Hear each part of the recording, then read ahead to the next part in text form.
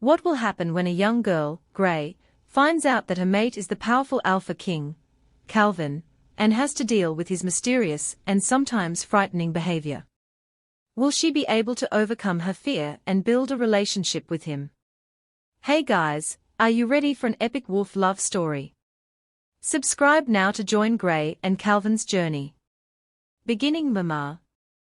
Young Grey asks, resting her head against her mother's chest. Her hands run through Grey's hair, soothing her to sleep. She's a single mother.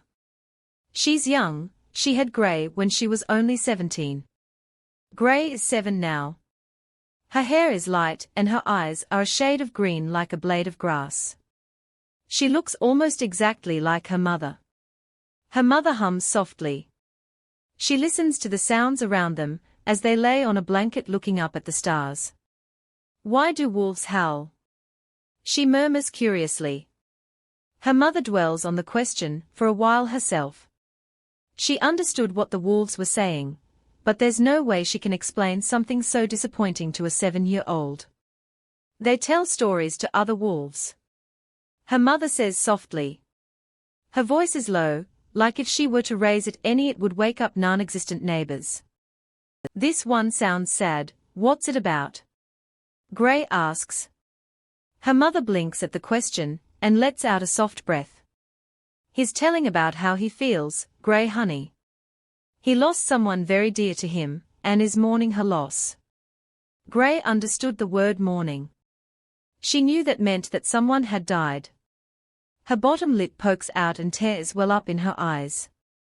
It's okay, Grey. It's only a story. Her mother says softly, holding her daughter close to her chest. Grey nods her head in response. She lets soft whimpers out, because it reminded her of how it felt when she lost her dad. 1. I stand near the edge of the pack border line. Looking beyond the invisible line, marked off only by the sense of pack members and landmarks to help remember when the edges end. The terrain visible to my eye has been used repeatedly over time. Only adult males and training males are allowed past the border. That's only with the permission of the alpha and sometimes the beta. It's a law to make sure that no one in the pack gets hurt. I see a deer a few yards up ahead across the border line. I blink and wonder why it would be this close to civilization and not deeper in the woods. It's quiet but nowhere close to calm. The wind is blowing my scent directly to the deer. As soon as it hits him, he runs. I'm not too sure if it's a male or female deer. The males have started shedding their antlers for the year. What are you doing over here, Grey? A voice takes me out of my trance, and a large body now stands in front of me with their arms crossed. I look up and shrug my shoulders. It's Ren. He's my stepfather, and has been since 2 summers ago. I like him, in a father sense. Sometimes he gets a little too overprotective of me and my mother, but usually he is a great guy. He's a warrior, and is usually patrolling the borders when he's not away for pack business. I just wanted to look at what's out there. I've been everywhere in the pack and I'm just a little curious. It was more like an obsession than anything to cross the border and see what's out there. I can only imagine. Curiosity kills the cat, why I know. Ren says, giving me a soft grin. I roll my eyes at the old saying, but nod my head anyways. You shouldn't be this close to the border, Grey. As strong as our pack is, a rouge can still sneak his way through the borders. I don't want you getting hurt. He says softly. He presses a hand on my shoulder and begins to walk me away from the border. Your mom would hang me for that. He jokes. I give him a little laugh. I guess he's right. Rouges are still a threat to the pack, and the pack doesn't have superpowers to keep them out. They can only try their best to.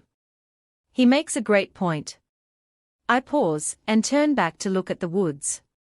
It's quiet, and I feel as if something is coming. What's wrong? Ren asks, looking back at the woods. Nothing, sorry. I just got this sudden pull to the woods. It might just be the fact I'm still interested in them. I mumble. The pull fades away as we keep walking. I don't think much about it, because it doesn't concern me. Go home, Gray. Your mom is cooking lasagna for dinner, and she's probably worried about you. He says. I nod my head and he starts back towards the borders. My mom is a worrywart. She's always afraid that something bad is going to happen to me. I head towards the direction of my home. When I get home, my mother greets me as I walk into the house. Her hair falls down to her shoulders. Her stomach is swelled and she's going to pop any time soon. It's a little strange knowing that my mom is going to be having a baby and I'm 17, but I'm happy for her. Ever since my dad passed away, she hadn't even tried a blind date. Then she met Ren, and it was like he was a second chance mate, as she called it. They always look at each other with so much love. I only dream of my mate looking at me the way Ren does my mom. Do you need any help? I offer. I've taken a medical course in high school and learned a few things about pregnant women. They are not only carrying their own weight, but the babies too. That puts some pressure on your feet. Can you put the pan in the oven? She asks. I nod my head and do what she says. If it's not obvious that a belly is in the way of bending over, then I don't know what is. I take in a deep breath and catch a smell so delicious it makes this lasagna seem like nothing. What's that smell? I ask Mom, wondering if she had bought some new Febreze or perfume. Mom furrows her eyebrows. The lasagna. Confusion laces her words, but she lets out a laugh, as if she were joking. No, I smile and roll my eyes at my mother. I breath in again. It's not as strong now, but it lingers in my senses. It's something that I can't really get enough of. What's it smell like? Mom questions. I take in a deep breath and try to make out what it smells like. I don't really know. I take in a deep breath, peppermint mostly, but there's other stuff too. I just can't think of what the smell's related to. I explain to her. Mom nods her head and chews on her bottom lip. I think my nose is stuffy from the cooler weather. Mom says. I nod my head. She's only half werewolf. Yes, she has shifted, but the bond between her and her wolf isn't as good as a full-blooded wolf's would be. My father was a pure-blooded wolf, so the chances of me shifting are very high. His ancestors were very picky about bloodlines. I check on the food and turn back to my mother. She's now sitting at the bar stool sipping on a glass of water. Even while she's pregnant, she still moves faster than I can say peanut butter. Mom lets out an exaggerated breath and runs her fingers through her hair. Looks like it's just you and me eating dinner together tonight. Mom mutters. I furrow my eyebrows. Why? I'm appalled by that. Ren was excited to sit down and finally have a day off in a long time. The king is here and is calling a meeting to see how the pack is running. He says he doesn't know how long it will take, so to just eat without him. She explains it to me. I frown. Mom always seems so much happier and cheerful when he's around. I mean, he's around in the morning, but because he has night shift it means they never really get to go out and have fun, which is disappointing. I want Mom to be happy. She's made me happy, she deserves it. We can catch up on American Horror Story. I offer, giving Mom a cheeky grin. Her expression lifts into a happier one. I smile, turn to the over when it dings and pull the lasagna out. I guess that there is always a plus side to Ren being gone. He hates American Horror Story. They are weird sometimes, but they are good. 2. I wake up to the sounds of a conversation going on in the living room. A smell hits my nostrils and wraps around my mind. I blink, roll to my side and look at the time. It's only 2 in the morning. I roll out of bed. My mouth is dry anyways, so it's an excuse to see who's here. I don't have the ability to just know that kind of stuff yet. I don't have superpowers. The smell only seems to get stronger as I get closer to the two speaking. I know Ren's voice from anywhere. I rub my eyes and finally get to the living room to see who the other person was. I've never seen this man in my life. He has dark hair and a beautiful shade of brown eyes. It's not a deep brown, but a creamy chocolate kind of brown. His eyes are on me, and they break from my eyes and take me in fully. I'm quiet and take in a deep breath. I can finally make out what that smell really smelt like. Pine cones. The woods. His eyes break away from mine, and he turns back to Ren. I see that as a time to go get my water and go back to bed. I'm still curious of who this man is, but I'm also exhausted from today. I swivel around the two, and get into the kitchen, where I fill a glass with water and down it rather quickly. I'm taking her home with me tomorrow. The man mutters as I head back to my room. Ren sounds a little bit more than angry at that. I wonder what's happening. It can most likely wait until morning, though. I climb the stairs back to my room and crawl back into bed. As soon as my head hits the pillow, my eyes go heavy. It's always been so easy for me to fall asleep.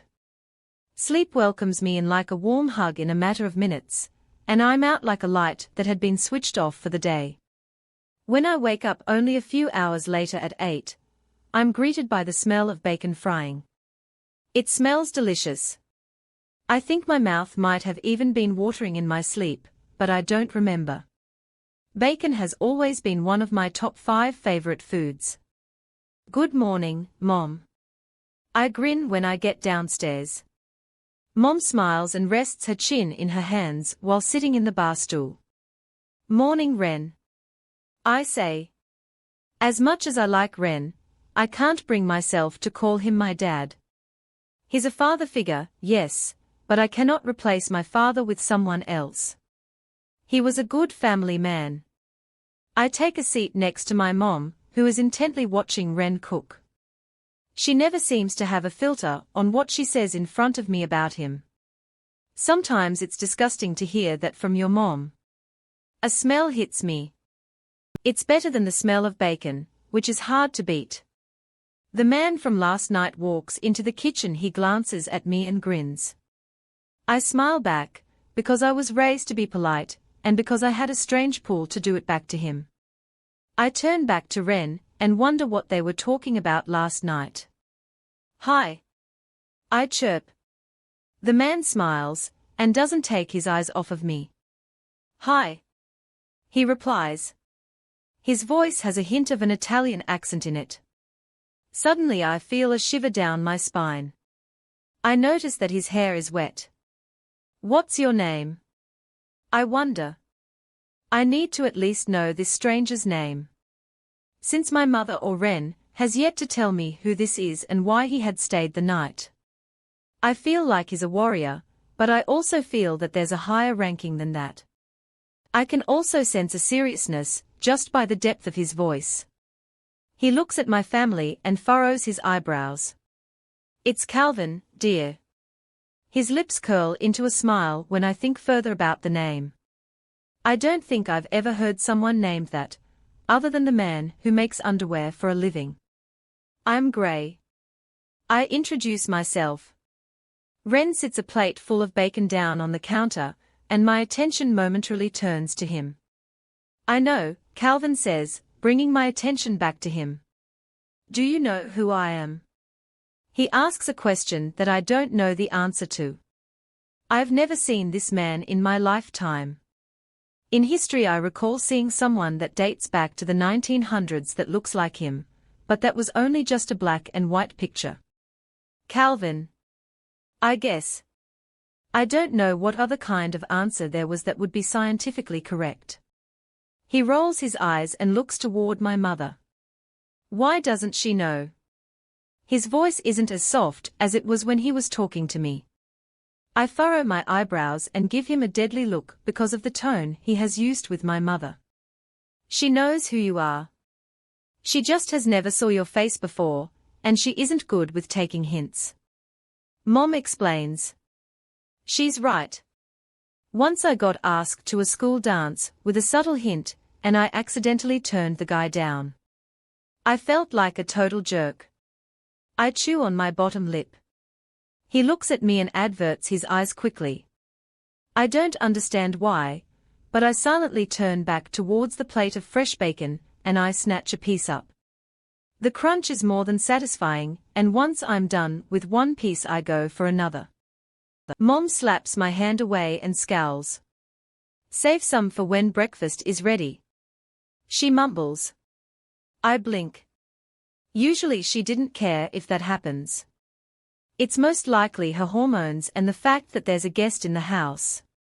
I'm going to take a shower, I say, standing to my feet and stretching my arms over my head. My shirt raises a little and I tug it down before walking back up to my bedroom. I hum while I shower.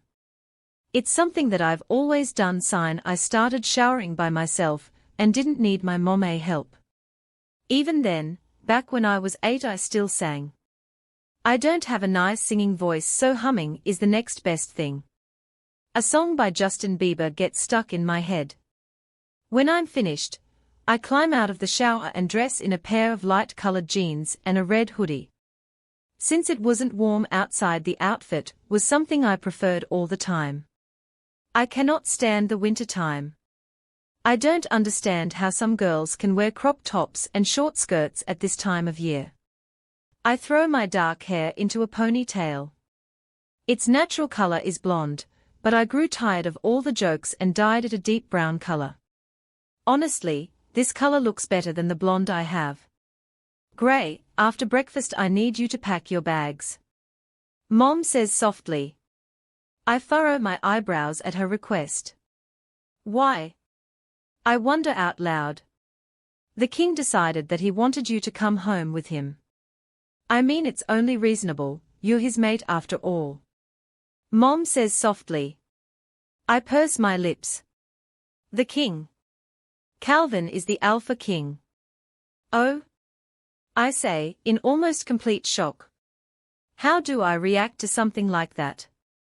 I mean, I've dreamed of finding my mate, but I didn't expect it to be a powerful one like him. No wonder he held so much power in his voice. Are you okay with that? I ask my mom. She's taken back by my question. Am I okay with it? I want you to be happy, and you've always told me how you want your mate. She replies. Okay. I say. If she trusts Calvin, then I can too. What about the baby? I ask. Mom blinks. I'm his mother, Gray. You're too cute. She laughs a little. I always act like the baby is mine, and sometimes I think it is. Just like I did a moment ago. I fill a plate with scrambled eggs and bacon, and take a seat at the kitchen table. I didn't mean to sit next to Calvin, it was just the only free chair open that wasn't next to Ren. My mom comes in moments after and takes her seat. I take in a deep breath and dig into my food. I really hope Calvin can cook as good as Ren, or even better. I can't cook to save my life. 3. I say goodbye to my parents. It's a heartfelt goodbye, but none of us get truly upset for leaving. Every bird has got to leave the nest sometime and explore, but that doesn't mean they won't come back and visit. Plus, Calvin promised that I could come back and see them in 2 weeks. He had to come back anyways. The car boards the turnpike. I lean my head against the window and try to think about where we are going. Suddenly I feel Calvin's 2 arms wrap around my torso and pull me against his chest. I breath out as a sensation of tingles runs through my body at the touch of him. I relax instantly. I rest my head against his shoulder and close my eyes. How old are you? Calvin asks. He looks down at my face and I have to tilt my head up. 17, why? Asking him why was a stupid question. Of course he has to know things about me. You know that I'm old enough to be your great-great-great-grandfather, correct? Calvin furrows his eyebrows. I'm well educated on the royal family. At least, about the past. Calvin is the only Lycan left in the world. He's half human, half beast. He was created and not born, which gave him the ability to remain the same age forever.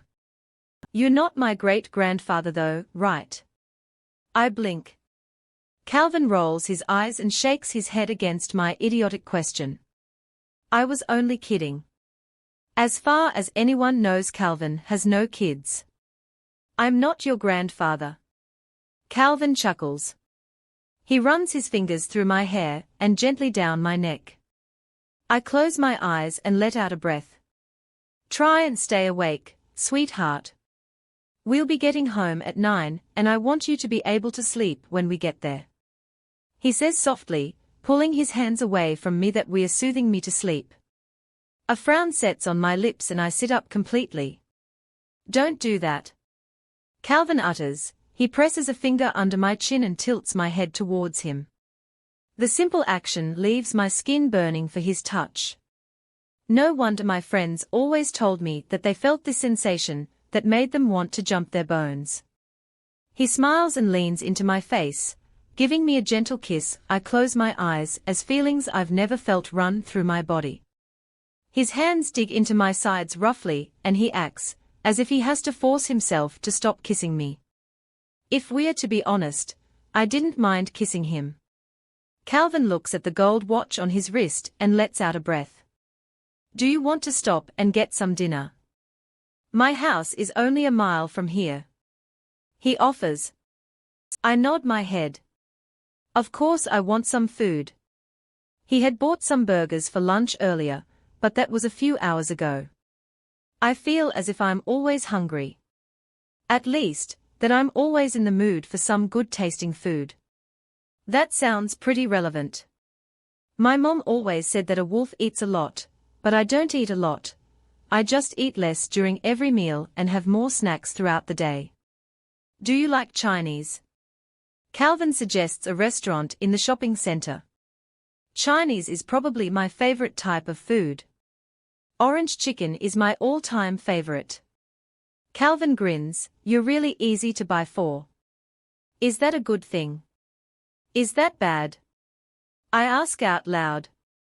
I feel self-conscious about myself now. I've never grown up asking my mom for expensive things or being spoiled rotten. Hell, I've never done most things a teenager my age has already done. Like sex. My mom let me go out with boys because she believed I would do everything she said not to do if she told me to. Plus, she has a lot of trust in me. I mean, she raised me to be a good person to others. Of course not, but I'll buy you anything your little heart desires, Gray.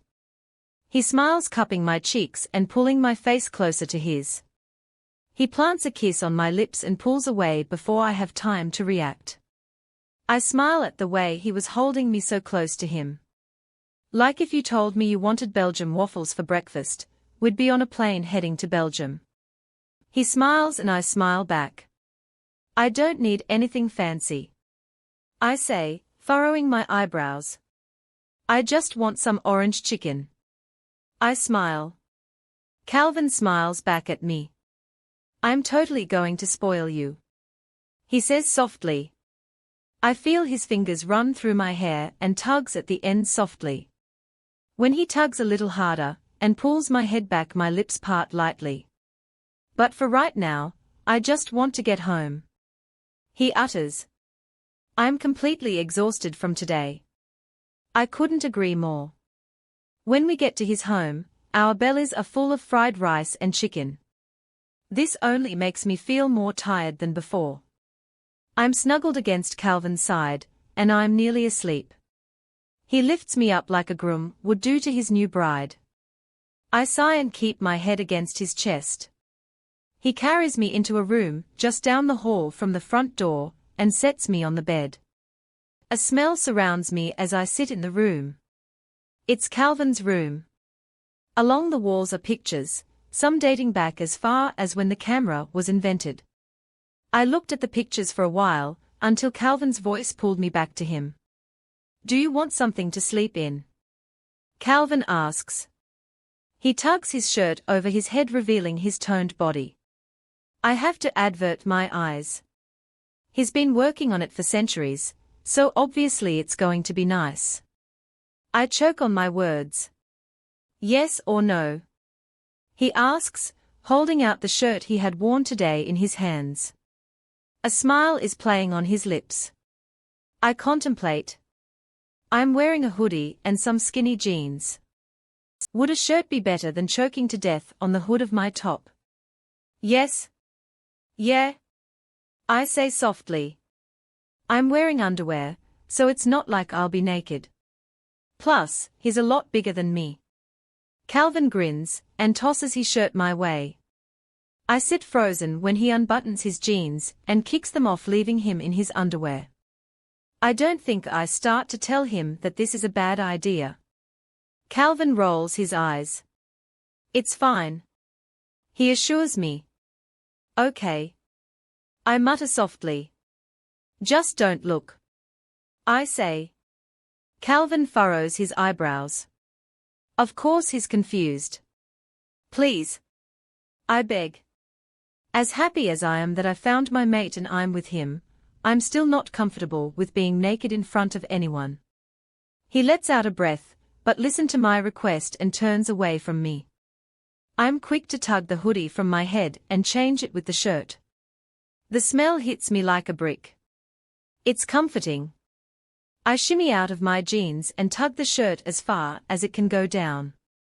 I've always had a problem with my bottom being a little too big. I hate it. Okay, I mumble, slipping underneath the blankets. Calvin turns and frowns because of the fact I'm hiding myself from him. He shuts the light off and climbs into bed next to me. I face away from him and snuggle into the blankets. I was almost asleep when he wraps an arm around my lower stomach and pulls me against his chest. My shirt has risen up and I can feel his abdominal muscles on my back. I sigh, "Good night, little wolf." Calvin mumbles. Little wolf. 4. The smell of thick smoke fills my lungs. Ashes burn the back of my throat as I try to get a decent breath of oxygen. I can't breathe. My eyes fling open to a room full of flames. A room all too familiar to me. Mom? I yell out through the roar of the fire. Dad? I scream, making my way to my bedroom door. The smoke rolls in through the top of the door just as if a train would. I reach for the doorknob, but wince in pain because the metal knob is burning hot. Mom? Dad? I scream, looking around in a panic, trying to figure out a way out of here. Where are my parents? My breathing becomes more ragged as my eyes gaze out the window. Even out there is covered in black smoke. The fire burns its way into the room. The red-hot flames fill the room faster than anything I have ever witnessed. I run to my window as quick as I can, but it won't open. What do? I search the room and grab the first thing I see on my desk. An old trophy. With everything I have in me, I swing it at the window. Nothing. Come on. I yell, banging the trophy against the window over and over again, and nothing ever happens. The heat from the fire causes beads of sweat to form all over my body. Its angry breath slowly creeps its way to me. What do? I'm stuck. The window will not break and I can't get through the door. I begin to cough, because now all the oxygen is being burned away by the fire. My blankets begin to burn. I swing at the window again. A small crack forms. Outside the window, 2 figures appear through the smoke on the grass. Mom and Dad. They are out there, screaming at me to get out. I can't hear them, but I'm sure that's what they are saying. I need help. I yell at the top of my lungs, hoping that they would be able to hear me. However, it didn't work. The smoke consumes me. My coughing becomes uncontrollable, and the fire only seems to be getting hotter. I bang my hand on the window harder, as the fire heads towards me. Help me. Please. I yell, heat spreading throughout my body. I look down at the flame, praying that this isn't how my life ends. All too soon though, my prayers were unanswered. The flames reach me. The hot waves eat away at my skin. I scream in agony. The unbearable pain eats away any fight I had left in me. The fire eats away at my nerves, and continues to fight its way up my body until there is nothing left to take. I wake up screaming in pain. My heart is racing and my body is on fire from where my dream had gotten me. Calvin is gone, and the room is dark. I can't catch my breath. In a matter of seconds, a pair of strong arms pulls me from my cold position on the bed, and I'm under an ice-cold shower. The pain continues, but the heat from it begins to cool down. I know, little wolf, I know. The deep voice coos. I feel safe. I try my best to slow my breathing. There's a pain in his voice, but he continues to hold me under the water. Just breathe, honey. He whispers. His voice is groggy, but when I peek my eyes open and look up at him, he looks wide awake. It's okay, he assured me. I whimper as another hot wave washes over me. Even the water can't cool it down. Carefully, he sits me down in the shower and lets out a heavy sigh. He reaches for my shirt and I willingly raise my hands for it to come off easier. I'm too hot to worry about if I'm naked or not at this point. I just want the overwhelming pain to go away. My stomach aches. My head pounds. I whimper in agony as I watch Calvin turn and walk out of the shower without a word. Where is he going? What is happening to me? Why do I ache more now that he's gone? I curl into a tighter ball. The pain is making me want to scream bloody murder. The water feels like a bucket of ice, and my body feels as though I'm in a sauna. My dream felt so real. It still feels real. What happened? What started that fire? Why didn't my parents come save me? I was just locked in, trapped and nowhere to go. It was horrible. The sound of the bathtub beginning to fill catches my attention. So many sounds are making me anxious. I focus my attention back on the shower, and the gentle pitter-patter of the water falling onto me. Little wolf, I hear Calvin say as gently as he possibly could. A sense of urgency washes over me at the same time his voice registers in my head. I painfully lift my head, and make eye contact with the giant man, who has kneeled down to match my gaze. He reaches out and pushes hair from my eyes. Let's get you in the bath instead, I think it'll help. He finishes. Carefully, he cradles me in his arms and pulls me from the cold water. The feeling of his skin on mine is very comforting. Another wave of pain rolls over me, but this time it isn't as bad. I was fine. I felt fine when I fell asleep. I whimper. What did you do to me? Cal takes in a sharp breath when he hears my question. He takes another, deeper, slower breath before replying to me. Carefully, he sits me down in the tub and kneels beside it. I have been waiting a very long time for you, and your wolf has been waiting for me. He says as softly as he can. It's heat, my dear, and as appetizing as you look right now. This is the best I can do. I'm so sorry. He brushes my cheek with his thumb and I tremble in the cold water. Just relax, I will sit right here with you until you cool down. Everything will be all right. He assures me, running his thumb over my shoulder now. My ragged breathing slows with his warm touch. I'm in heat already. How is that possible? Why is all of this happening to me? I gaze at the man before me. His eyes remain on mine. Painful huffs fill the room. He is shivering cold. I feel bad. Relax. He repeats, caressing my cheeks. We can talk when this passes. Right now I just want you to rest and cool off, okay? He assures me. I nod my head and shut my eyes. Make it stop. 5. I wake up in bed, alone. I don't know exactly how I feel about that, but I do know I feel so much better than I did last night. Or the early hours of this morning. My hair is still wet, and the pillow under my head is damp. Good morning, Calvin says, walking into the bedroom. I pull the blankets up to my chest to cover my exposed skin from him. His eyes move from mine to my neck, then back at my eyes. Are you feeling any better? He asks. I push my fingers through my hair and nod my head yes. Much?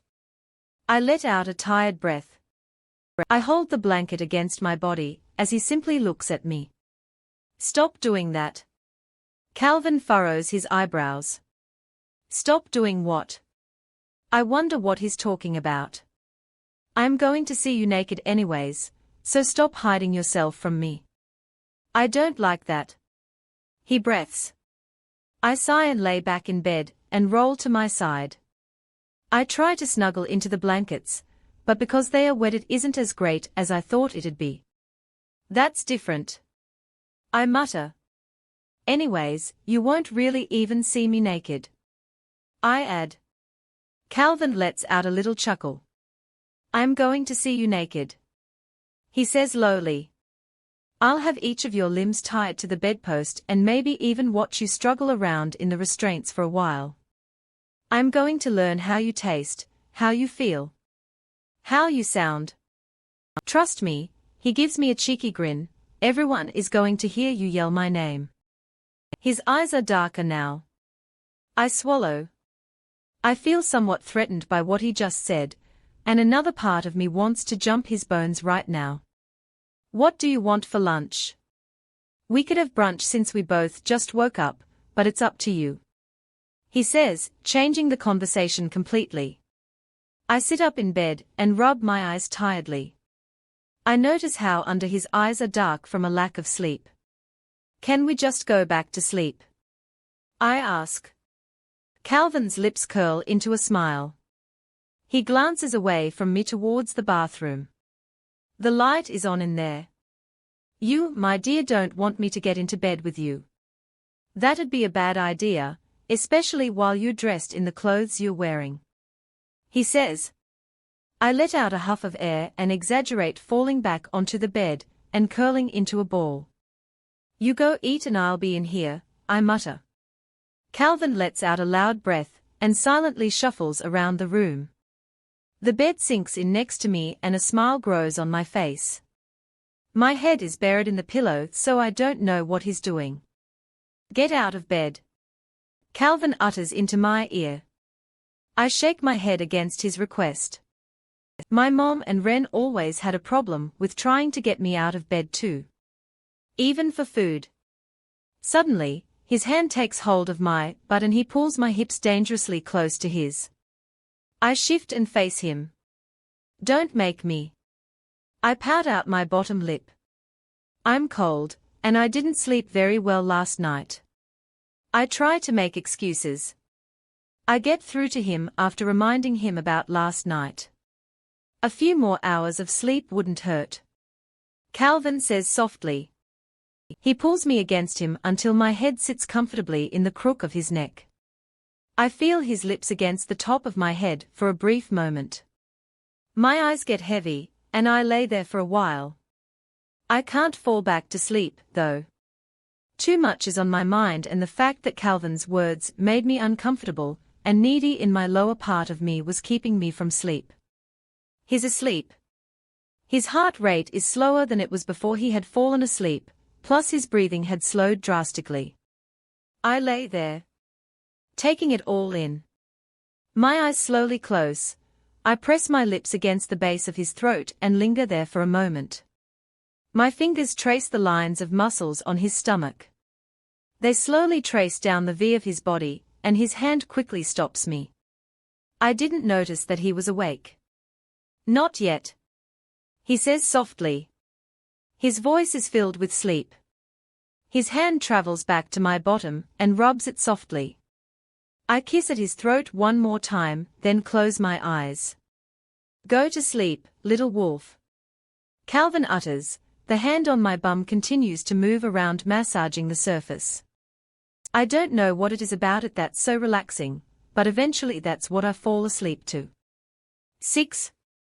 When is the next full moon? I ask, my fingers brush over the countertop. Calvin is slicing up some carrots for some kind of soup he's making. He purses his lips while he concentrates on not chopping his fingers up. In a few weeks. Why? He scrapes the carrot into the pot and turns to look at me. I poke my bottom lip out and shrug my shoulders. I just don't want the heat to happen, I try to explain without embarrassing myself. Calvin raises an eyebrow at my shyness. It only really hurts when you're still human. He says. I feel his eyes on my body before they are ripped from me completely. But you won't have to worry about that. Calvin adds, stirring the pot. Why? I ask. I've already confused myself. I take a seat at the nearest bar stool and spin around to ease the awkwardness.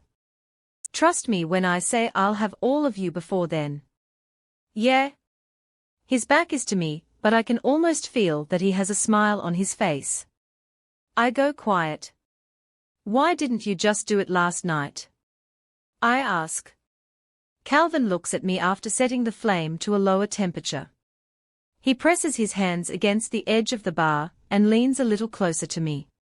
I notice the veins in his arms are sticking out. Tell me, little wolf, would you have wanted that? He asks. I can't tell what he's really asking. Is it sarcasm or a rhetorical question? I chew on the inside of my cheek. Would you have wanted me to do that to you? To touch you where you've never been touched, and kiss you where you haven't ever been kissed? What if I said yes? I ask. Calvin's hands grip the edge of the countertop tighter. I feel a fear growing inside of me as I look him in the eyes. If you said yes, then I'd take you right here. His eyes grow darker, suddenly I gulp. He's being serious. Calvin's wolf is coming to the surface, and I don't know what to do. But we just met. I argue. Calvin rolls his eyes and releases the counter. He's gotten himself under control. That's exactly why I didn't do last night. Plus, would you really have wanted your first time to be because you were in pain and wanted it to go away? I'm pretty sure you would have thrown a fit this morning. He explains. I open my mouth to speak, but I don't say anything. Calvin grins, knowing that he's right. A huff of breath escapes my lips and I can't bring myself to look at him anymore. Hello, a voice calls, walking through the front door. I let out a breath and look towards Calvin. He smiles and snorts before turning back to what he's doing. Hello, hot stuff. A man says. I turn and give him a once-over. He has dark hair and dark eyes. Calvin lets out a growl and pulls me closer to him. Enough, Ben. Don't hit on her. Calvin looks a little furious. I put my hand against his shoulder and he relaxes slightly. I'm complimenting her, sheesh. He snorts back at Calvin. What are you making me for breakfast? He wiggles his eyebrows. For you, nothing. Calvin makes sure to draw out his words. Ben frowns and looks at me for help. Then why'd you make me come over? He whines. I smile a little because of how childish he acts. Calvin pinches the bridge of his nose. I said to be here at 7 tonight, Ben. Not noon. Do you ever listen? Calvin groans. Ben shrugs his shoulders. I thought you liked it when I was early. Ben argues, taking a seat on the counter. I'm silent as the two bicker at each other. When you're half an hour early, yes. Just Go and monitor the academy or something, yeah. Calvin groans. Ben rolls his eyes and stands to his feet. Okay, he mumbles. Bye you sexy. Ben utters as he walks out of the room. Enough, Ben. Calvin yells. I flinch at how deep his voice had gotten. I was talking to you, but whatever. He says, walking out the door without another word. I purse my lips and look towards Calvin in wonder. My beater, Benjamin. He's usually not that bad. Calvin says, chuckling lightly. I only nod my head. Is he? I wonder. I don't want to ask about his sexuality. He might have just been joking. I don't know. He's bisexual, but don't worry, Gray. You're the only one I want. I feel a sensation run through me from the tone of his voice, and the context of his words. Oh? I squeak. Calvin's lips curl into a smile. It isn't a gentle smile either, it's one of those ones that have something behind it. In his case, lust. You're too cute. He says with a soft smile. There's a sound of sizzling and I turn towards the pot. So, what are you cooking? Calvin turns the flame on low and relaxes against the cabinet. Food. I roll my eyes at his smartelic comment. Instead of saying anything back to him, I shrug my shoulders and walk out of the kitchen. I have yet to really have a chance and explore his house. Now would be a good time, I guess. Where the hell are you going? Calvin snaps. I instantly shoot my head towards him. He sounds completely dangerous. I was just going to look around. My voice is softer than ever before. Suddenly I want to run to my mother's arms and be protected by her. Calvin suddenly looks like he regrets what he has done. I apologize. He lets out a sigh and rips his eyes from me. You can go anywhere in the house, but do not open the red door. He warns. That room is for my eyes only. He adds for emphasis. I chew on the inside of my cheek. Okay. I shake my head cautiously. Hearing him yell is spine-chilling. It's something that I don't want to hear ever again. 7. When I return to the kitchen after exploring the house, Calvin isn't there. The stove fire is shut off, and the chopped-up carrots are still remaining where I had last saw them. His house is quite large, especially when it's only 2 people arranging to stay here. One before me. At least, I think. His home is decorated modernly in black and red. It's extravagant to my eye, but everything to me is intriguing. I walked by the room he told me not to go into. I cannot help but wonder what's inside of it. Everyone sometimes does what they are told not to do, and I almost did just that. Instead, I remembered that curiosity kills the cat. Or at least in my case, wolf. Calvin. I call obliviously into the air. His house is nice and all, but it doesn't mean I like being alone. I really enjoy other people's company and exploring. I take in a deep breath when there is no reply. Once I catch his scent, I follow it to the front door. Hesitantly, I step out onto the porch. The light is on and a wave of bugs buzz around it. I've always thought those bugs, or any bugs in general, are completely disgusting. Don't worry, he chuckles lowly, I didn't run off, baby. Baby. Considering how smooth his voice is, it sends a shiver down my spine. I scrunch my nose in disgust as I watch smoke being exhaled from his nostrils. You smoke? Stupid rhetorical question. He turns to me and holds the cigarette to his lips. The cherry burns brighter as he inhales. Is that a problem? He says calmly. So calm, I'm almost afraid to answer him. I pull my lip between my teeth and shake my head no. I'm not a fan of it, but he is his own person and I cannot tell him what to do. No, I shrug, it's just a bad habit. That's all. I watch as he turns away from me to blow the smoke out.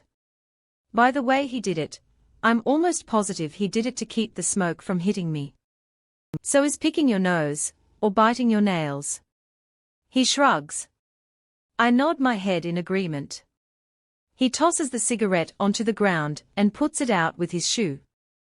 I don't do either of those things, I say, scrunching up my nose. Calvin turns to me and grins. He doesn't look like a man that would smoke. He doesn't even look as old as he really is. How long have you smoked? I ask, knotting my eyebrows together. My fingers graze the top of a bush beside the porch. I want to know everything about my alpha king. My mate. For a while, he says casually. Why do you ask? He wonders. I don't know why he doesn't dare come near me. I sink my teeth into my bottom lip and think about it. You just don't look like you've smoked for very long, I say with a shrug. He has an amused smile on his face now. You know nothing about Lycans, do you? He shakes his head. Silently he glances towards the moon, then back at me. I purse my lips but shake my head. I've heard about some before, but not into much depth. His nostrils flare. Here, let's go back inside. He ushers me in front of him. I want to ask him why we had to go inside all of a sudden, but decided against it. Lycans don't age, baby. They stay the same, forever. He explains. I nod my head, understanding what he's saying. Oh? I mumble, so, would I stay the same when you mark me? I ask, knotting my eyebrows together. Calvin gives me a gentle smile. Yes, but I'm not going to be marking you for a while, he says lowly back. I bite my tongue from saying anything back to him. I tilt my head upwards to look at him. My eyebrows furrow in confusion. Why not? I ask curiously. I'm not offended by his choice of words, or the tone of his voice. It just leaves me in wonder. Calvin blinks as he looks down at me. If we were buildings, he'd be a grand hotel and I'd be a tiny shed. Stupid comparison. You're young. Enjoy it. It's a short, simple answer. I pull my lip between my teeth and choose to not argue back. Why did you bring me here then? I ask, silently trailing behind him when he walks towards the kitchen. Calvin lets out a sigh and continues to work on soup on the stove. In only a few seconds he dumps some soup into a bowl and turns to me. Steam rises from the bowl and I look at it. It smells absolutely delicious. Eat, he commands. I look at the soup for a moment and silently carry it to the kitchen table. I push a spoonful into my mouth and wince at the heat. The kitchen is silent as he takes a seat near me. I watch him in silence, wondering what is going on inside of his mind. I clear my throat. You didn't answer my question, I say simply. He didn't. It wasn't a hard question. He hums, as if he didn't hear me. I let out a sigh and stir my spoon around in my soup. Why'd you bring me here, if you want to wait so long to mark me? I ask, furrowing my eyebrows. You could have just waited until then, so you know. I would have to go through this heat stuff all the time. I say softer now. I'm afraid that he might snap at me. Calvin pulls his bottom lip between his teeth. I swallow. He looks like a man that would be involved in some sort of gang. His power pretty much radiates around the room. I'm selfish, he mumbles, mixing up his soup. I scoop some into my mouth and let out a satisfied breath at the taste. Besides, there are lots of different things other than. He trails off as he thinks of a word. Penetration. I nearly choke on my food. That word is always so awkward to even read. It doesn't sound right in any form of context. My heart seems to have stopped in my chest. He stands to his feet and places his bowl in the sink. Finish eating, then come upstairs when you're done, he says abruptly, walking away before I can even reply to him. I sit in the silence of the kitchen. The only sound being made is of the spoon hitting the side of the glass bowl every once in a while. When the bowl is only slightly lower than it was when Calvin had given it to me, I push it away and just sort of remain where I am. I silently wonder if I should do the few dishes in the sink or not. Back home it was my job to do so.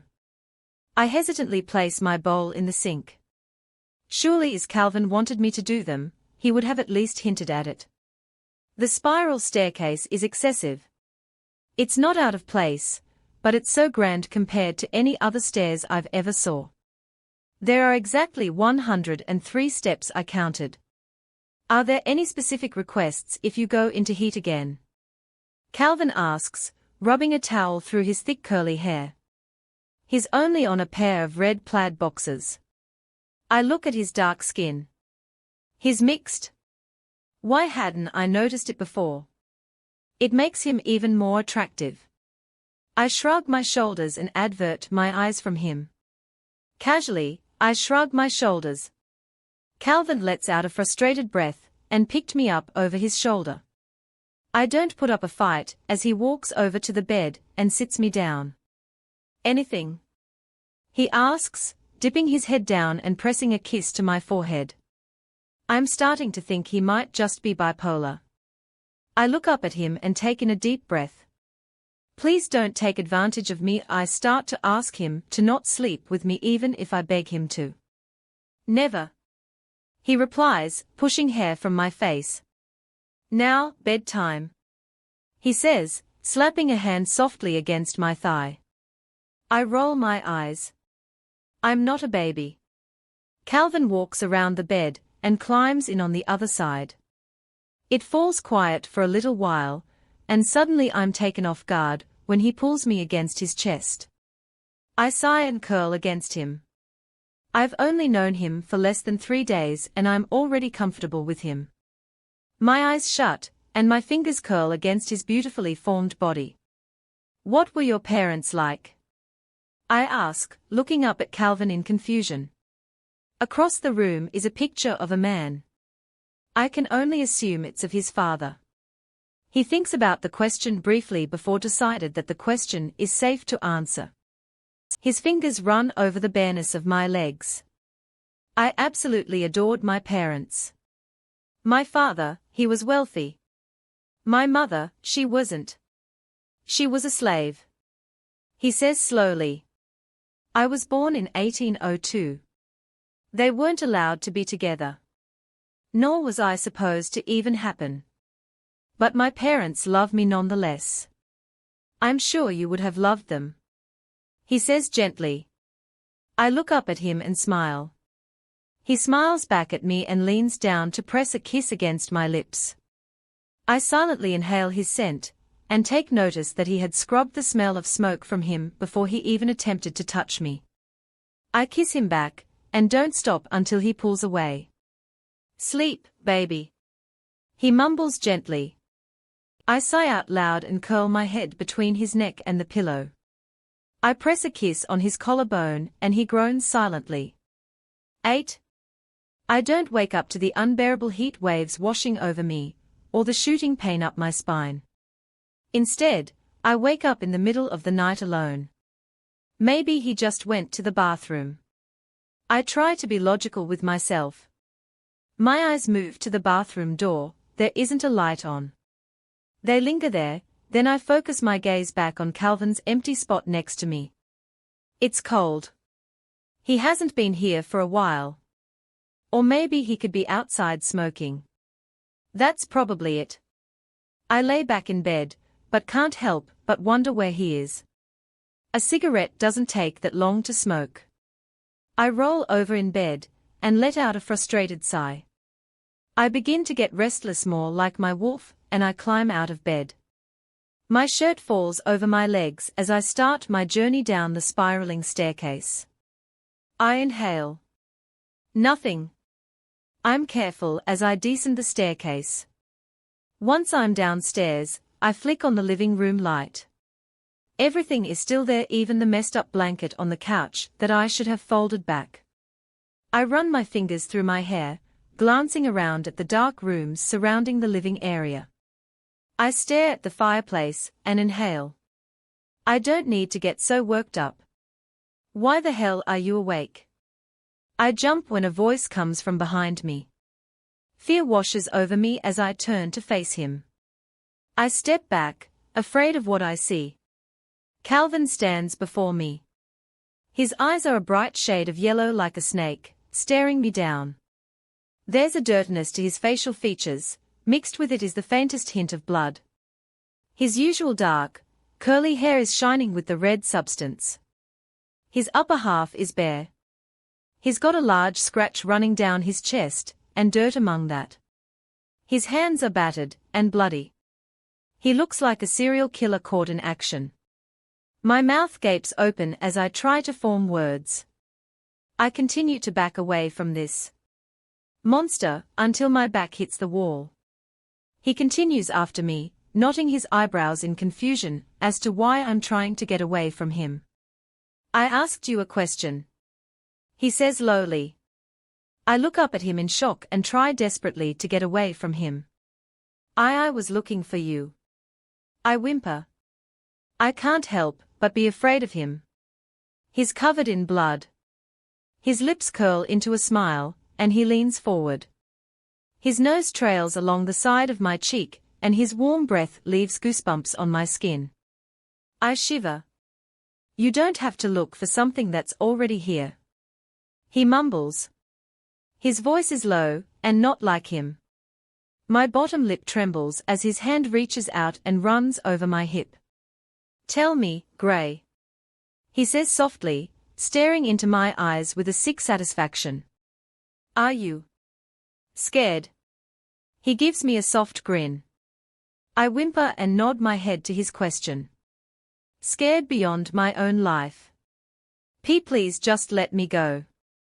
I beg, trying to push him away from me. Tears begin to run down my face from the fear of him inside of me. I don't like this side of Calvin. You are. He grins wickedly. A sense of fear washes over me as I look into his dark eyes. Who knows what secrets they hold? 9. My bottom lip quivers in fear as I look at Calvin. His eyes are dark and I cannot tell what he could be thinking. Anything could be running through this man's head. He's capable of anything. My back is against the wall, admit it. He says with a low growl.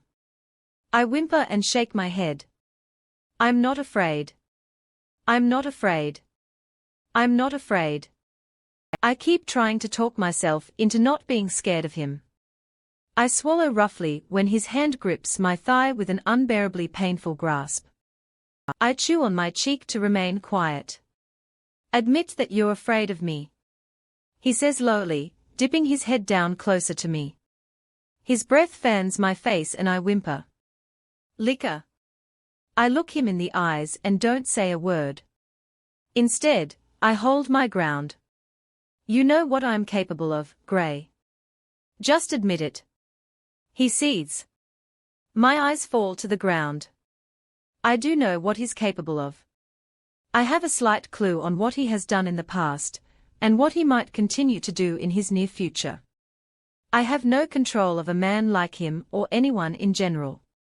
Calvin. I whimper his name.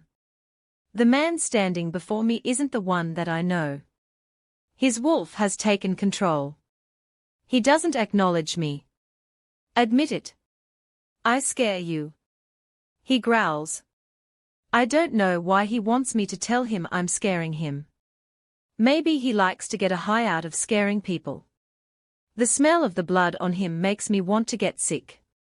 Calvin, please, I beg for him to come back to me. The grip on my thigh tightens. Although he's right, I think he'll do anything to get me to agree with him. I yelp and scrape my hand against the one on my thigh. Calvin. I cry out his name, my free hand goes to his chest to try and push him off of me. Please. Come back. I whimper, trying to tame his wolf myself. I want to run, but I can't. Tears form in the corners of my eyes, and suddenly, there is no more harsh grip on my thigh. Instead, his thumb gently rubs over the area he had been squeezing so roughly. Calvin. I sob his name, but I don't dare to bring myself to look at him. His free hand strokes the side of my face with his knuckles. Yeah, he says, confirming that it was him again. Are you okay? Did I hurt you? He asks, examining the bruise that looks just like his hand on my leg. I cover it with my hand. Yeah, but I'll be okay, I say. I don't want him to worry about it. I just want him away from me and to be left alone. He gently wipes the tears from my eyes. It's not okay. I'm sorry, baby, I didn't mean to. It's fine. I mumble.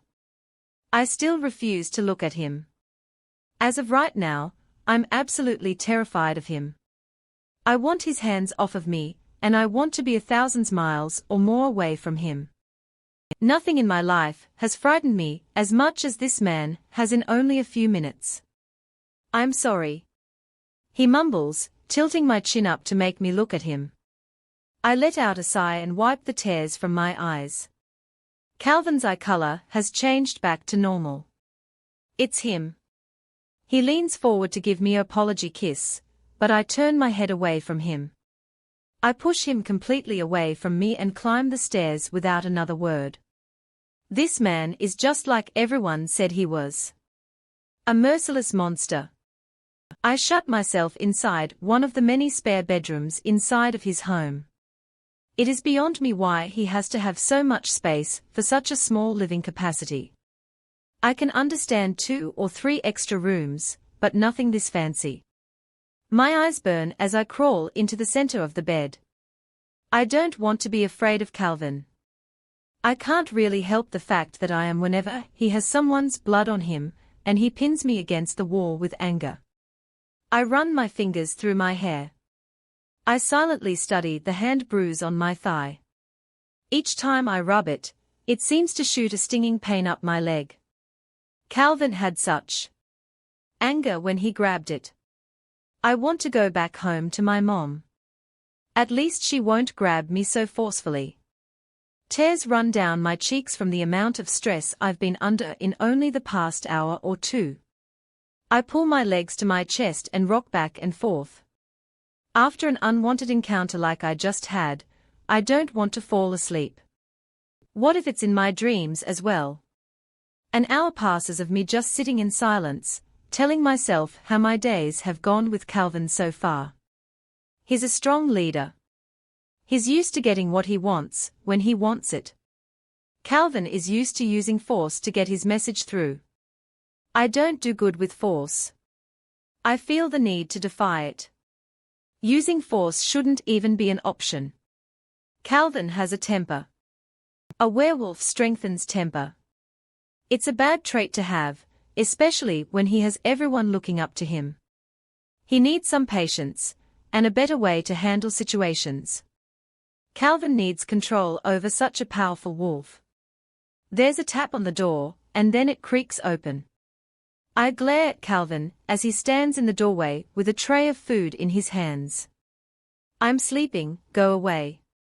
I lie. Although I'm sitting straight up and the covers are still made just like they were when I got into the room. Calvin lets out a slow breath and ignores my demands. Instead, he walks into the room and rests the tray on the edge of the bed. I chew on the inside of my cheek because the smell is absolutely delicious. I love cinnamon. I knot my eyebrows as I look at the food. It's star-tipped sticks.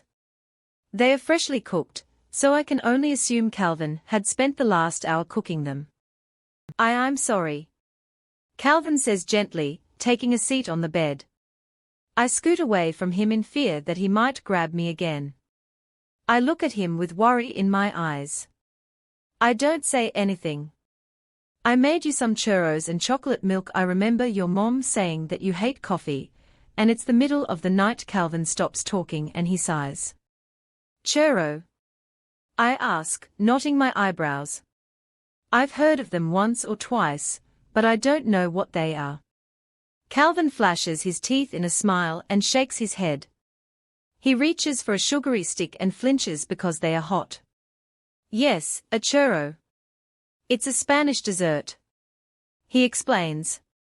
It's pretty much a stick donut with cinnamon and sugar on it.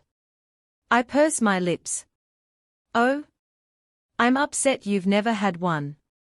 He says with a gentle smile. Now you can't tell me if mine are better than the others you've tried. I pull my lip between my teeth. He's trying to make conversation. Bringing me sweets isn't going to make me want to forgive you. I say lowly. Calvin hands me a cup of milk and I hold it in my hands. Calvin doesn't say anything. Instead, he grabs a churro and pops it, takes a bite out of it. I don't think he is the arguing type. He leans back on the bed and finishes his sweet in silence. You better try one, because Brax will be over soon and he'll want the entire container. He says. I let out a slow breath. He'll want you too. I mumble, bringing the cup to my lips. Every time I hear Brax's name I think of the little comment he had made towards Calvin that made me laugh so hard. I haven't had a proper meeting with him, but I feel like he's a fun guy to hang out with. Calvin smiles because I finally made conversation with him. He takes a bite out of a churro and waves the other half near my face. I scrunch my nose in disgust. No, you bit off that. That's disgusting. I look at the way his wet hair falls over his face. There are dark circles under his eyes from being up so long, but it doesn't seem to bother him. So, I can have my tongue down your throat, but you won't eat after me. I chew on the inside of me cheek as Calvin's lips curl into an amused smile. Even though we're alone, I don't like how he's so blunt about it, it bothers me. Fine. I grumble. I don't want him to be right, but he is. A bite isn't any worse than having someone's tongue down your throat. I open my mouth when he treats me like a child and moves the churro around like an airplane. My mouth has a mini orgasm when the dessert hits my taste buds. As much as I try and hide myself from liking it so much, Calvin knows. Why is Brax coming over? I knot my eyebrows in confusion, licking my lips clean of any sugar. Calvin sucks the sugar off his thumb and shrugs his shoulders. I wanted to take you out to see the pack. Brax is going to take over the training today. He says as if it's happened a million times. Are you okay with that? I promise what happened earlier won't happen again. My wolf his. I nod my head in agreement. I don't want him to bring up anything from earlier. I sip on my chocolate milk hoping that he didn't drug it, and I remain quiet. Can I have another one? I ask, looking at Calvin with puppy dog eyes. He smiles. Yeah, baby. As many as you like. 10 gray. Calvin says. I knot my eyebrows and I look over my shoulder at him. I didn't sleep in the same bed as him last night. I didn't even sleep on the same level of the house as he did. I'm still afraid of him. Well, not of him. I'm afraid of what he is capable of doing. Calvin is a strong and spoiled man. He didn't come this far giving everyone in his path a hug and a friendly smile. He is a dangerous man to test. His patience is a thin string and he doesn't like questions. It's like defying his ruling over you to him. He doesn't like it. I hum tiredly. Because I was up most of the night dreading that he would come into my room as angry as he was before, I didn't sleep very well. My back hurts from sleeping in a ball and my eyes are heavy. The only good thing that came out of being here last night were the churros. I need you to get ready for the day. He mumbles, adjusting the shirt that's falling off of my shoulder. I remain calm. After thinking things through last night, after he had left me to sleep, his touch doesn't seem as welcoming as it did before our hateful encounter. We've got a lot to do today. I shy away from him and twiddle my thumbs around. I lose eye contact with Calvin and focus on my thighs. The bruise isn't there anymore, but the reminder of how hateful his touch can be still lingers on my skin. You've got a lot to do today. I reply lowly, running my hands over my face. All I want to do today is take the long trip back to my parents and sleep in my old bed. I feel out of place here. Calvin lets out an heavy sigh and paces the room. You're still mad. He states the obvious. I glance over my shoulder at him and see that he's infuriated. You said that it was fine. He huffs. Suddenly, fear rises. I flinch at the tone of his voice and cower away from him. I just wanted you to leave me alone. I reply, my voice trembling.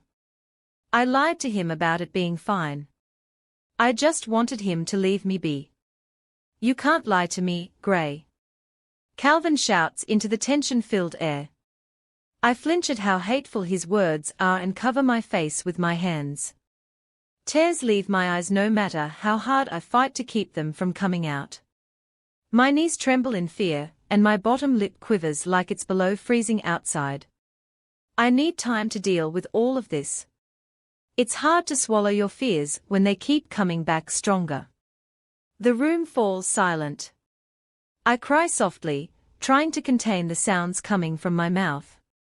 Gray? I hear Calvin call out to me. I momentarily lift my eyes to meet his.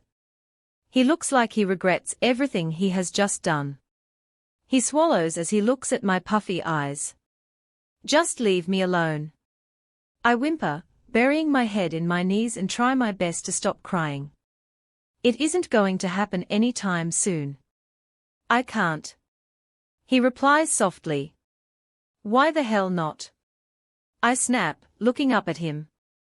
Because you don't really want me to. He says softly. I blow out a slow breath. He's right and wrong at the same time. I want to be as far as the moon away from Calvin, but at the same time I want him to smash me between him and the bed. Do you want to go? He asks. It's your choice. I won't force you into anything you're not comfortable with. Yeah? I whisper. I'll go. A wave of fear washes over me as I agree to go and meet the pack.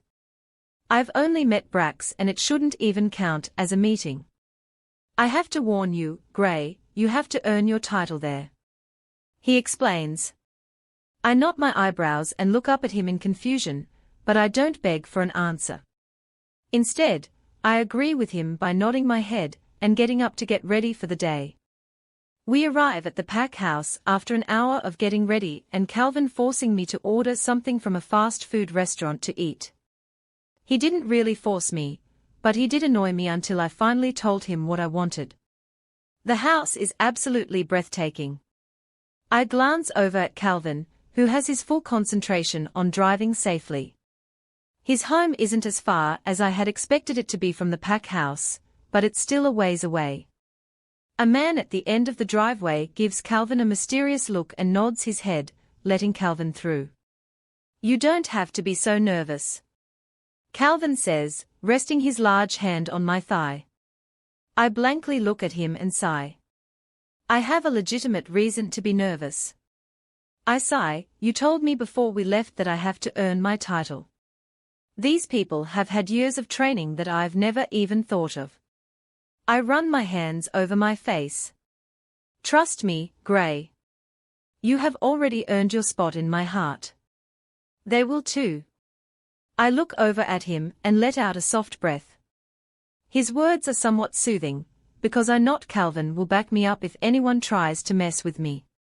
As soon as Calvin parks the car, I'm unbuckled and out of it. I haven't been so excited to go inside of a new place in such a long time. I mean, I've only ever read about this place in the books. My mouth gapes open at the breathtaking sight just in front of me. I have to tilt my head up just to see the entire place. The outside needs a few repairs. Calvin points to a corner of the house. I roll my eyes at the minority of it. This was originally the pack house. He explains. But my pack has doubled in size the past centuries, and so this is now the academy. He points out. I nod my head. Oh? I thought you said we were going to the pack house. I knot my eyebrows and look up at Calvin. He gives me a gentle smile. I just have to pick up some paperwork, and then we'll go. I nod my head and follow behind him as he starts towards the grand entrance. There's a few people hanging out in the hallways as we walk through. I silently reach for Calvin's hand and continue behind him in silence. I swallow because there's so many looks from so many people at me. I glance at a girl, not much older than me, and her eyes are filled with fury. I swallow and quickly look down at the ground. I know how to defend myself, but the people here are intimidating. We stop in front of a large red door, and I bump into his back. I suck in a deep breath as he unlocks the door and steps inside. Are those the guy dorms? I point to the row of rooms starting on the next wall over from us. Calvin pokes his head out and then continues towards his desk. They are the dorms, yes. He confirms my assumptions. But we don't separate the dorms. I mean, the girls and guys live in the same hallway, not the same rooms. He rolls his eyes and unlocks his computer. Why not? I knot my eyebrows and roam around his office. My fingers graze over his bookshelf, and I let out a sigh. What a great collection. Separating them won't keep them from sleeping together. He shakes his head. I've tried in the past. I nod my head, mindlessly listening. Oh? I mumble. Suddenly the topic is more embarrassing now. I look down at my hands and try to figure out something different to talk about. What are you getting? I perk up because I've changed the topic. Calvin glances up at me and smirks. Papers, do you have to ask so many questions? He rolls his eyes and doesn't sound the least bit happy about it. One more question. I say. Calvin glances up at me and raises an eyebrow. I take that as permission to ask away. Can I take this home and read? I ask, lifting up Withering Heights. He gives me a wide smile and nods his head in agreement. Absolutely, baby doll. I grin, and take a seat with my new book on a little couch in the room. I settle in and silently begin to read. Picking up a few papers has turned into having to wait to get them from Calvin's intern for a while. Calvin, I groan, shutting my book and looking at the clock on the wall. I let out an aggravated breath. I know, baby. I'm sorry. He rubs his temples. We have been here for nearly an hour and a half now. Apparently the papers he needed were lost somewhere on the way up to his office. I shift continuously on the couch and try to find something to do. I've been reading the entire time, and I've gotten bored with it. Come here and we'll watch a movie on my computer. He offers, patting his lap. I hesitantly take up his offer. I'm not too fond of my weight. I stand by him and he rolls his eyes and pulls me against him. I let out a sigh and curl up against him without any argument. Although I'm still terrified because of what happened last night, I sort of still trust him. At least, enough to watch a movie. He chooses an old Looney Tunes movie and shifts in his place. Not too far into it, Calvin's mind changes. I want to apologize again for last night. He starts. I let out a sigh and focus on the movie. Don't apologize. I mumble, it's all right. I try my best to convince him. No, it's not okay. Baby, I didn't mean to do or say any of what I said. He says gently. I let out a frustrated breath and straddle his waist to face him completely. It wasn't you that said any of that. I know, Calvin. Don't apologize for what your wolf did. I mumble, and to assure him I lean forward and give him a gentle kiss. The kiss turns more aggressive. A burning sensation for him pools inside me. Calvin forces his tongue into my mouth, and I don't do anything about it. He's good at what he does. His large hand slides against my butt and holds me against him. My fingers knot into his hair, as I'm swept away by the intensity of the kiss. Calvin's lips part from mine only to trail hot open-mouth kisses to my neck. I crane my neck for him, selfishly enjoying his touch. Calvin's teeth gently graze my spot where he is to mark me. I involuntarily buck my hips at the pleasurable feeling. A approving growl rumbles from deep within his chest and I can't help but feel myself craving him. He nips at my skin again, but this time his teeth are longer and sharper. My heart pounds inside my chest because I know that Calvin is about to mark me. His tongue grazes the spot again, and I let out a cry when his grip tightens on me. The office door opens. "Mr. Harry O, am I interrupting?" A woman's voice calls. Calvin lets out a sigh as I bury my head into the crook of his neck. "No, we are just watching a movie. Did you find my papers?" He doesn't sound as nice as he is to me. I silently leave kisses on his neck and feel him struggle underneath me. As soon as the door shuts behind her, I nibble on his ear. The wolf in me has awoken, and she's not letting up. "Stop it, baby," he groans, craning his neck for me. I continue my assault on his skin like he has done to me. I can concentrate of what I am reading. He shifts and I can feel his friend in his pants. I playfully giggle and nibble at where his mark will be before I pull away completely. "Can we go now? I think I just missed 7 of my birthdays." If you enjoyed this video, don't forget to subscribe for more amazing content like this.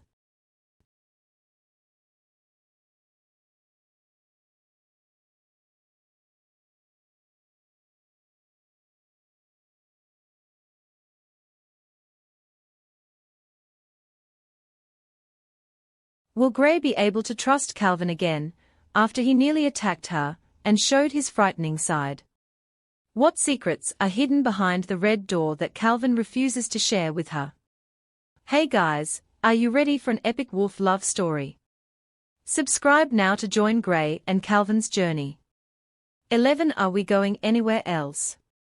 I ask Calvin cluelessly. I don't want any more surprise stops on the way. I'm not going to tell him that though. I don't want to set him off. No, baby doll. Do you want to go somewhere after I'm finished? He offers, resting his hand against my thigh. I shut my eyes as a ball of nerves crawls up my body. No, not really. I shrug. Can I go see my parents soon? I ask, facing Calvin. He focuses on the road and doesn't answer me for a while. Soon, baby. I have responsibilities here that need my attention right now. He says gently. I think it's his way of saying not anytime soon. I frown and curl against the car door. Yeah. Sorry, I forgot. I sigh. I miss my mom. Her and I used to always watch television together. Now all I have is Calvin, and quite frankly I can't talk to him about hot actors or drama. Stop looking so sad, you're making me feel bad. He frowns and faces me when the car has been parked. I glance over at him and let out a breath. I poke out my bottom lip and face him. Fine, Gray. I'll see what I can do. Just don't get your hopes up. He says gently, unbuckling my seatbelt. I give him a smile, and he shakes his head with a laugh. You're so spoiled. He comments more to himself than me before climbing out of the car. I grin over at Calvin, who is still looking at me like he's going to eat me alive. This is like the size of your house. I mumble, looking at the sheer beauty of the new pack house. I take in a deep breath and catch all the powerful scents filling the air. I cringe at the smell of wet dog. I like my house, and it's not anywhere near the size of this place. He says, besides, I want a few kids in a few years. Leave me alone, woman. He rolls his eyes and holds his hand out for me. I take it and give him an innocent grin. The fact that he almost attacked me last night has slipped my mind. I feel comfortable around him. Like I've known him my whole life. Maybe in a few centuries. I say with a roll of my eyes. Calvin only glances at me and gives me a grin. I wonder what's going through his mind, but I don't ask. He's a man of many secrets. We step into the house and walk into the living area. A television is mounted on the wall, and two guys are arguing over what to watch. I flinch when their arguing turns into a fist fight. Calvin pushes me behind him and lets loose a loud growl. I whimper at the intensity of it, and suddenly the guys stop dead in their tracks. Oh shit, hey Calvin. I hear a familiar voice mumble. I'm trembling with my head in Calvin's back. He takes my hand and brings it to his lips. Nate and I, we were just playing. He tries to make up an excuse. I don't care what you were doing. Just don't do it inside, you idiot. Calvin grumbles. He pulls me to his side and lets out a breath. The guy looks at Calvin and then at me. His eyebrows knot and then he turns back to Calvin. I know that they are mind-linking. Gray, this is Sean. He's a good friend of mine. Calvin introduces me to him. Sean reaches out his hand and I hesitantly shake it. Luna. He bows, grinning. I swallow and pull my hand back to my side. Do you like everything so far? He asks. I slowly nod my head. Yeah. I really like it here. I smile. Calvin chuckles softly and he turns his attention to making sure the house is to his liking. He's a very picky man. I'm very glad to hear that. Sean says with a welcoming smile. I smile back and thank him for no apparent reason. Would you like anything? He offers. I shake my head against the idea. No thank you, I smile, but I might take you up on that offer later. I glance at Calvin. His 5 minutes is way longer than a regular 5 minutes. I grin. You're totally right. Sean says, I'm here if you need anything. He glances over at Calvin's back and smiles. I'm the guy you go to when you want to have fun. He chuckles. Calvin lets out a breath and looks between the two of us. Sean, can you go? I don't know. Fuck yourself. Calvin's voice has a slight anger to it. I swallow and look up at him with my eyebrows knotted. Yes, sir. Sean drops his head and quickly scatters away before even dismissing himself. I look up at Calvin and frown. You did have to be so mean. I pout. He was really nice. I cross my arms over my chest and don't dare break eye contact with him. Calvin rolls his eyes. He was flirting with you, Gray. You're mine. He growls. A wave of fear washes over me from the look in his eye. I rest my hands against his chest and immediately feel some of the tension drift away. I'm yours. I assure him. Sean was only being friendly, but Calvin won't believe me. It's not the fact that Sean was being nice and having conversation with me, it's the fact that Calvin's wolf has too much power, and he is territorial. He pushes a strand of hair from my face and leans down to plant a gentle kiss on my lips. Soon. He sighs, and leaves me completely lost as to what he means by it. 12. The pack house was absolutely breathtaking. However, we didn't spend too much time there. Calvin was bombarded with questions and concerns that he didn't want me involved in quite yet. Most of them regarded the SPS, which I shouldn't even know exists. You know, I really hate seeing you frown. Calvin points out, running his thumb over my bottom lip. I only blow out a breath in response. All I want to know is, what did you mean by soon? I ask, knotting my eyebrows and looking into his dark eyes.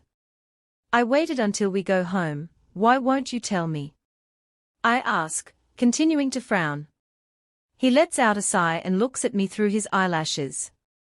He's so darkly handsome. That's what's bothering you? He asks, his lips curling into an amused smile. You could have a million other questions about anything you heard today, and soon is the only thing that's stuck in your mind. You make it sound like I'm stupid. I point out, looking down at my hands. Calvin tilts my chin up to make me look at him. You are not at all stupid, baby doll. He tries to assure me. He presses a feathered kiss to my lips and pulls away after a brief moment. Then, will you just tell me? I ask, knotting my eyebrows and placing my hands on his shoulders. He sighs out loud and grabs the backs of my knees and pulls me onto his lap. I shift lightly when I feel him through the thin material of his sweatpants. It was stupid. He mumbles, turning his attention to my empty neck. Please just tell me. I beg, leaning forward and kissing the corner of his mouth. It's not like I have anyone to tell. I add for the hell of it. I'm dying to claim you, but you're not as old as I'd like you to be. He says gently. I flinch at his words. My eyebrows knot at it. Why don't you just do it? I ask, blinking profusely at it. Calvin can have whatever he wants. Why is he waiting? If I do, I'll have a harder time trying to keep myself from fucking you. He doesn't even try to filter himself. I let out a slow breath. It's going to happen anyways, isn't it? I ask, suddenly feeling a little uncomfortable for sitting on him the way that I am. Absolutely, but not while you're this young. He adds. I blow out a long, slow breath. I'm 17, not 11. I reply lowly. Calvin has a sad, but amused smile on his face. I'm almost 300, little wolf. He reminds me of our huge age difference. I frown at the way he has to tell me. There's always going to be that huge difference. Do you want to wait until I look like a dried-up prune and can't do anything but break a hip? I knot my eyebrows. There's a long time until that happens, but still. Baby, there's so much more to Lycan than you're considering. He lets out a sigh. I want you to consider it before I seal any kind of bond with you. Like what? I ask, knotting my eyebrows. Like the fact that one day, everyone you have known will be gone and you won't be. He mumbles gently, rubbing my cheeks. I knot my eyebrows and lean into his touch. What about you? I ask, looking into his eyes. Calvin lets out a slow breath and looks at me. That is always going to be someone that wants me gone. I cannot promise that I'll be around forever. He says the cold hard truth. I swallow. But I can't promise you, little wolf, that I will be around as long as I possibly can. As long as you can stand my temper. He adds, trying to keep me sane as he explains it. I just want you to take some time to think it over. That's all. He says gently, pulling me to him to give me a kiss. I let out a breath I had been holding in and my hands glide into the roots of his hair. It's a very gentle kiss, one that we haven't shared very often. I feel my lower half begin to crave him, and his hand travels to my waist to pull me closer. His actions seem to speak louder than any words can.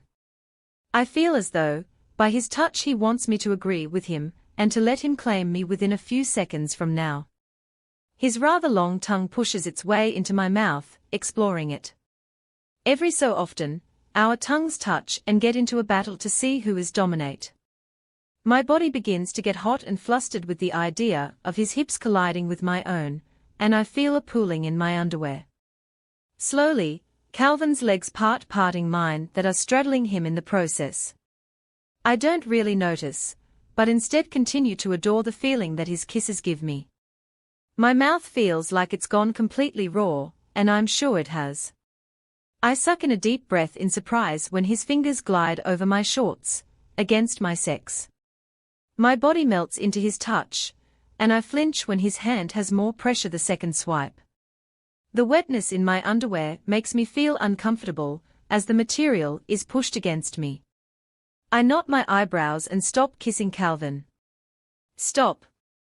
I whimper when he swipes an upward stroke against me again. His mouth presses a gentle kiss against the curve of my neck, where his claim should be on me. Then, his mouth travels up to my ear and he takes in a deep breath. Don't be shy, little wolf. He nips at my ear and I let out a sigh. I just want a little taste. He mumbles softly, slipping his hand under my shorts and touching me where I've never even touched myself. My eyes shut and I can only whimper when his fingers graze my pulsating sex. I can't bring myself to tell him to stop, or even tell him that I want more of this guilty pleasure. Bite me. I whimper, craning my neck to him. It's the only sentence I can make and it seems to be good enough. Calvin only drags his canines over my sensitive skin, but doesn't latch onto it. You smell so irresistibly good, baby doll. He breathes. The sound of his breath is heavy, like he isn't the only one enjoying what's happening. He pushes two of his fingers into me, and my hips involuntarily buck. I let out a quiet moan of pleasure into his ear, absolutely loving the way he's touching me. Then, the touch disappears. A whimper escapes my lips, and my eyes open to meet Calvin's. They are black, and soon my eyes advert to his two glistening fingers. He sucks in a deep breath, and his nostrils flare. Then, I swallow when he puts his two fingers into his mouth. His cheeks hollow, and his eyes shut. I take him in. His beast. As scary as he is extremely hypnotizing. A approving growl rumbles from his chest, and his eyes meet mine again. I lean forward, and press my lips against Calvin's. There's the slightest hint of my scent in his mouth, and it's sweet. I mindlessly reach into my shorts and rub myself. My fingers get drenched from myself. Silently, Calvin's hand joins mine, taking over what I had been doing previously. My mouth finds his neck, and I gently scrape my teeth over his skin. My hips buck against his fingers, making him deepen himself into me. I cry out, and hold my hand over his to keep him from stopping again. I nip at the base of his throat, and my free hand scrapes over his chest. I like that sound, baby doll. He chuckles, kissing the top of my head. Suddenly, the ball in my stomach is gone, and I let out a cry of pleasure, as I reach a high I've never been to before. My head falls against Calvin's shoulder, and I focus on my breathing. He brings his fingers, covered in a thick white substance, to my mouth. I don't argue, but let him do what he wants. I suck the sweetness from his fingers, the thickness of it remains on my tongue. Calvin grins, and takes no time to run his tongue over mine, cleaning away anything left from my high. You make it hard to have any kind of self-control, Gray. Watch yourself. He warns, tugging my bottom lip between his teeth. 13. Will you tell me what's in the room with the red door, now? I ask Calvin as I glance at it. He merely looks at the door and then back at me with his dark eyes. In time, my dear. He assures me. I knot my eyebrows and look up at him. He takes my looks as a not good enough, and lets out a sigh. There are things that you won't be able to understand quite yet, and our bond hasn't been sealed. As of right now, I don't have to share with you what's behind that door. You can just save your breath, and say you don't trust me. I say, frowning lightly at his response. Fine, I don't trust you. He says. I didn't want to sound rude, you put the words in my mouth, Gray. He says gently, pulling my back against his front and kissing the top of my head. Now, go and change before I change you myself. He mumbles. I open my mouth to defy him, but he lets out a warning growl. Don't test me, Gray. His lips are dangerously close to my ear as he says it. I swallow dryly and scurry towards the bedroom where all of my stuff is. Don't test me. I mock as I tug my shorts off my body and fling them into the hamper. Calvin gets on my nerves when he tells me no. He always makes everything about my age. Maybe I act older than I am. He doesn't even consider that. Mocking me isn't going to get you anywhere, but on my bad side, Angel. Calvin says from the other side of the hallway. I roll my eyes. Stupid wolf hearing. I'm always on your bad side. I mumble back, I'm taking a shower. I say the second part a little louder to make sure he hears me. He seems to have picky hearing, I guess. When I get into the shower, it doesn't take long for me to scrub myself clean. As much as I enjoyed Calvin's touch, I feel dirty. I can still feel the tingles that his touch had left on my skin, and almost hear the way his breathing had changed. I sigh, running my hand over the curve of my neck. I desperately want Calvin to mark me. The crave for his mark isn't for the power that I'll receive, or the fact that I will live forever. It's simply because I want to be his. I want people to believe it, and I want to be able to feel what he feels. But, as Calvin has said, in time. I think I know what I am getting myself into. All the weight of his title will be added me my shoulders as well. As for my friends and family who will pass, it will be a sad time, but even I will die one day. Whether it be a car crash, or a freak accident, or even murder. I get out of the shower and wrap myself in a towel. I'm silent as I shuffle out of the bathroom and into the bedroom. You make it extremely hard to control myself, Gray. Calvin grumbles. I'm taken by surprise when I see him lying on the bed in a pair of shorts. I didn't expect him to be in here. I flash him an innocent smile. Easy, Grandpa. I wouldn't want to have you break a hip or anything. I roll my eyes and dig out some clothes. A low growl rumbles from his chest, but he makes no effort to get up and do anything about my comment. Go get dressed before I break your hips. He sways his hand, but I feel his eyes burning into my back. I glance back at him and knot my eyebrows. Stop watching me. I grumble. I'm not. His lips curl up into a smile. I can't help but smile back. He doesn't ever smile that much while he's out, so it makes me happy every time that he does smile. You are. I point out, clutching my clothes to my chest. Can you stop looking for at least a minute so I can put underwear on? It's hot in the bathroom. I ask, turning to face him. Calvin raises an eyebrow and puts his hands behind his head. Yeah, baby. But I'd feel more comfortable if I give him a glare, and he rolls out of bed. Fine, I'll go grab my phone out of my office. He grumbles, walking out without a second look. I'm completely thankful for it, and I quickly tug on my underwear and a sports bra. It's nothing at all fancy. I have my head in my shirt as soon as Calvin gets back. His heartbeat is strange. That's how I know that it's him. It sort of stops beating briefly every 2 beats, which is soothing, but not like anything I've ever heard. Here, Calvin mutters, tugging my shirt down, there. Not better, but what you wanted. He mumbles, standing in front of me with a large smile. I like how his eyes crinkle when he smiles. I smile as I stand in front of him. I cannot help but notice the size difference between us. His arms are probably the size of my head, maybe. I've got a big head. It's scary but comforting at the same time. He dips down and gives me a lingering kiss before picking me up and carrying me to the bed. Wait, I still need pan. No, you don't. He mumbles, setting me on the bed carefully. I don't understand how he can go from angel to devil in the blink of an eye. Maybe that's what time does to you. He lays back on the bed, and I silently rest my head against his chest. I shut my eyes and listen to the beat of his heart. A question comes to mind and I don't filter myself at all. Why does your heart sound like that? I ask, looking up at him and knotting my eyebrows. I hope that I didn't come off rude or disrespectful for asking.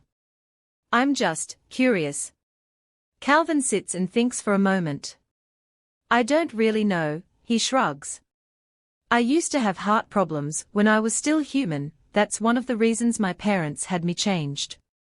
They didn't have very good medical back then, so they were hoping me being Lycan would fix it. He mumbles, glancing down at me. Oh, I mumble, resting my head back down on his chest. Calvin used to be human. He used to have an easy-going life. Do you miss being human? I ask softly. Calvin half laughs and half sighs. Sometimes, at least, until I think about having you now and all the people I've met throughout my years. His eyes meet mine and I give him a gentle smile. You suck up. I smile, pressing a kiss to his jaw. He chuckles lightly and tilts his head towards me. Is it working?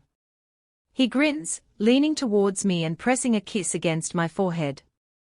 I roll my eyes. Maybe a little, I mumble, sitting up against the headboard. I have a question. I say, glancing over at Calvin, who is lying and looking up at me. His dark eyes contrast so well with his skin tone. You seem to have a lot, but ask away. He flashes me his teeth. Right now, he doesn't seem to be pushing me away from anything personal. How many women have you slept with? I knot my eyebrows. The question isn't going to matter, but I'm curious. I'm not the jealous type of it were in the past. Calvin makes a face and silently moves his lips as he thinks about it. Maybe like 2 when I was human. I know I didn't get them pregnant. Then, honestly after that I can't tell you. He runs his hands through his hair. But, I haven't slept with anyone in almost 5 years. I think. I lose count, but it's been a while. He doesn't seem like he's comfortable answering it in front of me. Are you sure you don't have any kids already? I half laugh, making a joke about it. Calvin rolls his eyes at me. I'm not a teenager, baby doll. I never made the mistake of not using any kind of birth control. He mumbles. I raise my eyebrows. What made you stop? I knot my eyebrows. Like, stop sleeping with women, I start to explain myself, because I replay what I had said in my mind and it gives off the wrong questions. Calvin shrugs. I don't know, it just got old. I guess I just realized that there would better things if I waited. He glances over at me, the woman that made me this way promised me a mate, and I just had a funny feeling. He rests a hand on my leg and I shift lightly. I flash him a smile. Aren't you just a charmer? I grin, leaning down and connecting our lips in a kiss. He chuckles lightly when I pull away. It's the smile, baby. He grins, you better watch the other girls, it gets every time. I roll my eyes and lean down to kiss him again. They better watch out for me.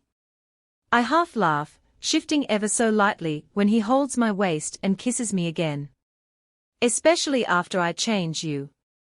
He chuckles lightly as I run my fingers through his hair. 14.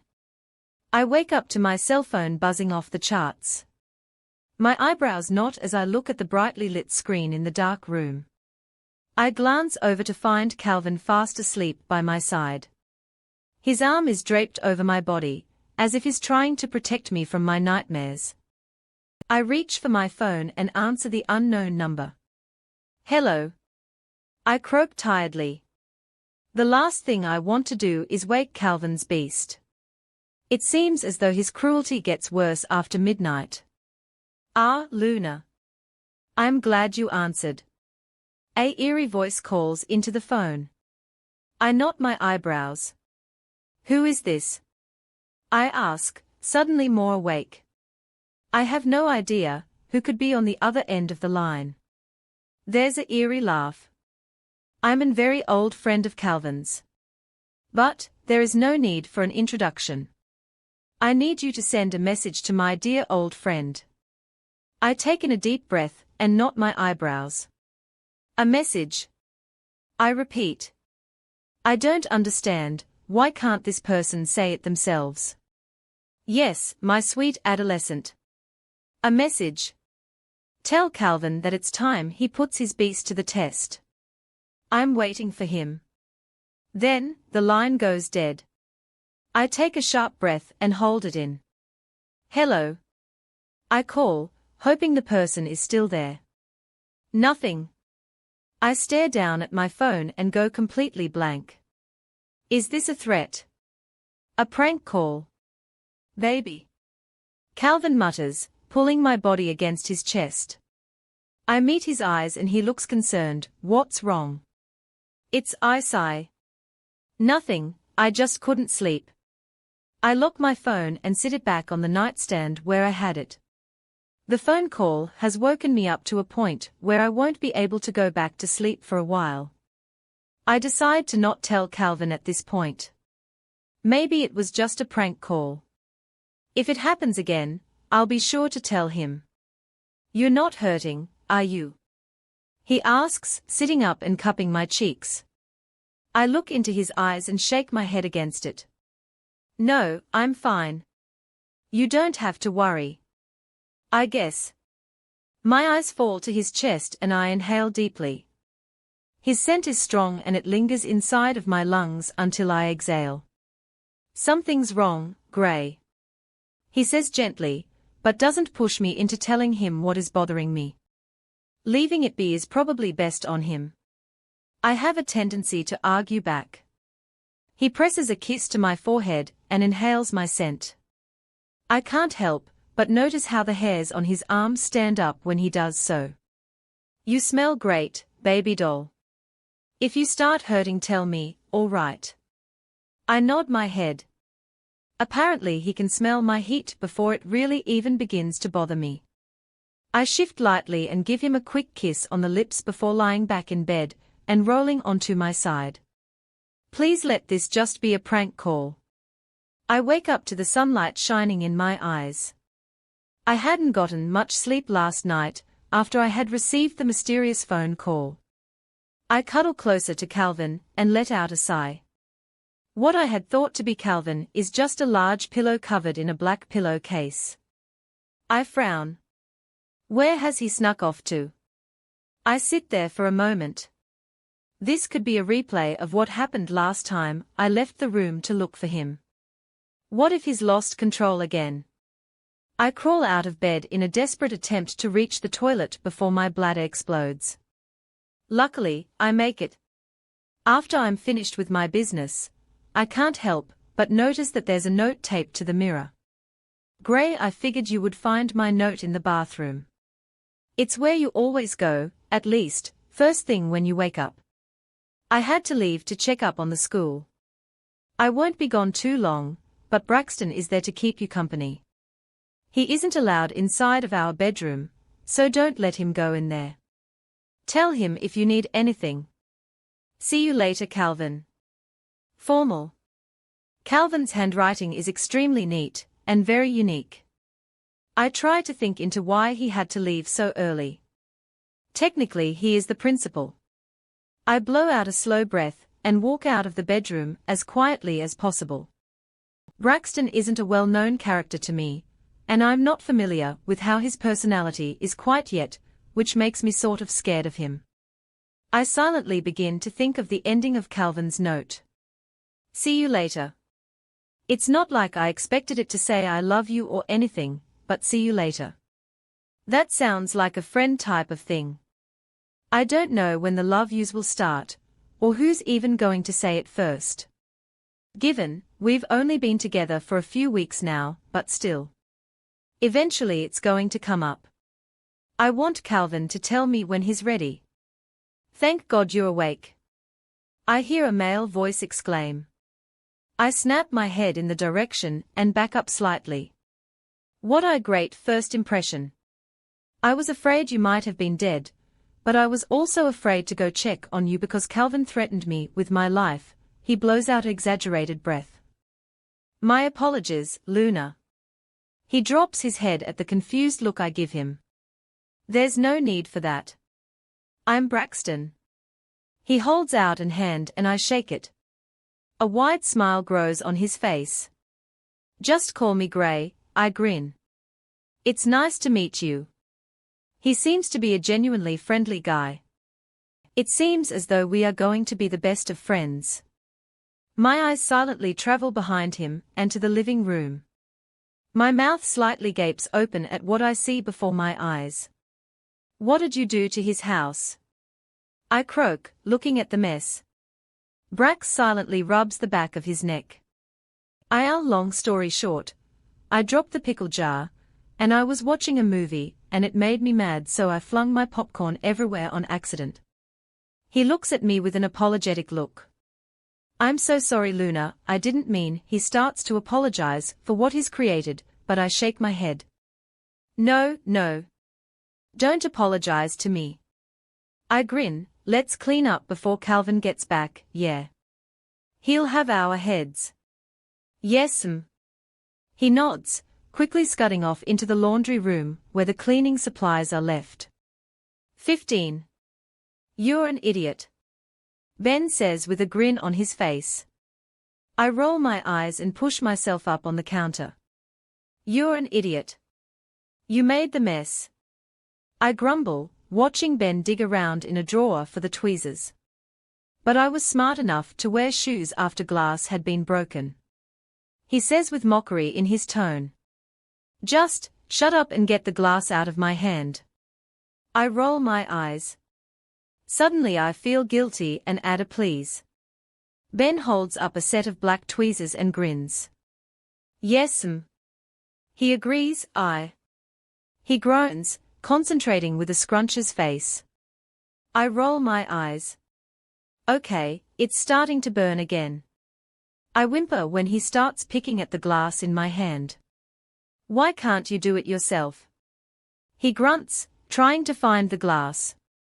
The open cut and glass in my hand burns, but to add to it there's pickle juice on the glass, making it feel like my hand is on fire. I'm left-handed and I can't even hold a pencil in my other hand.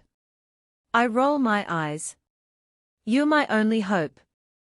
How does your granddaddy feel about you being left-handed? He chuckles. I knot my eyebrows at his question. What do you mean? I ask, half laughing at his lame comment. I flinch when he accidentally stabs me. I mean, back in his prime, left-handed people were the spawns of Satan. He shrugs, looking up at me. Does Calvin believe in that? I half laugh at the irrational thought. Ben shrugs his shoulders. I don't know. You'll have to ask him yourself. Calvin isn't exactly the storyteller type. He shrugs. He tells me things all the time. I knot my eyebrows. There are a lot of things he refuses to tell anyone about his past. Ben says, got it. He exclaims, tossing the shard of glass into the trash. I suck on my bloody hand and knot my eyebrows. Like what? I ask, curious. Ben seems to know a lot about Calvin. Specifically why he's not an open book. I don't know. Ben shrugs. That's something you have to ask Calvin yourself. Ask me what? I stiffen like we've just been caught sleeping with each other. Getting caught doing anything like talking about someone is such an anxiety riser for me. Calvin is standing in the kitchen, his body is covered in a thin layer of sweat, and his eyes run over me, making sure I'm as healthy as when he had left. Why's your hand bleeding? He knots his eyebrows, rushing over to me. Hello to you, too. It's fine, I just cut it on some glass. I shrug, pulling my hand to my chest. I go silent when he jerks my hand into his to inspect the wound. Glass? He asks, looking into my eyes and then towards Ben. You promised me you wouldn't let her get hurt. Calvin lets out a protective growl, and I instantly put a hand on his shoulder to make him look at me. He didn't do it, it was a complete accident. I dropped the pickle jar, and was cleaning it up, and I accidentally cut my hand. Don't punish him for an honest mistake. He was helping me get it out. I explain, and try to not sound like I'm lying. Calvin sighs and kisses my knuckles as he collects himself. Thank you for your help today, Benjamin. I appreciate what you do for me. I brought you some Chinese food, it's on the coffee table. I can tell he's trying to calm himself. Ben nods and disappears. Calvin brings the wound close to his face and examines it. A drop of blood begins to roll down towards the floor, and before it falls from my hand, Calvin catches it with his tongue. What are you? I start to ask. His tongue glides over the wound on my hand, which leaves a burning sensation. I whimper and try to pull away, but he licks it again. This time, it doesn't burn or anything. Why'd you do that? I ask, looking down at my hand. The redness is gone. Calvin smirks. Lycan, remember. It'll help heal it faster. Calvin steps between my legs and I nod my head, staring at my hand still confused. How a lick can heal my wound? I don't know. Calvin leans forward and presses a kiss to my ear. You're a terrible liar, Gray. He pulls back and gives me a once-over. Don't ever do that again. But, you'll be a great Luna. He grins. I roll my eyes and shrug. It isn't a big deal. Where have you been? I knot my eyebrows, tracing a muscle in his arm.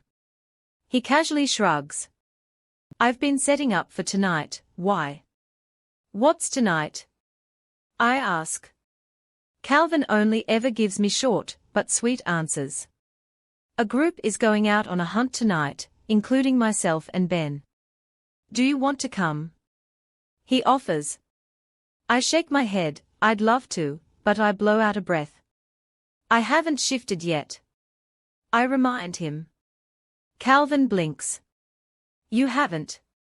He asks, sounding more than confused. I shake my head. I thought you knew. I say. I guess he doesn't know very much about me. The feeling is mutual. Fuck. He says under his breath. Fuck. He runs his fingers through his hair. What? I ask, reaching for him. Calvin looks more distressed than ever right now. That's why your heat was so painful. He shakes his head, running his hands over my thighs. If I would have known, he sighs. I wouldn't have brought you here if I knew you didn't have a way of defending yourself. I swallow. When I look into his eyes, I know exactly what he's talking about. I have no way of defending myself against him. Calvin runs his fingers through his hair, and he lets out a sigh. What if I hurt you? He asks, sounding more than terrified. I give him a gentle smile and shake my head. You won't. I assure him, although I know that there's a possibility he will.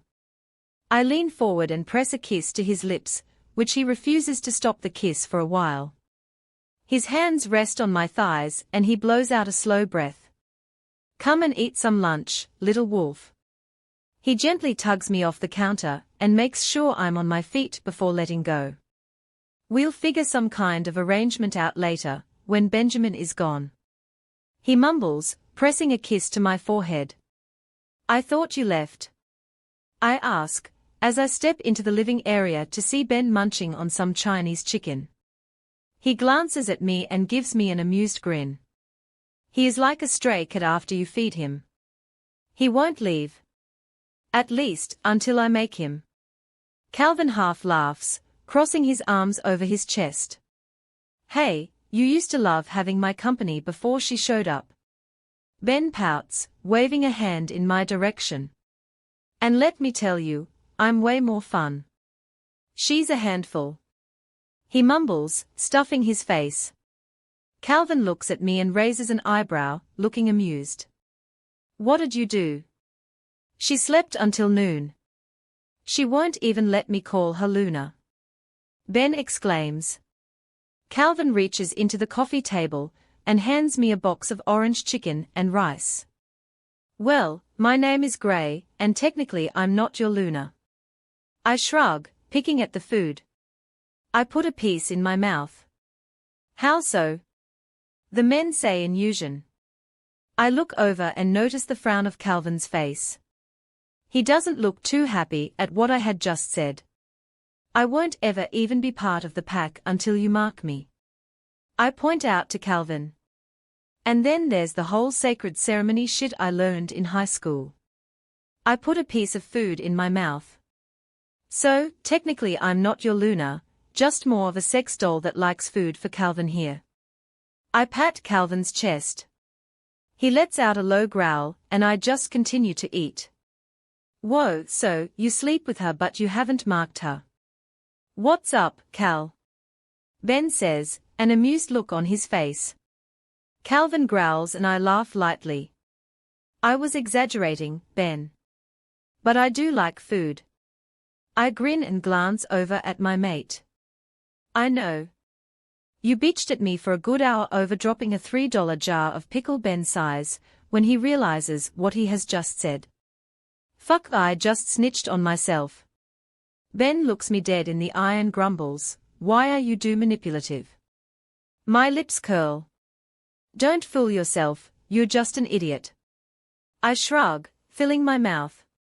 16 Calvin. I call hopelessly.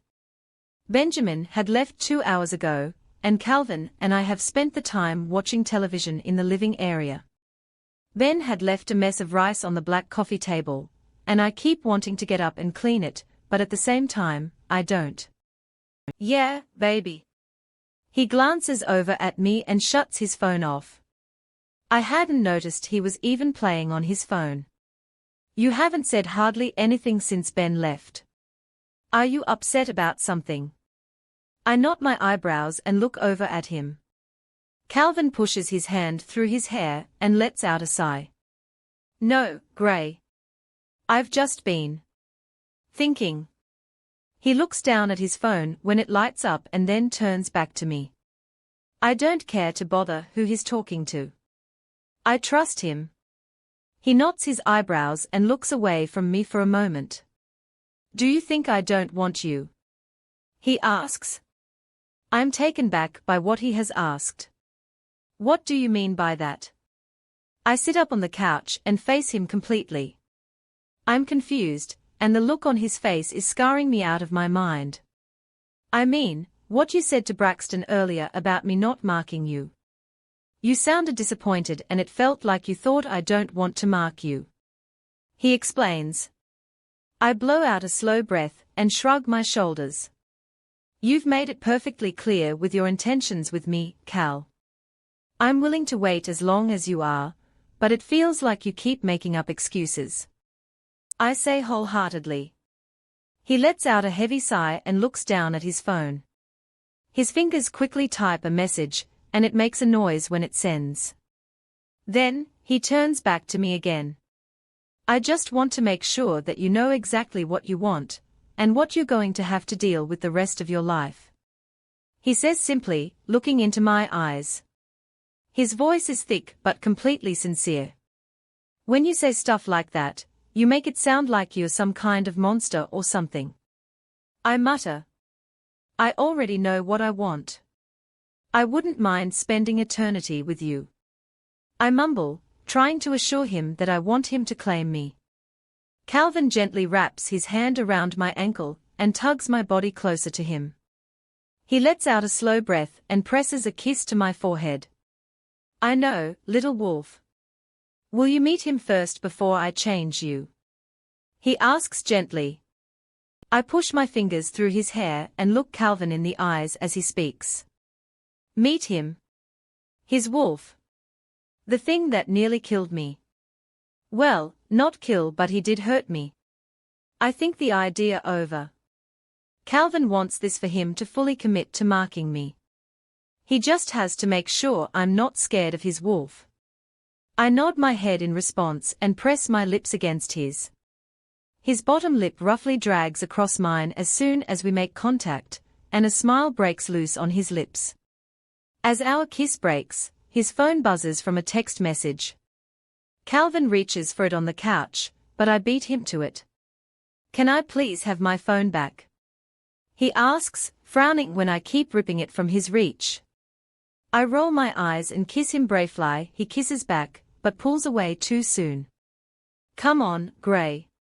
I have to have that to set up for tonight," he says. I roll my eyes and pout out my bottom lip. "What about me?" I pout. Calvin lets out a sigh. "Baby, I'll always have time for you. Just give me 2 seconds to reply, please." He frowns. I shake my head and shove his phone down my pants when he tries to snatch it from me. There was absolutely no point in doing that because I will reach in there and grab it. He mumbles, looking up at me with a playful grin. "Out of sight, out of mind." I shrug, forcing a smile onto my face. "Out of sight, but definitely not out of mind." He mumbles, leaning forward and capturing my lips. I half laugh and knot my hands in his hair, pulling him closer. My body is pressed against Calvin's, and there's a coolness against my core from his phone. It's slightly uncomfortable, but I soon get over it. The phone vibrates and I shiver, but Calvin's hands have a heavy grip on my thighs. I end up sort of rocking my hips against his. Calvin chuckles and pulls his lips away from mine. "I shouldn't have a competition over you with my phone." He chuckles, lowly. His mouth connects with my neck, and by the way he's kissing I'm sure there will be love marks in the wake. "No competition, baby." I mumble, playing with his hair. Calvin's hand trails from my chest to my tummy. "Then, why the whimper?" he asks, nipping at the curve of my neck. I silently beg him to sink his teeth into me. I want to feel him. I want his teeth puncturing my veins, making me bleed for him. "It tickled." I reply, slowly. His mouth connects back with mine, and his hand reaches down into my pants. His fingers silently graze over my intimate part, before he grabs his phone. I can't help but moan when his teeth nip at the spot on my neck where my mark will be. A smile breaks onto Calvin's face, and a low growl erupts from his chest. "Mine," he mumbles, littering my neck and up with kisses and gentle nips at my tender skin. I giggle and push him gently. "Behave, little king," I mumble softly, climbing from his grasp. He lets out a growl and catches my arm. "Nothing about me is little, am I, amore?" he says ruggedly. I raise an eyebrow and give him a cheeky grin. His eyes are dark and his wolf is coming to the surface. "I am going upstairs," I mutter, having the guilty feeling in my stomach from not telling him where I'm going. Calvin watches me carefully. "It's only 4. He knots his eyebrows. My lips curl into a wide smile. "I never said anything about going to bed, Cal." I shrug casually as I climb up the stairs. When I get to the top, I start towards our bedroom. I momentarily pause and glance at the red door. What is he hiding? I hear Calvin climbing the stairs, so I quickly scurry off into the bedroom. I nearly trip in the process. I quickly jump on the bed and pull out my phone. "What's up?" Calvin asks, eyeing me carefully. I glance up at him and knot my eyebrows. "Nothing, why?" I ask. "Nothing is wrong. Other than the phone call." I glance back down at my phone and let out a breath. "Why'd you just walk away like that? I thought you were busy planning for tonight." I knot my eyebrows. "I'm staying in tonight. Ben is taking over. I sent him everything he needs just a few moments ago." He replies, placing his phone on the dresser. "Don't you need to go though?" I ask. No, I can do it some other time. Tonight, I have more important things to do. He shrugs. Like what? I knot my eyebrows. Calvin gives me a once-over and smiles gently. You're mine, Gray. I'm going to make sure that everyone knows that. He says casually, walking out of the room. My stomach begins to turn. I want Calvin, but for me, it feels like his comment was more than suggestive. Time will only tell. 17 Gray. Calvin calls through the bathroom door. I let out a slow breath and keep my hand on the handle. Baby. He says softer, and I rest my forehead against the door. Please come out. He begs. I can't resist it. Calvin sounds hurt. I come face to face with Calvin. His eyes are soft and his lips are lightly parted. I instantly wrap my arms around his body and breathe in heavily. His arms slowly wrap themselves back around me. It's comforting. I shut my eyes and feel his hands through my hair. Please don't be scared of me. He murmurs against my hair. I'm not scared of you, I'm scared of him. I say gently, lifting my head up to look him in the eyes. What if you can't control him, and he does what he did last time? I frown at the idea of him pinning me like he had done before. Calvin swallows. He won't hurt you again, baby doll. He just wants to keep you protected. He says, gently touching my chin and planting a kiss to the top of my nose. I can only nod my head, hoping that Calvin is right. I lift my head slightly and capture his lips in a reassuring kiss. I can do this. The last time I had met his wolf wasn't pleasant, and it leaves me feeling queasy about this meeting. His hand reaches up my face and cups my cheeks. I feel strange when we share the kiss. Something is off. Maybe it's the fangs lightly stabbing into my lip.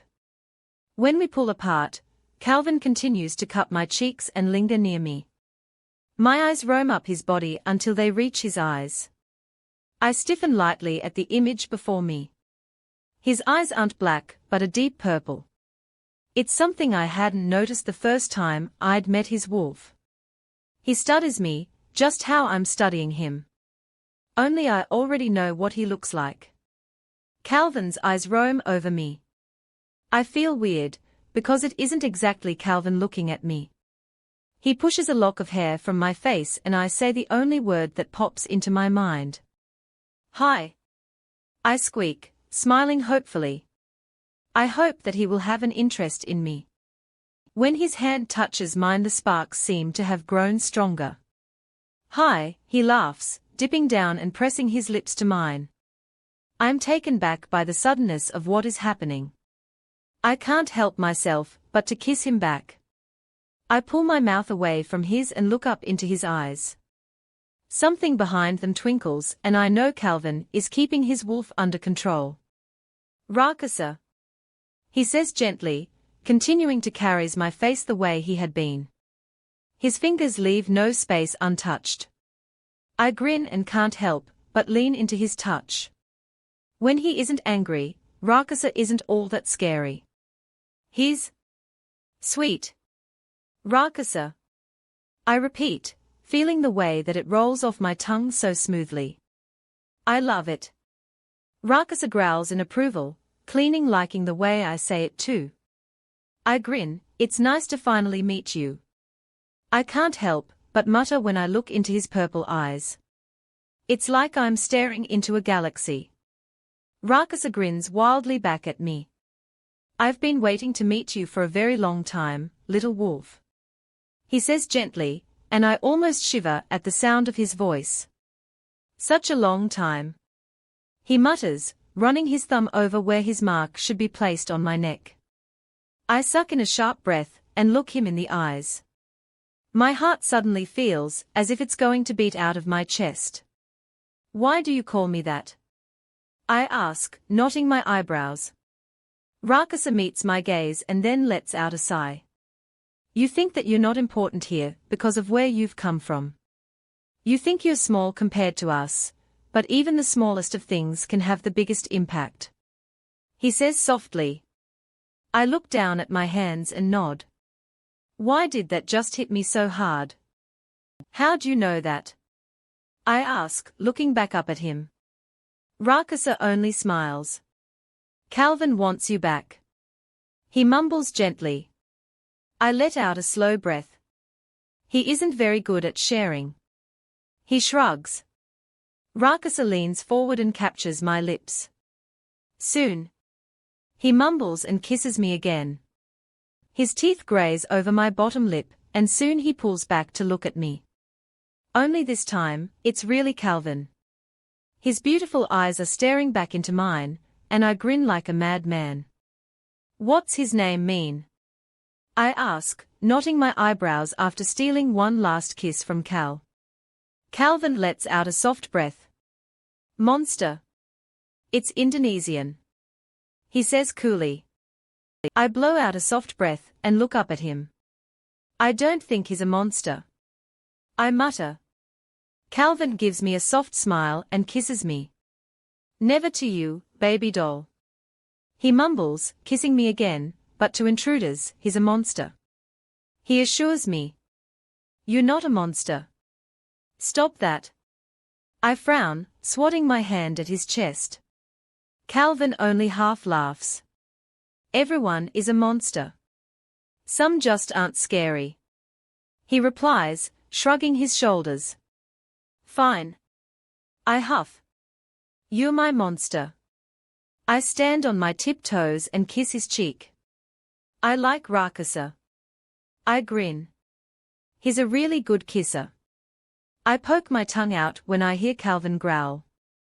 Well, he may be a better kisser, but I've got a lot more up my sleeve you can't imagine. Calvin says casually. I raise an eyebrow.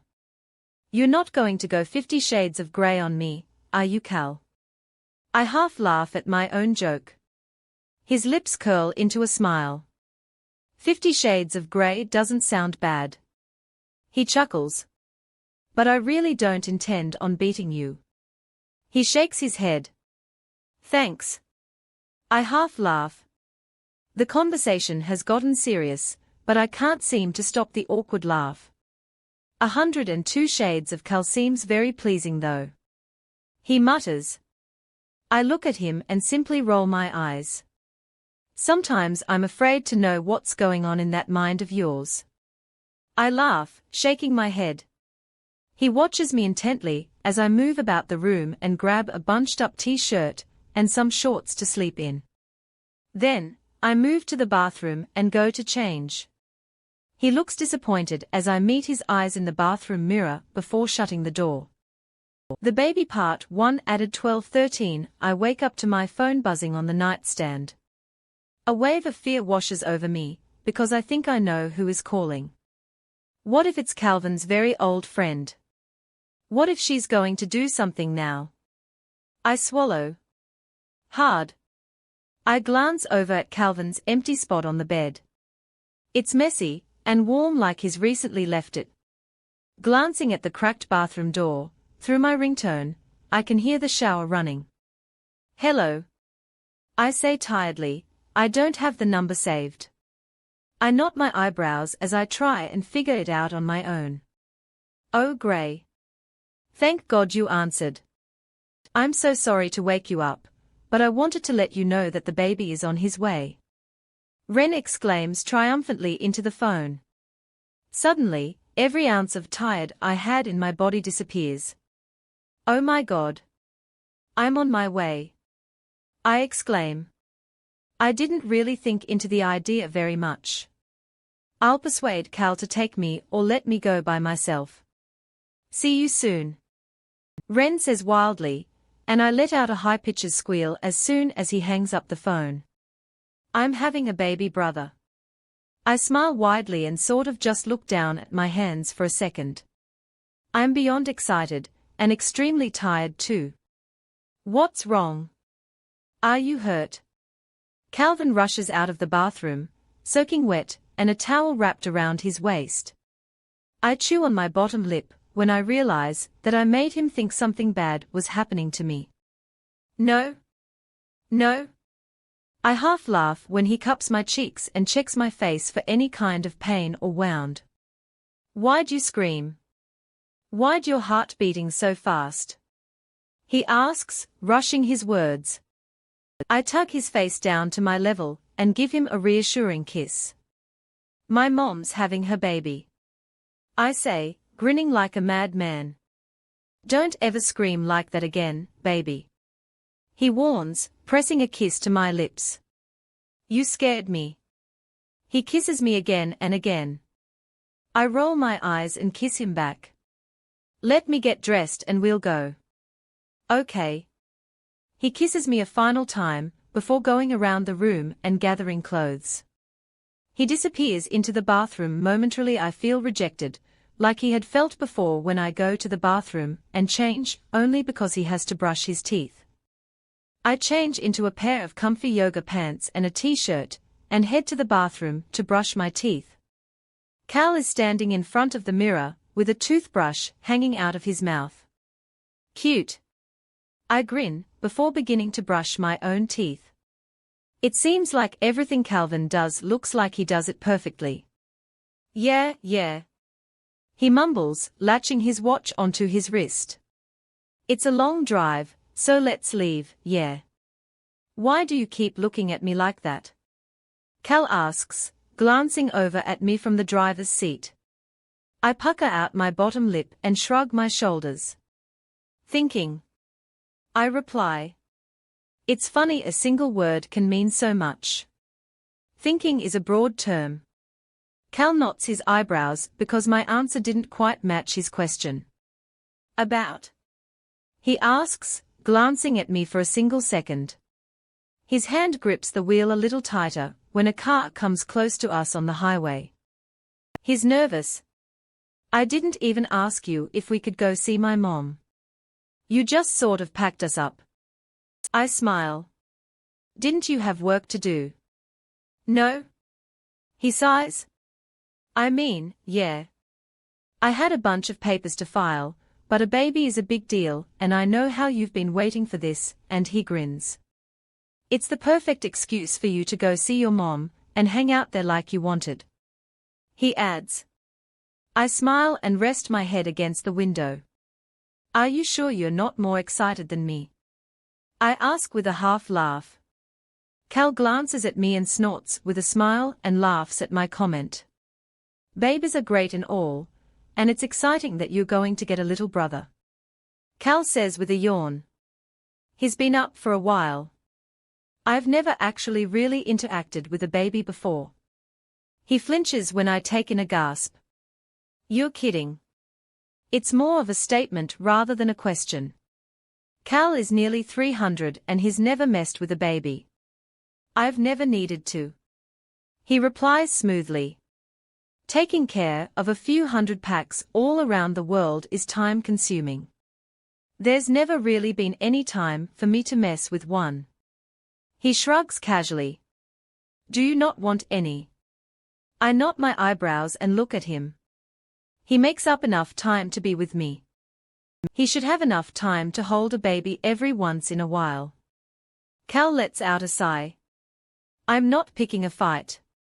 He says lowly, before answering my question. I do, but I do not at the same time.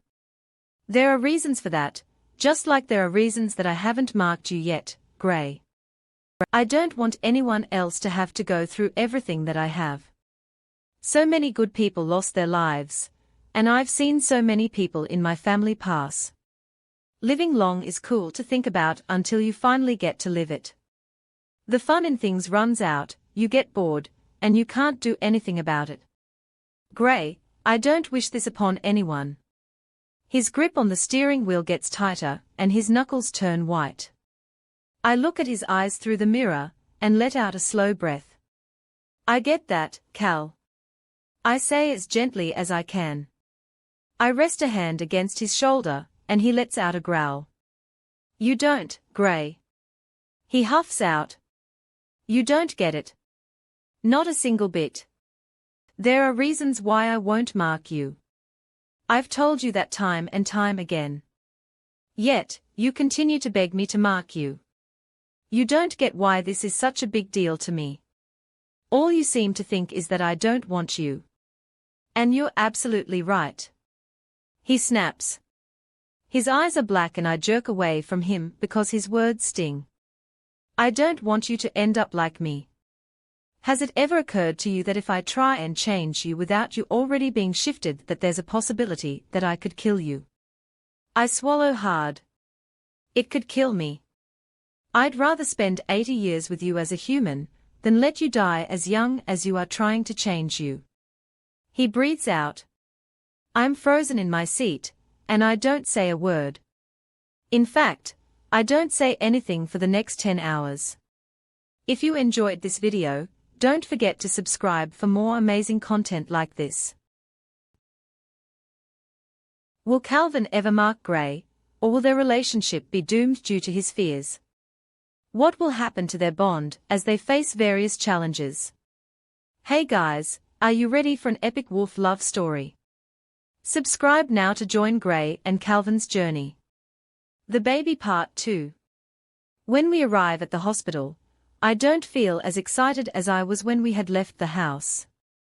Cal's point of view on his world made me sort of numb. Sometimes I dream of what it will be like to be a grandma, and what I'd look like when I age. Cal has never experienced anything like that. It's sad to think about. All he's wanted was what's best for everyone else, putting himself last each and every time. The sting from his words still resides in my nerves, as they keep playing on repeat inside of my head. I had been pressuring him, but he didn't have to blow up on me. I can't blame him, but I'm appalled by the way he had acted on it. How was I supposed to react to that? The entire car ride here, I played solitaire and picked at my pants. I didn't come prepared to be lectured at 4 in the morning. My mind weighs heavy as the idea of everything sinks in. Finally, the 8 words I've been holding in the past few hours falls out. I need to know the answer. I stare at the car parked just in front of ours and don't even make eye contact with Calvin. Are we ever going to be something?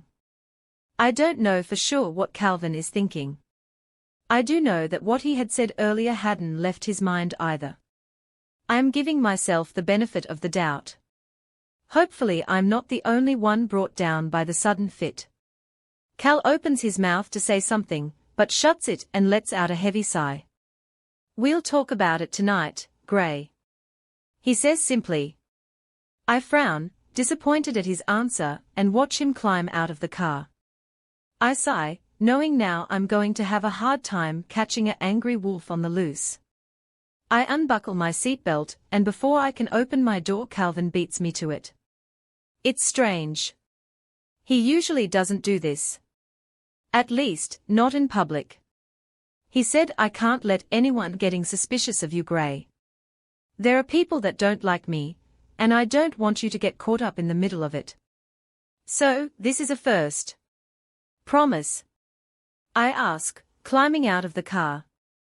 I don't care how upset I am.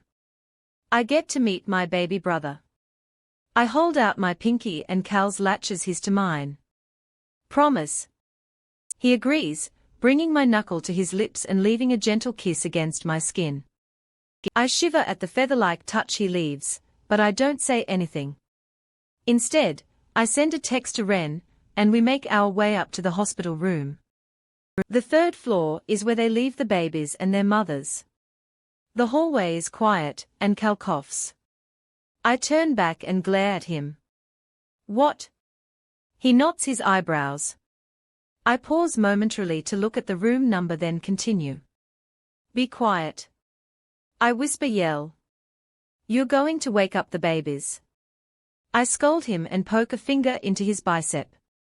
Cal only rolls his eyes and chuckles softly. What's so funny? I frown, crossing my arms over my chest.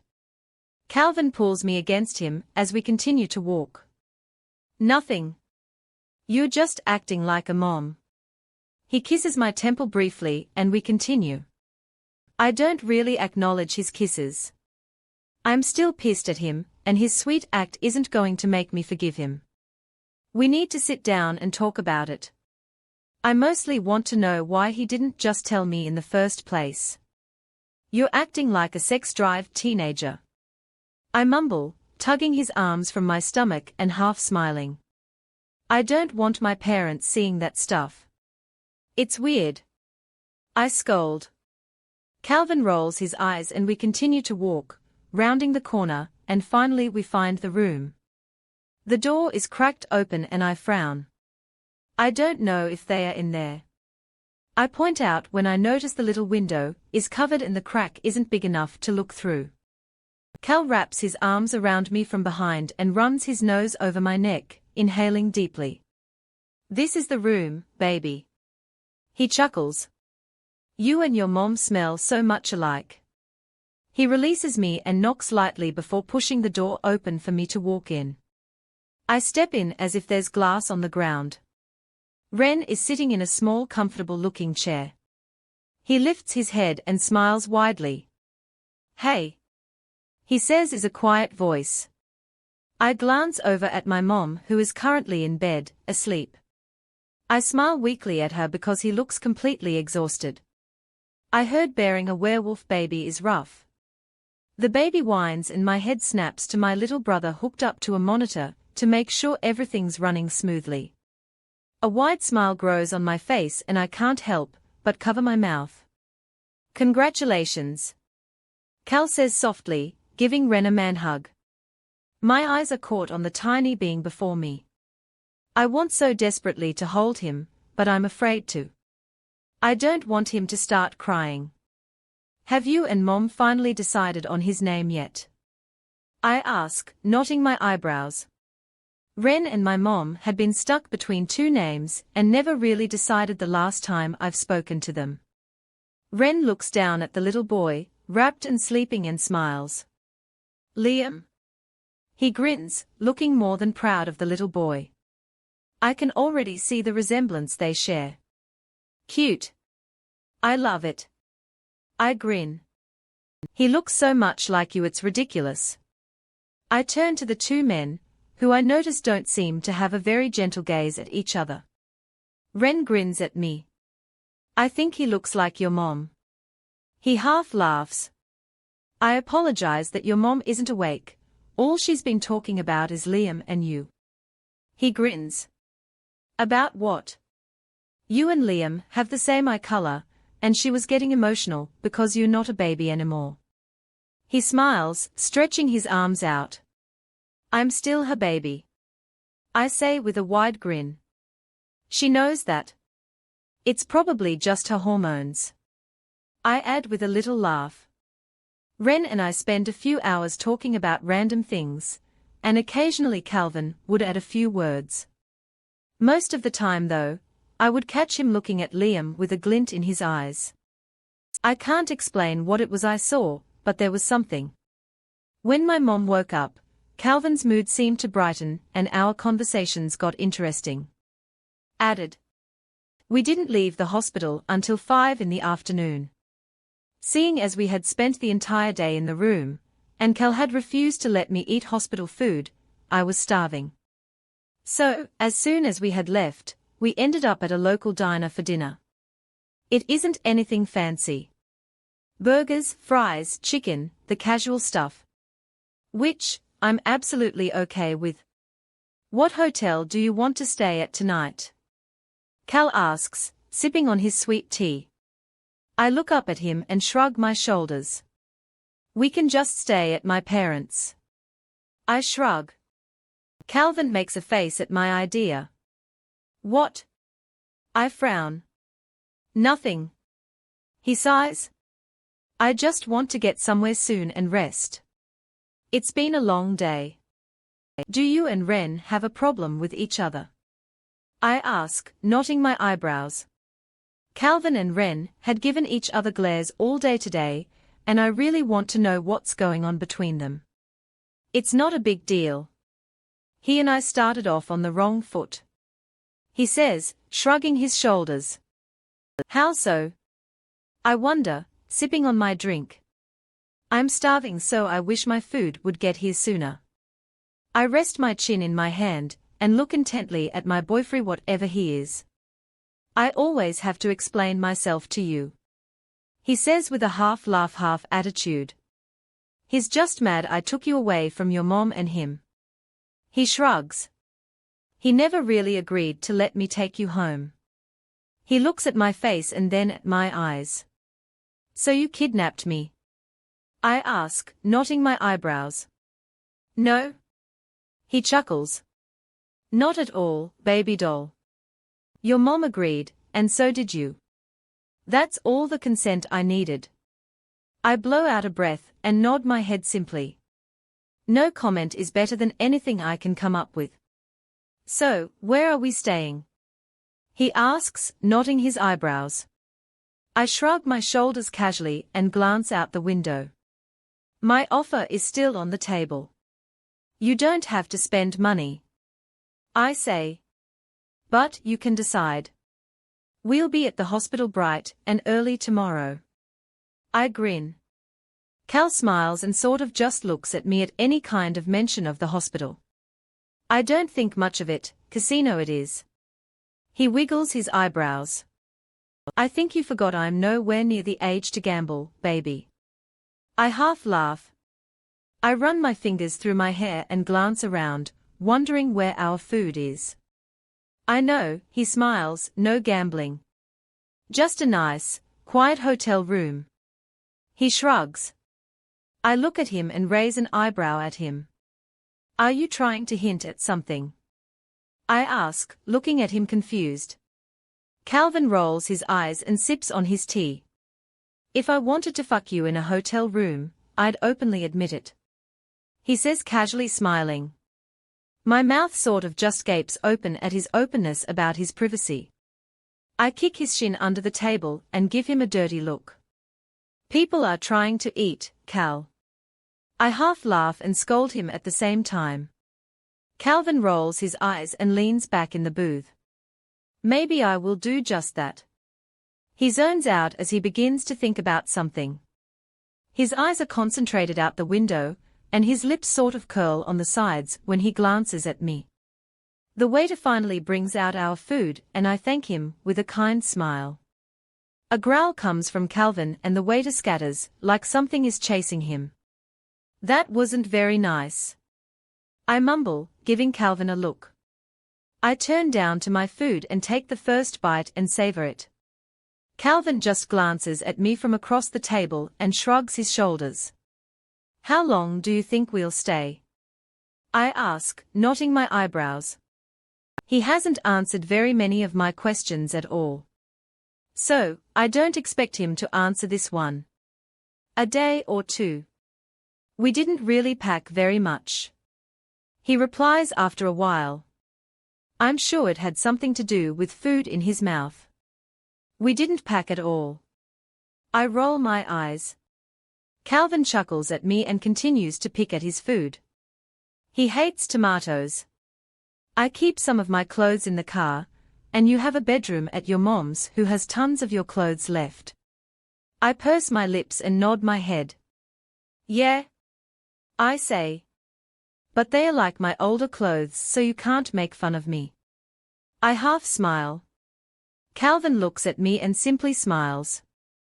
I can't make any kind of promises, baby. A wink is the only kind of reassurance that he gives me after. I swallow and look down at my food. Added part 2, so, I say, fixing an inside-out shirt. Are you going to tell me what's up with you and hospitals? I ask, tugging my shirt off and examining my new, but old shirt I haven't worn since the 6th grade. Nothing, he shrugs, I mean, they bum me out and all, but I'm not scared or anything. He adds. You kept looking at Liam like he was trapped in the monitor thing. You were thinking about something, I say smoothly, tugging the shirt over my head. I stiffen at how tight the shirt is, and manage to pull it over my boobs. It reaches just above my belly button and I frown. Breathing feels like it's going to rip the shirt in half. I try and tug the shirt back up and it doesn't budge. Suddenly, I feel trapped. Claustrophobic. I start to panic. Calvin lets out a sigh and gently pushes the shirt over my chest, which was there when I had first gotten the shirt, and tugs it off my body. I instantly relax, both from the gentle graze of his fingers and the ability that my body can breathe again. No, mi amore. He shakes his head. There is something about him. Nothing bad. He sighs. Have you ever heard of the folk tale about how a wolf's spirit never dies, but is reborn? He knots his eyebrows and traces my exposed hip bones. I've heard of it. I shrug, casually. It's something my mom would tell me so that I would always believe my dad is with me. I'm a firm believer in it, Gray. He says calmly. I know that it sounds stupid, but once you've been around as long as I have you'll begin to see it.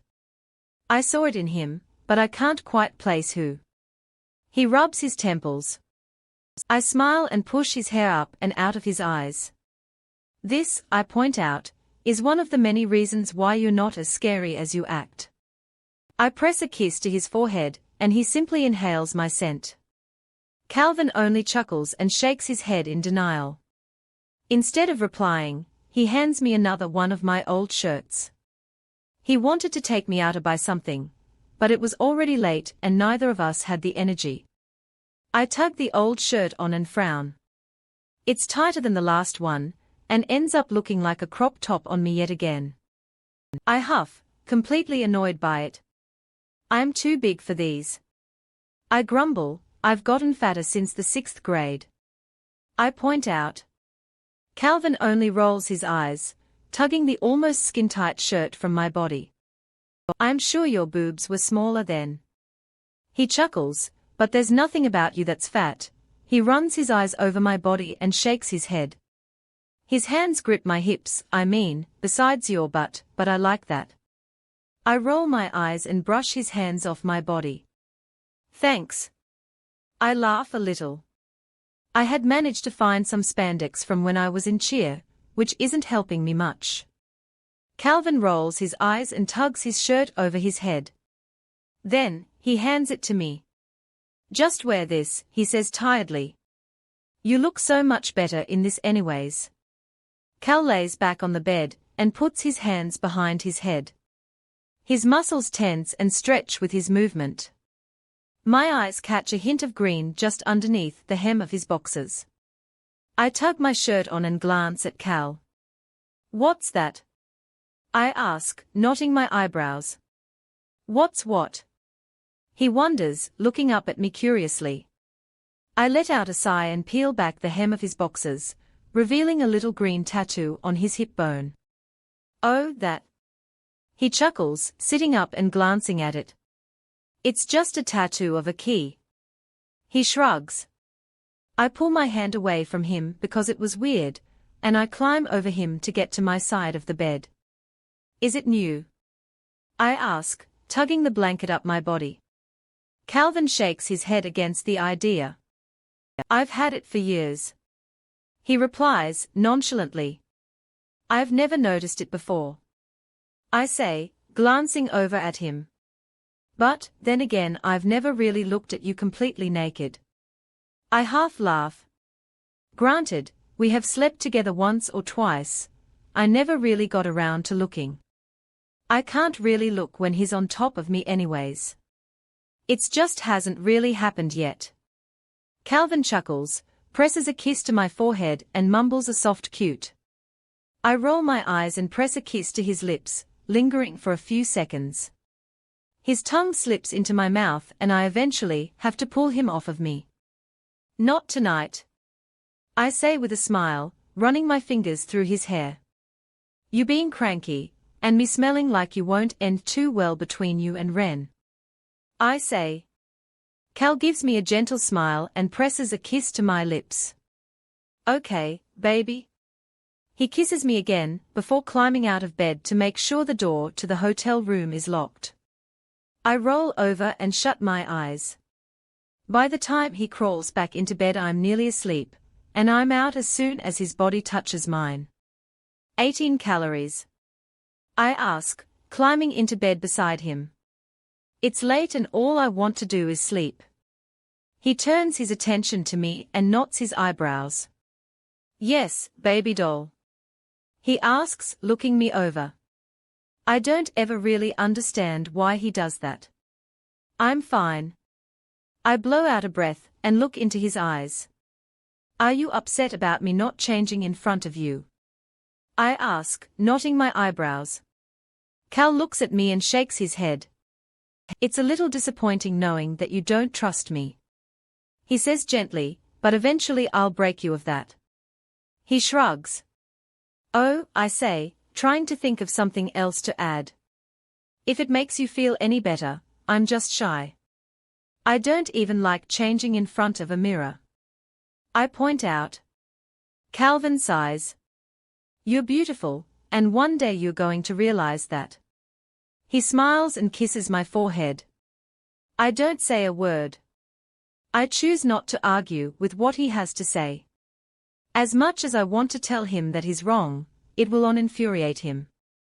Men don't realize how a woman will hate herself even after he has told her many of times. All it takes is one negative comment from anyone to make a girl want to change every little thing about her. There's no reversing the aftermath. Instead of replying to him, I simply press a kiss to his lips and linger. I don't want him to think that I think he's wrong. He isn't, I mean, everyone is entitled to their own opinion. Please just mark me. I say gently, feeling him pause against me. Calvin lets out a soft breath and pushes hair from my face. Baby, I told you I would. Just give it some time. He says, I can only let out a sigh. What happened to the whole anything you want speech? I knot my eyebrows. What's so wrong with you that you won't just bite me? I ask. I have a feeling it has to do with me. Am I not good enough? You don't want to break my heart. I get it. I grumble, climbing out of bed. I'm tired and frustrated. The pain of my heat hasn't quite set in yet, but I can tell that it's there. From the lack of attention my body is craving for, and the stubbornness of Calvin, I'm beyond easily set off. Where are you going? Calvin asks, quickly sitting up in bed and focusing his full and undivided attention on me. I glance over at him and sigh. Downstairs. I mumble, walking out of the room without a second glance. I don't know why I feel like this is his way of rejecting me. Calvin should want to mark me as much as I want him to. Does he not want me? I didn't come from a powerful bloodline, and I know that I'm not as pretty as he says that I am. I get downstairs and silently make my way to the kitchen for a glass of water. I press my lips into a hard line and sit at the bar stool. There's a reason Cal won't mark me. I'm sure his reasons are true, but I'm already stressed out enough. Him and Brax are the only two people I really ever get to see, and they are starting to get annoying. I think I want away from them for a while. I run my fingers over my eyes. I don't know what is going on with me. I get a feeling similar to when one gets when they need to throw up. Then, it hits me like a brick. Motherfucker. I grunt, gripping the side of the bar tightly and digging my fingers into it. My heat. It's happening again. Only this time, it feels worse, if that's even possible. I clutch the lower part of my stomach and hunch over. Of course this happens after I leave Calvin. What are the odds? I try my best to climb out of the chair and manage to get a few feet. Soon, a pain shoots through my body and I'm on the floor, curled up in a little ball. I don't remain the way I am for long. Within a matter of moments, part of the pain is gone and is relieved by the touch of Calvin's skin. I whimper, because I hate having to rely on Calvin at times like this. He refuses to claim me, and he refuses to tame my heat like any other man would have done. I don't dare say a word. I don't want to feel the pain of his rejection on top of everything else. My body trembles, and little whimpers escape my lips as I try my best to calm myself down. Make it stop, I finally beg. I don't mean to, it just slips out. Cal pushes the hair from my forehead behind my ear and lets out a sigh. My heart nearly stops when his voice fills my ears. I'll make it stop, he assures me, and when my eyes open there's a pained expression in his face as he looks at me. He looks scared. Cal lifts me against his chest, and instantly I bury my face into his neck. I tremble as I continue to whimper from the pain radiating throughout my body. It feels worse than the last time, and I can't take it. My back hits the bed, and suddenly I'm pinned between Calvin and the mattress. His hands are firmly pressed against my exposed belly, soothing some of my heat. My knees curl and I shake as wave upon wave of pain hits me like a brick. I'm not changing you, he says gently. Are you sure that this is what you want? He asks, sounding too unsure of himself. I force my eyes open and look into his. I nod my head in reply, unable to form words. Calvin doesn't hesitate a second longer after I agree. Chapter 18 Part 2. I shut my eyes, trying to hide myself from being so vulnerable. As easy as it is for Cal to take advantage of me at this point, and the amount of begging I've done is sort of makes me feel shameful. I've never had to rely on a man for anything. Now, it's like he's the only thing keeping me on my feet. Calvin's hands tremble as he tugs my shirt from my body. I open my eyes and meet his brown ones. He doesn't look happy doing what he's doing. Instead, he looks angry at himself. I push it to the back of my mind. I don't want that to pile onto what's bothering me right now. Just do it. I hiss as a wave of pain rushes through my body. It's hard for me to even breathe without it hurting. His hand rests on my hip, easing the pain with only his touch. He sucks in a deep breath and leans forward, pressing a kiss to my lips. His mouth slowly trails down to my neck, and nips at the place where my mark will hopefully be. I whimper, even the slightest touch like this from him right now has me aching for him. His canines scrape over the nape of my neck, and a soft moan escapes my lips. He smirks, satisfied. His mouth travels lower, and the only thing I can do is intertwine my fingers in his hair and arch my back towards him. Slowly, his fingers travel down my body and stop when his fingertips brush over the fabric of my shorts. I stiffen because it's like he's teasing me. He presses a kiss to my neck and pauses when my hand rests over top of his. A wave of need rushes over me, and my hips raise in hopes of some kind of skin-to-skin contact. Stop hesitating, Cal. I whimper, taking his hand and slipping it underneath my shorts. Instead of saying anything in reply, he kisses my collarbone. I'm yours, Cal. I say through gritted teeth, as a surge of pain runs through me. My body arches up off the bed, and I feel his hand gently scrape against my most intimate part. My hands grip his hair and pull his face to my neck. Do what you want to me. I whimper into his ear, pressing a kiss on his cheek. This is all the motivation it takes to get Calvin to forget about the guilt of what he's doing. A little smile plays on his lips as he dips down and presses a kiss against the corner of my mouth. Something about him being the dominate one is incredibly sexy. I don't mind it. Slowly, Cal drags my shorts down my legs. My back arches up towards him when his fingers invite themselves inside of me. I suck in a sharp breath from the warning less assault Calvin had begun. He chuckles. It's deeper than what his laugh usually would be, and it's easy to tell that it isn't him here with me. His mouth finds the soft tissue of my breasts. My mouth gapes. Never have I been touched like this by anyone. Well, all except for that one time on the couch. Cal knows what he's doing, and I appreciate that. At least one of us has experience. My heart races as his hand slides up my back and reaches for the clip of my bra. As much as I want Cal, it doesn't make me any less nervous. What if he thinks they are too small? As my bra is unhooked, I arch my back up to his chest to keep from revealing myself to him completely. Cal inhales into my neck and gives me a gentle kiss. His fingers leave my lower body and gently reach for the straps of my bra. I whimper because almost instantly the pain washes through me.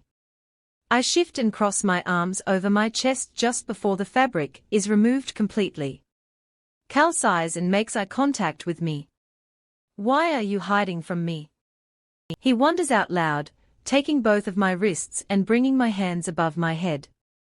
I whimper, feeling too exposed in front of him. I sigh in reply. I don't have a very good explanation other than the fact that I'm shy and modest. Cal's lips meet mine, and he gives me a gentle smile. You're perfect, Gray, he says, breaking eye contact with me and focusing back on my body. I shift when he presses a cool kiss in between my breasts. Then, I let out a cry of pleasure when he takes one of my nipples between his teeth. A million things are running through my head, but I know that I wouldn't want anyone else doing this to me. Cal sucks in a deep breath and growls in satisfaction when my smell hits him. His mouth leaves my chest and trails kisses down my stomach. He pauses at the hem of my underwear, inhaling deeply once again. Fuck. He curses himself under his breath and tries to contain his composure. Cal runs his nose over my inner thigh and nips at the skin not so gently. I shift and he chuckles. Easy, little wolf. He chuckles, slowly peeling my underwear from my legs. I suck in a breath, unable to breathe at all as he exposes me completely. He presses a kiss just below my belly button and lets out a soft growl. Slowly, his mouth begins to travel lower. Cal don't do. I'm silenced when his mouth makes contact with my aching center. My sentence has been caught in my throat and is replaced by moans. I can't help but enjoy the feeling of his mouth places that it shouldn't be. I wrap my fingers in his hair, and my legs try to press together. Cal growls, pushing my legs back apart.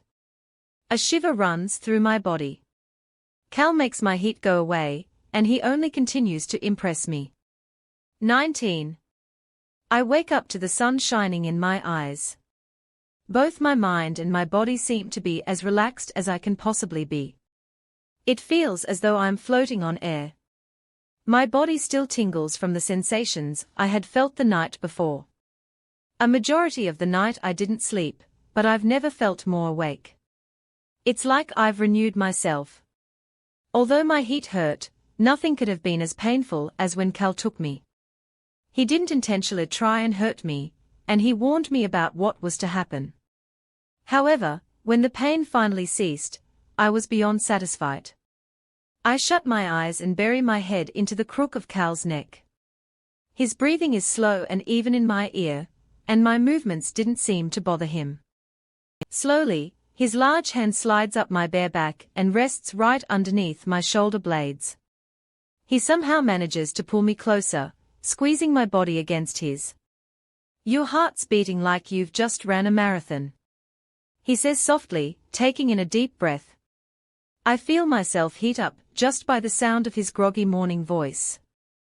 Instead of replying, I bury my head into the crook of his neck, shielding my eyes from the sunshine. Cal lets out a tired chuckle and stretches his body out. I think he's stayed the same way since he fell asleep. I know I did. Cal holds me against him for a while, breathing in my scent and trying to wake up completely. After a while of just lying, he starts to climb out of bed. The hand that was resting on his chest slowly drips down into his lap. I don't want him to leave. Where are you going? I ask, looking up at him with a frown. Calvin gently grabs my hand and rests it where his pillow is. I'm just going to the bathroom, he says with a grin, then he gently pushes the sheet over my exposed breast and climbs out of bed without another word. I roll my eyes and rest my head back against my pillow. Calvin left the door cracked to the bathroom, and through his reflection in the mirror I can see his toned back, lined with protruding nail marks. The redness of it is faint, and a majority of them cover his shoulder blades. They look raw, and look like they have to burn. I drift off into my thoughts. I wonder what Calvin is thinking about. Does he regret what he did? Did he hate it? Does he think I'm revolting? I jump when the sheets are lifted and Calvin crawls back into bed. He's wearing a pair of red boxers now, and his breath smells like toothpaste. I throw my leg over his hip and bury my head into his neck. I take in a deep breath. I don't know what exactly Cal's scent smells like, but I do know that it's addicting. If I could, I'd take a bath in it alone. Cal's hand rests on my hip, and I flinch. After last night, quite a few parts of me are extremely sensitive this morning. Including my hip. Sorry baby, he says softly. Cal presses a kiss to my forehead, and lets his hand fall to the small of my back. I mumble a soft "it's okay," and press a reassuring kiss to his bottom lip. Is your back sore? I ask, lifting my upper half up off the bed, and looking down into his eyes. Calvin is quick to cover my chest by pulling mine to his. I huff in annoyance. You're going to make me lose control, and it's going to hurt. He mumbles, tucking a piece of hair behind my ear. But, no. My back doesn't hurt. Is it not healed? No. I say, knotting my eyebrows. Weird. It should have healed by now. He says. Then, he brushes it off like it's no big deal. His minty breath mixes with mine and our mouths connect in a quick kiss. I pull away and giggle, pressing my forehead against his chest. I need to get dressed, clearly. I motion towards the hardness pressing against my belly. Calvin chuckles and reluctantly agrees. I climb out of bed and shyly grab my clothes and end up getting dressed in the bathroom. I glance at the mirror and take in a sharp breath. Although Calvin tried to be gentle, it doesn't look like it. A bruise on my left hip indicates where he had to physically hold me down to keep me from squirming away from him. When we first started, I cried but begged him to finish what he was doing. On my inner right thigh a bruise the shape of a hand is evident. Cal had to hold my legs apart, because I kept trying to squeeze my legs together. The way my body is bruised, one would think I had been thrown from a bull at a rodeo. I half laugh at the idea, and Cal just raises an eyebrow. My lips are pink and swollen, and from my torso up are covered in little love bites. I run my finger over my neck, hoping to spot the mark, but the only thing in its place is the bruising of a hickey. Once I'm done getting dressed and brushing my teeth, I get back to the bedroom to find that Cal isn't here. I frown, because all I want to do is lounge around and cuddle all day. Cal? I ask, no answer. I step into the kitchen to find nothing. Frowning, I go to the only other place he'd be at 8 in the morning. I open the front door, and I'm greeted by the coolness of the morning breeze. The sound of birds fill my ears, and I hug my body trying to keep some warmth. What are you doing out here? Cal asks, instantly pulling my body into his much warmer one. I let out a breath that I didn't know I was holding in.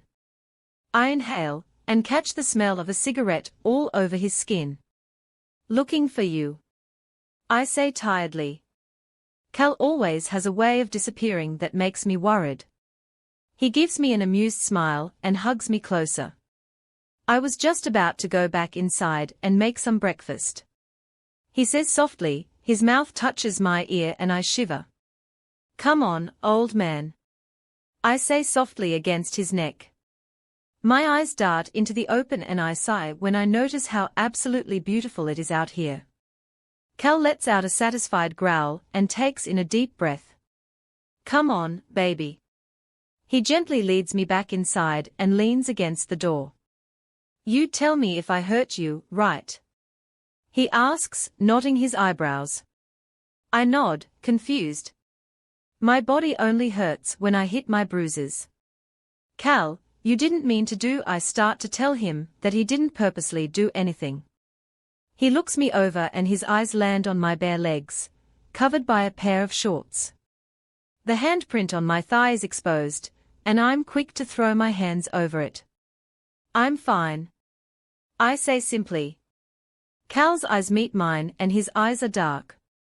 He continuously looks me over, making sure that I'm not hurt. Let's go eat, yeah. 20 Calvin.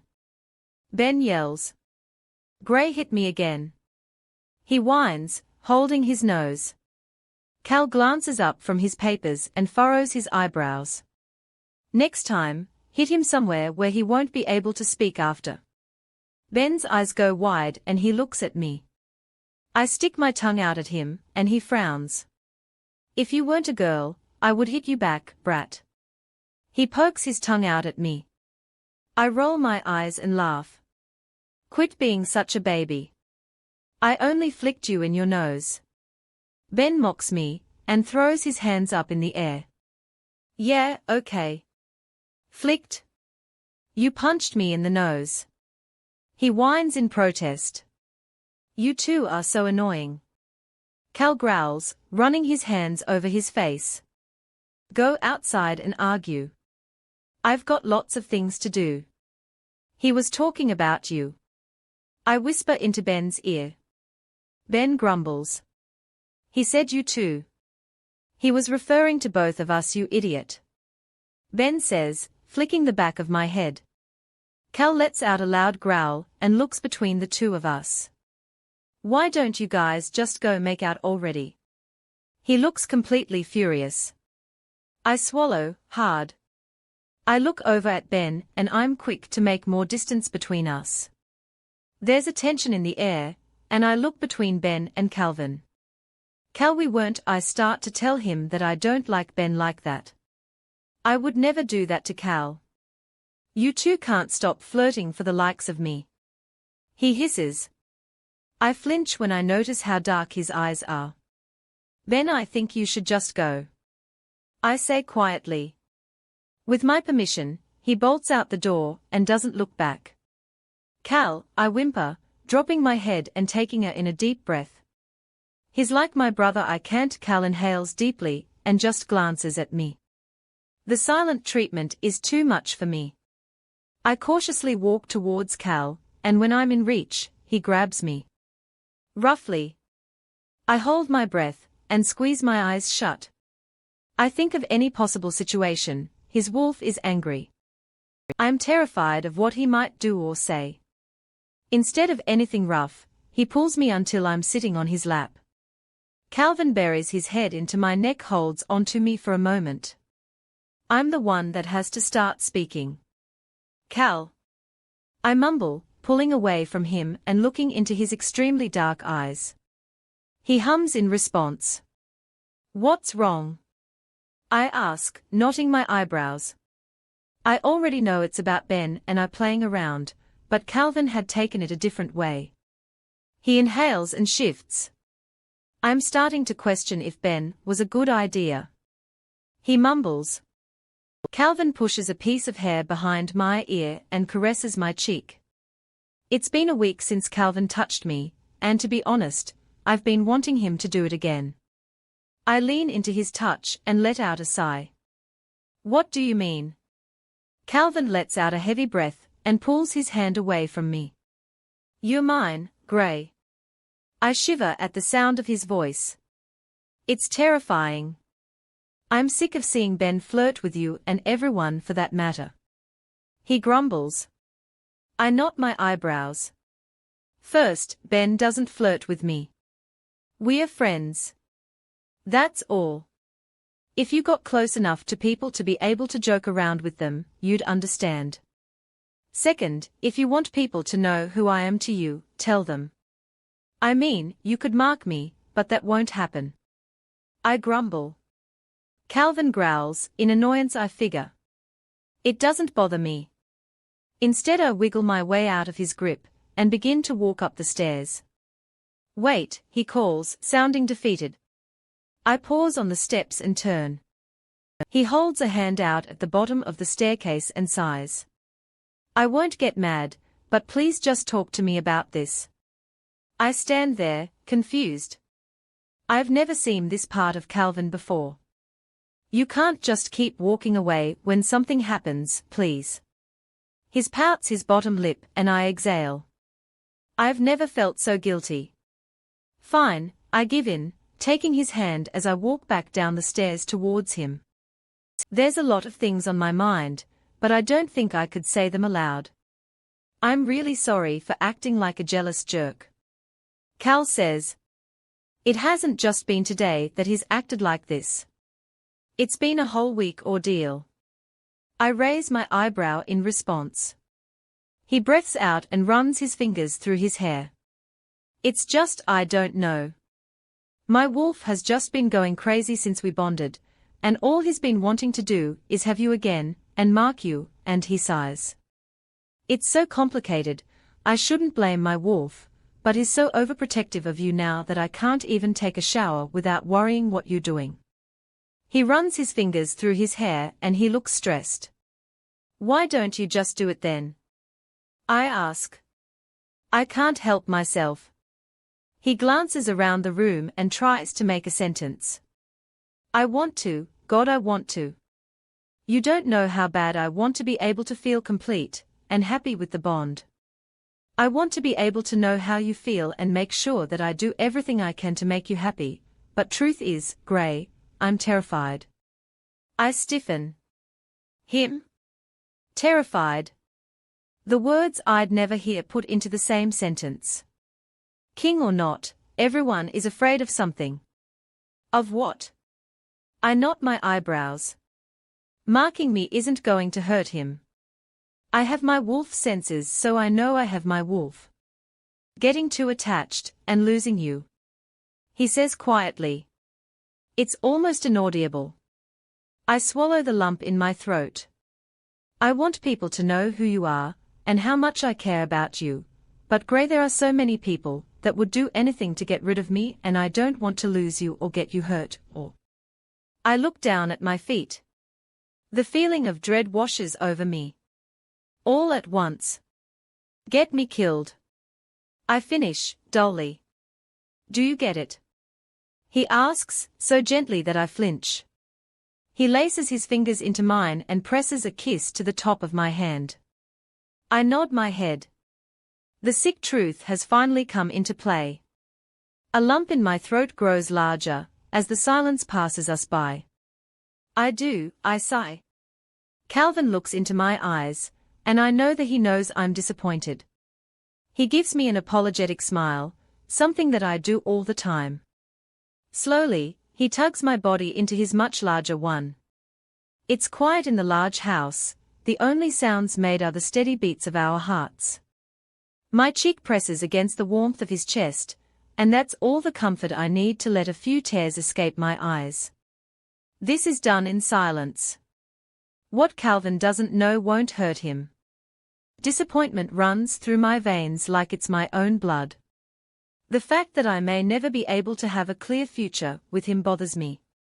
It almost feels as though my time has been wasted, being here with him.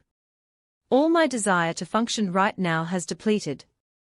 The only thing my mind is focusing on right now is finding my way to bed, and sleeping through my problems. However, I'll have to wake up eventually. When I do, I'll have to face reality again. It's inevitable. What time is it? I ask, pulling away from the man I had hoped to live forever with. He will live forever, while I grow old and wrinkled. I'm quick to wipe the tears from my eyes. It's 7. He says lowly. Calvin slides his cell phone back into his pocket and makes eye contact with me. His face seems to fall to the floor when he realizes that I've been crying. He swallows a lump in his throat. The Adam's apple at the base of his neck bounces. Calvin doesn't have to ask me what's wrong, because he knows that everything is completely wrong. His fingers find his hair, and he tugs at it, punishing himself for making me cry. By the look on his face, I'm sure he's internally beating himself up over what's happened. Yet he remains calm and collected. What do you want me to do to make it up to you? He asks, so quietly it takes me a minute to figure out what he had just said. Calvin doesn't reach out for me this time. He crosses his arms over his chest and focuses his attention onto his feet. It reminds me of a little kid. I open my mouth to say something, but shut it only seconds later. Nothing, I say aloud with a sigh. You didn't do anything wrong to make up to me. I can't form a decent sentence. So many things are running through my mind at this point. I run my fingers through my hair and shake my head. I don't need anything for me to accept the truth. Cal, stop beating yourself up over this. I run my hand over my other arm and lose eye contact with him.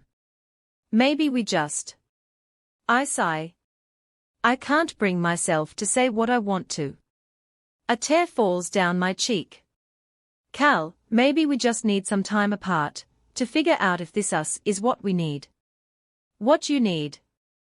His heart stops beating for a minute. There's a tension in the air that makes me want to throw up what I had for dinner. I swallow, hard. His eyes meet mine, and he looks completely heartbroken about my offer. I can almost see a tear fall from his eye, but he rubs it before it leaks. If that's what you want, Gray, I'll give you time.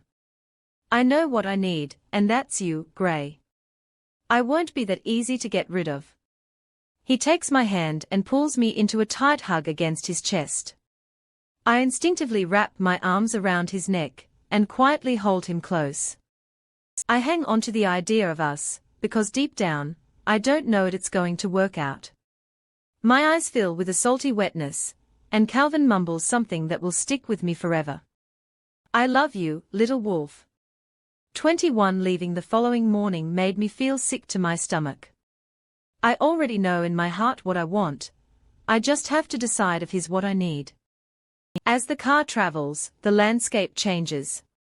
So does the sky. The sunrise has just begun, and its purples and yellows catch my eyes. It's astonishing. The uneasy feeling doesn't leave though, it only seems to multiply. I look at the man driving the car. His eyes are focused on the road, but occasionally I catch him glancing at me. You look so sad. He says, his voice isn't as deep as I had pictured it. I'm taken off guard by it, and I jump. Throughout the hours we have been in the car, this is the first time he says anything. I suck in a deep breath. Yeah, just a little. It was my offer that I had brought up to Calvin. I just didn't think it'd actually come into effect, or that I would be this upset about it. You only just got here, why are you leaving the university so soon? He asks, nodding his eyebrows. I inhale. I assume Calvin had told him that I was a student at the school. Figures. I sigh. I guess I came at the wrong time. There's some family issues going on at home that I need to put my full attention on. I shrug. It is somewhat true, I guess. I really want to see my mom, Ren, and my baby brother, of course. Yeah, sorry to bug you. He says quietly, a school like that is a lot of stress on its own. I can't imagine what you're going through. He mumbles. I press my forehead against the window and let out a tired breath. You have no idea. I reply. My mind drifts back to the reason why I'm heading home. The longer I dwell on the idea of he and I never seeing each other again, makes me want to puke. I've been away from him for less than 24 hours, and already I miss him. It pains me. Part of me actually wanted to get away for a while. When he had told me that he loved me, all my desire to leave left my mind. I think that maybe that's a sign from him that he wants to be committed to me. Calvin isn't a wild person, and I know he wouldn't mess around, but I just want to be introduced as his. It pains me to know that he won't, all because he's afraid. Do you want to stop and get something to eat? The driver asks. He takes me out of my thoughts for only seconds. No, I'll just wait until I get home. I already know that I'm not going to eat while I feel this sick. The driver doesn't have to know that though. The rest of the ride is quiet, and spent in my own thoughts. Just give it a chance, Gray. I remind myself. It won't be too long, I hope. As soon as I arrive at my parents' house, I'm greeted by a waving wren. He has a bright smile on his face, and he looks genuinely happy to see me. I grin. Wren isn't my real dad, but it doesn't mean I don't see him as one. I quickly jump out of the car and hug him like it's been years. He laughs, squeezes me back and says, "How was your trip?" "Oh, you know. Long, boring. Depressing." I grin. Wren chuckles to himself and shakes his head. I look around, searching for my mom and my baby brother. "I'll get your bags, Gray, you just run along inside. I know you must be tired, and it's freezing out here," he says. I open my mouth to tell him that I can get my bags, but he gives me a look and I sigh in defeat. "Okay, thank you," I mumble. I hug my arms around my body and head towards the porch. I start to push open the door, but I pause. Something has me frozen in my spot. It feels as though someone is watching me. Us? Slowly, my eyes wander around the border of the house, just where the horizon starts. There's something there. I stiffen. A dark figure hangs in the shadows of the woods. I can't tell where it's looking, but I have a feeling that it's at me. "Did you pack your whole closet?" Wren chuckles, following me inside. I smile and playfully hit his shoulder. "No, old man." I grin. "Just bits and pieces of it." Wren glances at me and rolls his eyes. "I'm not that old." He laughs. I feel like he's about to make a comment about Calvin, but he doesn't. I'm thankful for it. "Your mom is at the store buying groceries for dinner tonight," Wren says, answering my unsaid question. "She's really excited that you're visiting. She's been talking about it non-stop since Harris called last night and told us." I grin. I've been wanting to see them too. It's so short, but I promise I'll post more sometime today. I've had a lot going on. My mom passed away in December, and it's taken its toll on me. I haven't forgotten about you all or this book. I just haven't found any motivation to write. 22. I wake up to the sunlight hitting my eyes. It's the one thing that I don't miss about my bedroom. A hiss of annoyance passes through my lips and I turn over in bed. The smell of bacon and grease hit my senses in a matter of seconds. Then, the unusual sound of a tiny infant crying. I inhale, and try to shut the busy house out. It isn't anything like when I was at Calvin's. His house was quiet, and I liked that. The first thing I do, before I even crawl out of bed, is check my phone. I have a missed call from an unknown number, a few Facebook notifications. I let out a shaky breath. Maybe I'm not on his mind like he is in mine. He's busy, I remind myself, running my fingers through my hair. Calvin isn't the emotional type.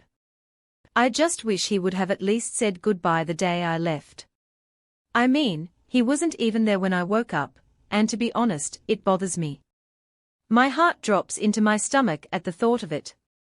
Today is going to be a good day. I'm going to make sure of that. Even if I have to crush people to get it. I climb out of bed and into the living room. Mom is sitting in the rocking chair, cradling a hungry baby Elliot in her arms. He has a bottle in his mouth, eating like he hasn't ate since he was born. I grin. "Can I feed him?" I ask. I haven't really gotten a real chance to spend time with my baby brother. Cal and I didn't spend much time here when we got to town. "Of course, honey," Mom says with a grin. She hands him off to me and makes sure I'm comfortable. Elliot looks like my mom. He has her nose and her cheeks. Other than that, it's all Wren. No doubt about it. His eyes are the same color, deep brown. He looks like a spitting image of Wren, just a little different. I smile when his eyes meet mine. They sort of just lock on me. Momentarily I try and figure out what he could possibly be thinking. I'm sure it's about the tasty food. So, Mom says, pushing Elliot's hair from his face. Are you planning on having one? She asks, focusing her attention onto me. I stiffen. Mom? I mumble, feeling my cheeks warm up with embarrassment.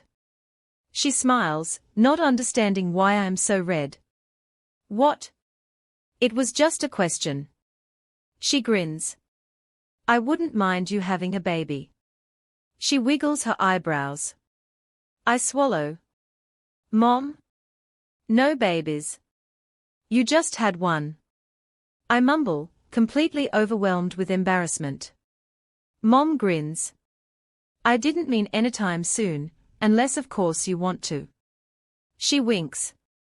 I just mean in general. Have you even talked about it with Harris? She knots her eyebrows. My mom is old-fashioned. She firmly believes that once you find your mate, you start a family. She is strong on females being expected to. There. I'm sure that's what she's looking forward to with me. Alphas like heirs, and she likes children. I'm sure everyone will be expecting quite a few from me. I mean, he's firm on waiting until I'm older, Mom. But I sigh. All reality, I'm wanting a baby, not anytime soon, but I'm terrified of it. But what? She knots her eyebrows, confused. I blow out a soft breath. Mom? I don't even know if Cal and I are even going to be together anymore. I focus my attention back on Elliot. His bottle is almost gone. What? Why? What happened? She knots her eyebrows. Mom looks completely shocked by the entire ordeal. I'm sure Calvin told her that I'm coming to visit while he catches up on work. I shrug, casually. A wave of pain washes over me, and it's hard to make out a sentence. It's complicated. I sigh, but it's just a break. I say more to myself than to her. I pull my bottom lip between my teeth and look down at Elliot in my arms. I'm gonna go take a shower and get ready. Me and Ally are going to catch up. I say. I need to be alone right now. Oh, okay. Mom smiles, taking the baby and letting me run off. Just be free tomorrow. We are hanging out. Mom shouts as I scurry into my bedroom. Okay, I'm sorry I've been gone for so long. Things come up, and school is making my anxiety go through the roof. I owe you guys so much more than this short chapter, and I'm going to give you it in a few hours. Stay tuned. 23 Ally. So, tell me all about it. Ally says with a huge grin on her lips. I already know what she's talking about, and I let out a slow breath. Ally, I say with eye roll. I can't help myself but smile.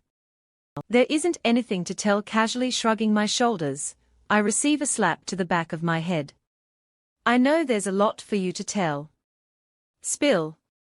I want to know what it's like to live with the king, and what you've been up to. She says. I watch her cross her legs and lean forward. She reminds me of a preteen, gossiping about her crush. I blow out a quiet breath. I don't know, Ally. There's a lot. I shrug. Cal is great and he's dark and mysterious. It's like he comes straight out of a mystery book. He's strong and intimidating, yet so gentle. I silently think about him. I wonder what he's doing. Where he is. Is he thinking about me?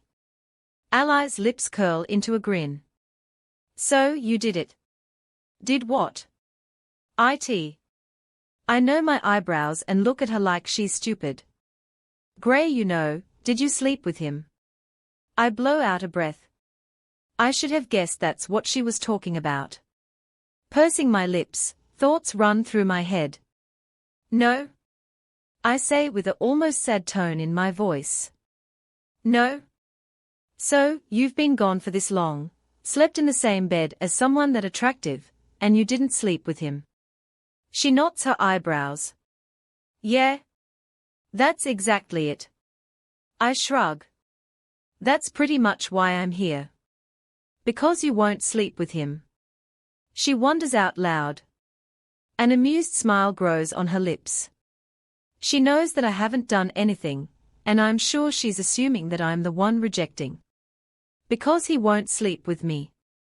I point out. Ally looks taken back by what I had just told her. She knots her eyebrows and takes a moment to take it in. Why not? She urges. I shrug my shoulders. He's afraid of hurting me. I frown. And Gray. That's so romantic.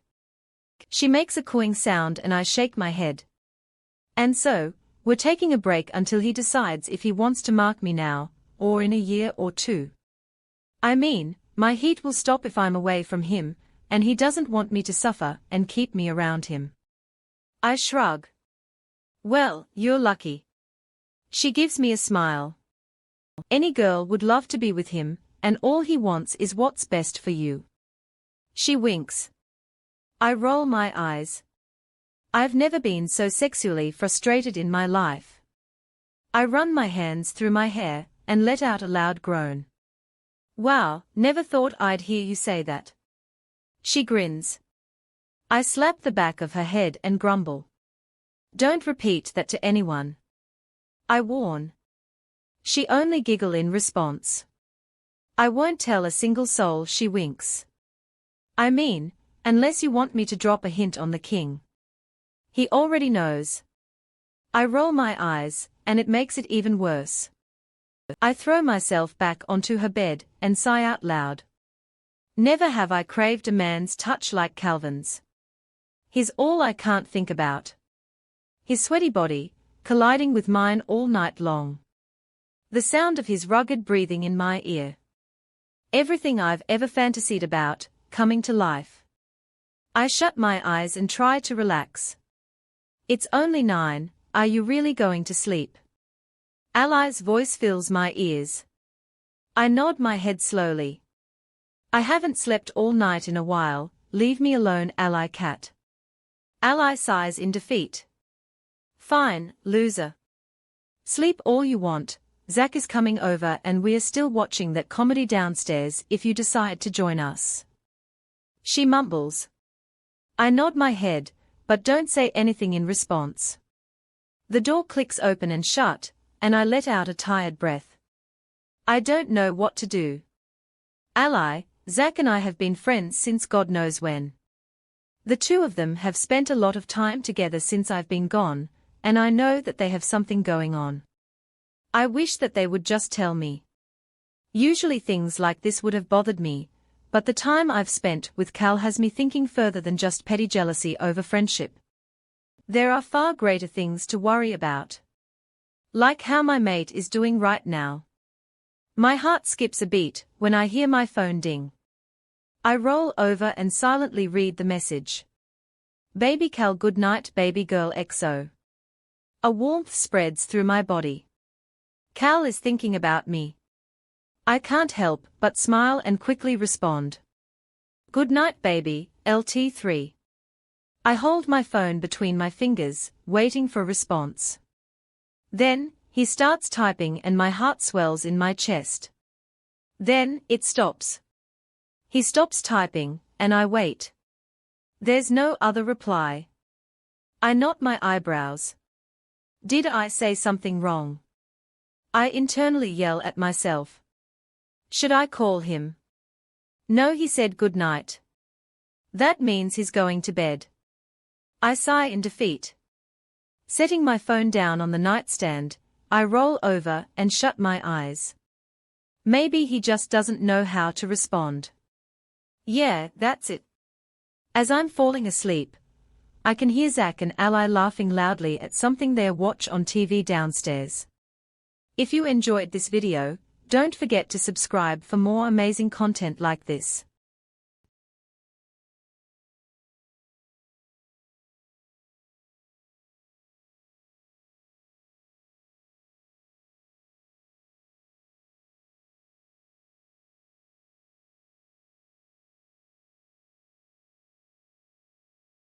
Will Calvin finally mark Grey, or will their relationship be affected by his fear and the temptation of other females? What will happen when Rouges deliver a mysterious letter threatening Grey? Hey guys, are you ready for an epic wolf love story? Subscribe now to join Grey and Calvin's journey. 24 Cold Awakening. I lay in bed, staring at the ceiling. Even after a week of being away from him, he's still all that's on my brain. Does he miss me like I miss him? Maybe. I like to imagine that he does. However, in the back of my mind I know he's too busy with his work to even think anything about me or anyone for that matter. A week of sleeping alone, and it still feels strange. I should be used to it by now.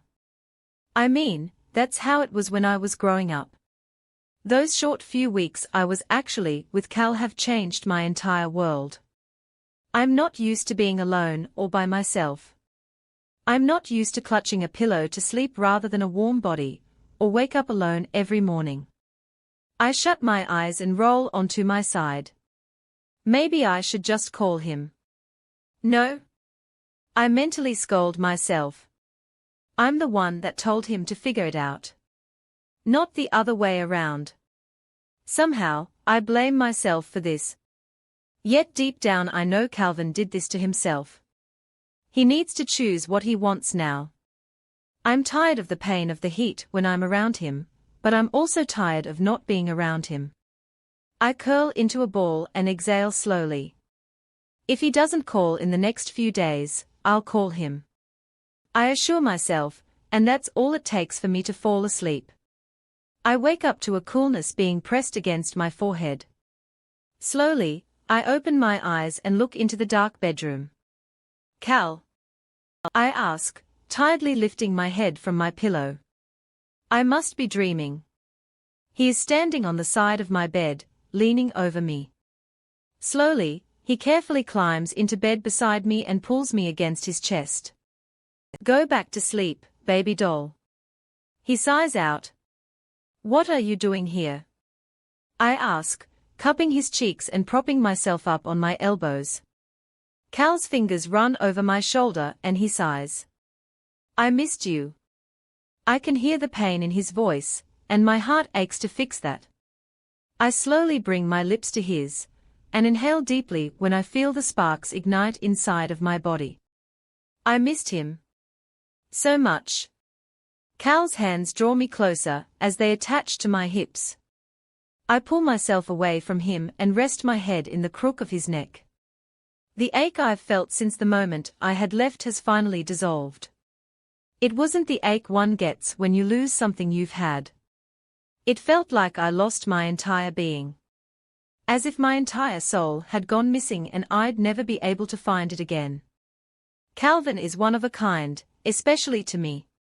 The past few days without him had felt like centuries. I cannot even begin to imagine how it had felt for him not to have his mate as long as he did. Lying beside him puts me at ease, because I know exactly where he is and just how safe he is.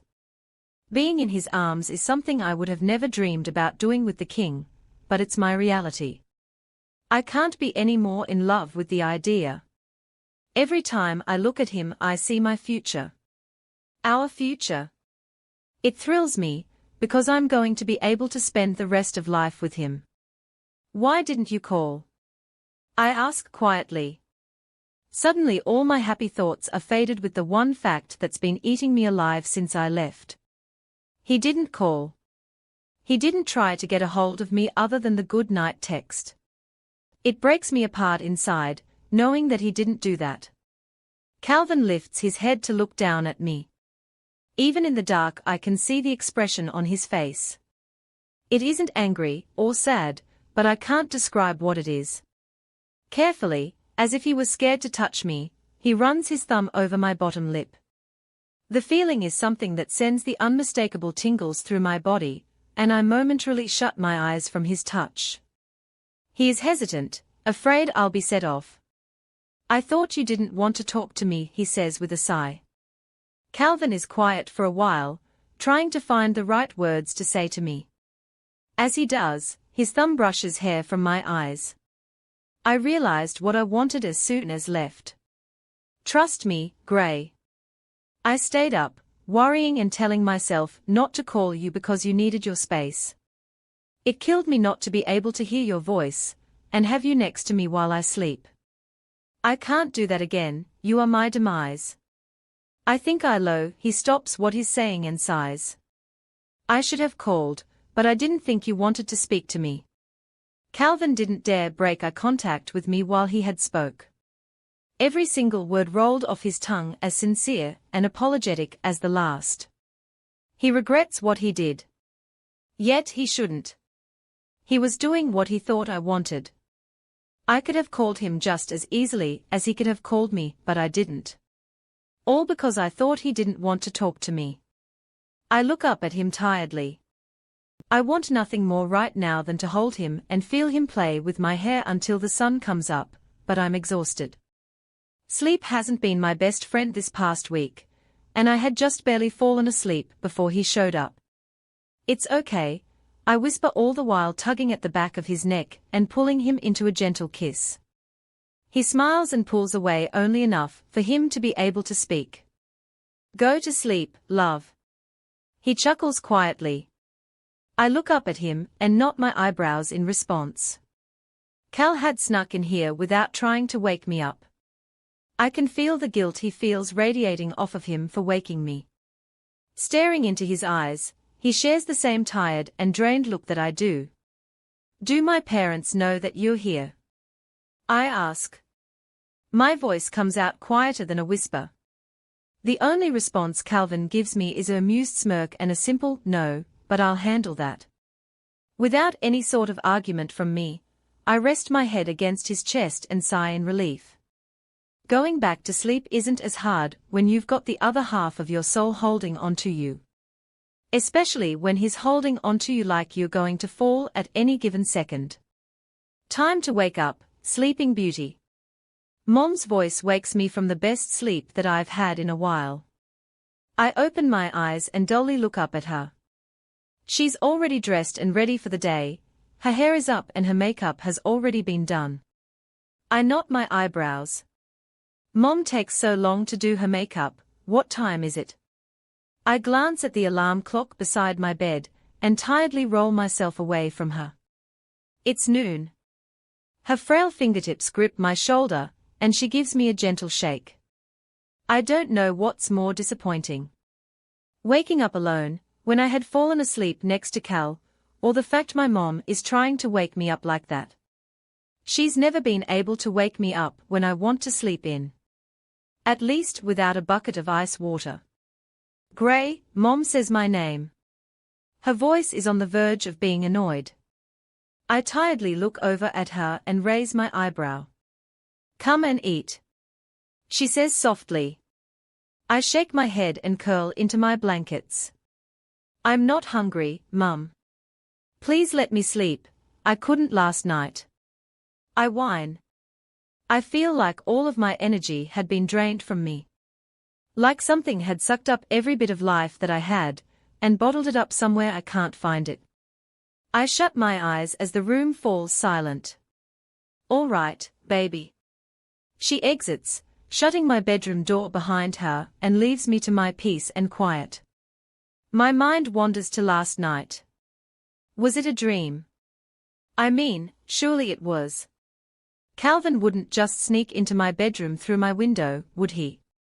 The burn from his touch is still making my body yearn for him. His smell is all over me, but I know that's only because I'm wearing a shirt I had stolen from him before I left. Quietly, I pull the fabric to my nostrils and inhale. God, I miss him. I shouldn't regret leaving as much as I do. The week I've missed out on with Cal is a week I'll never be able to have back. Although, he had to get through his mind what he wanted.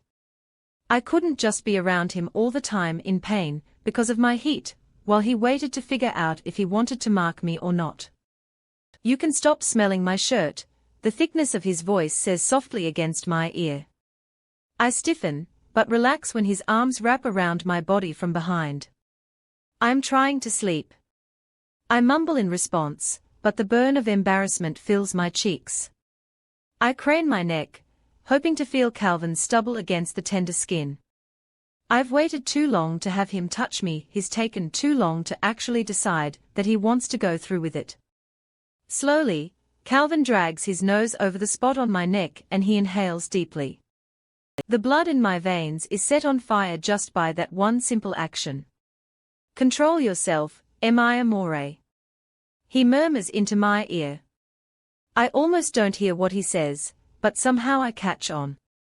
Your parents wanted me to come in here to surprise you, so act excited for them, yeah. He mumbles softly, pressing his lips against my cheek. I turn my head to face him and give him a smile. I am excited. I grin. Calvin looks over me with an amused look on his face. He looks older with a growing beard, and I can't decide if he looks better with or without it. Each look is so appetizing. His eyes flick from black to his normal shade of gold. I can tell it's so strong I can almost taste it, but I don't think that's the kind of excited your parents were hoping for. I swallow quickly and look towards my bedroom door. Calvin had just talked dirty in earshot of my parents. My eyes meet his and the redness in my cheeks only gets worse as the time passes by. I cannot believe what he had just said.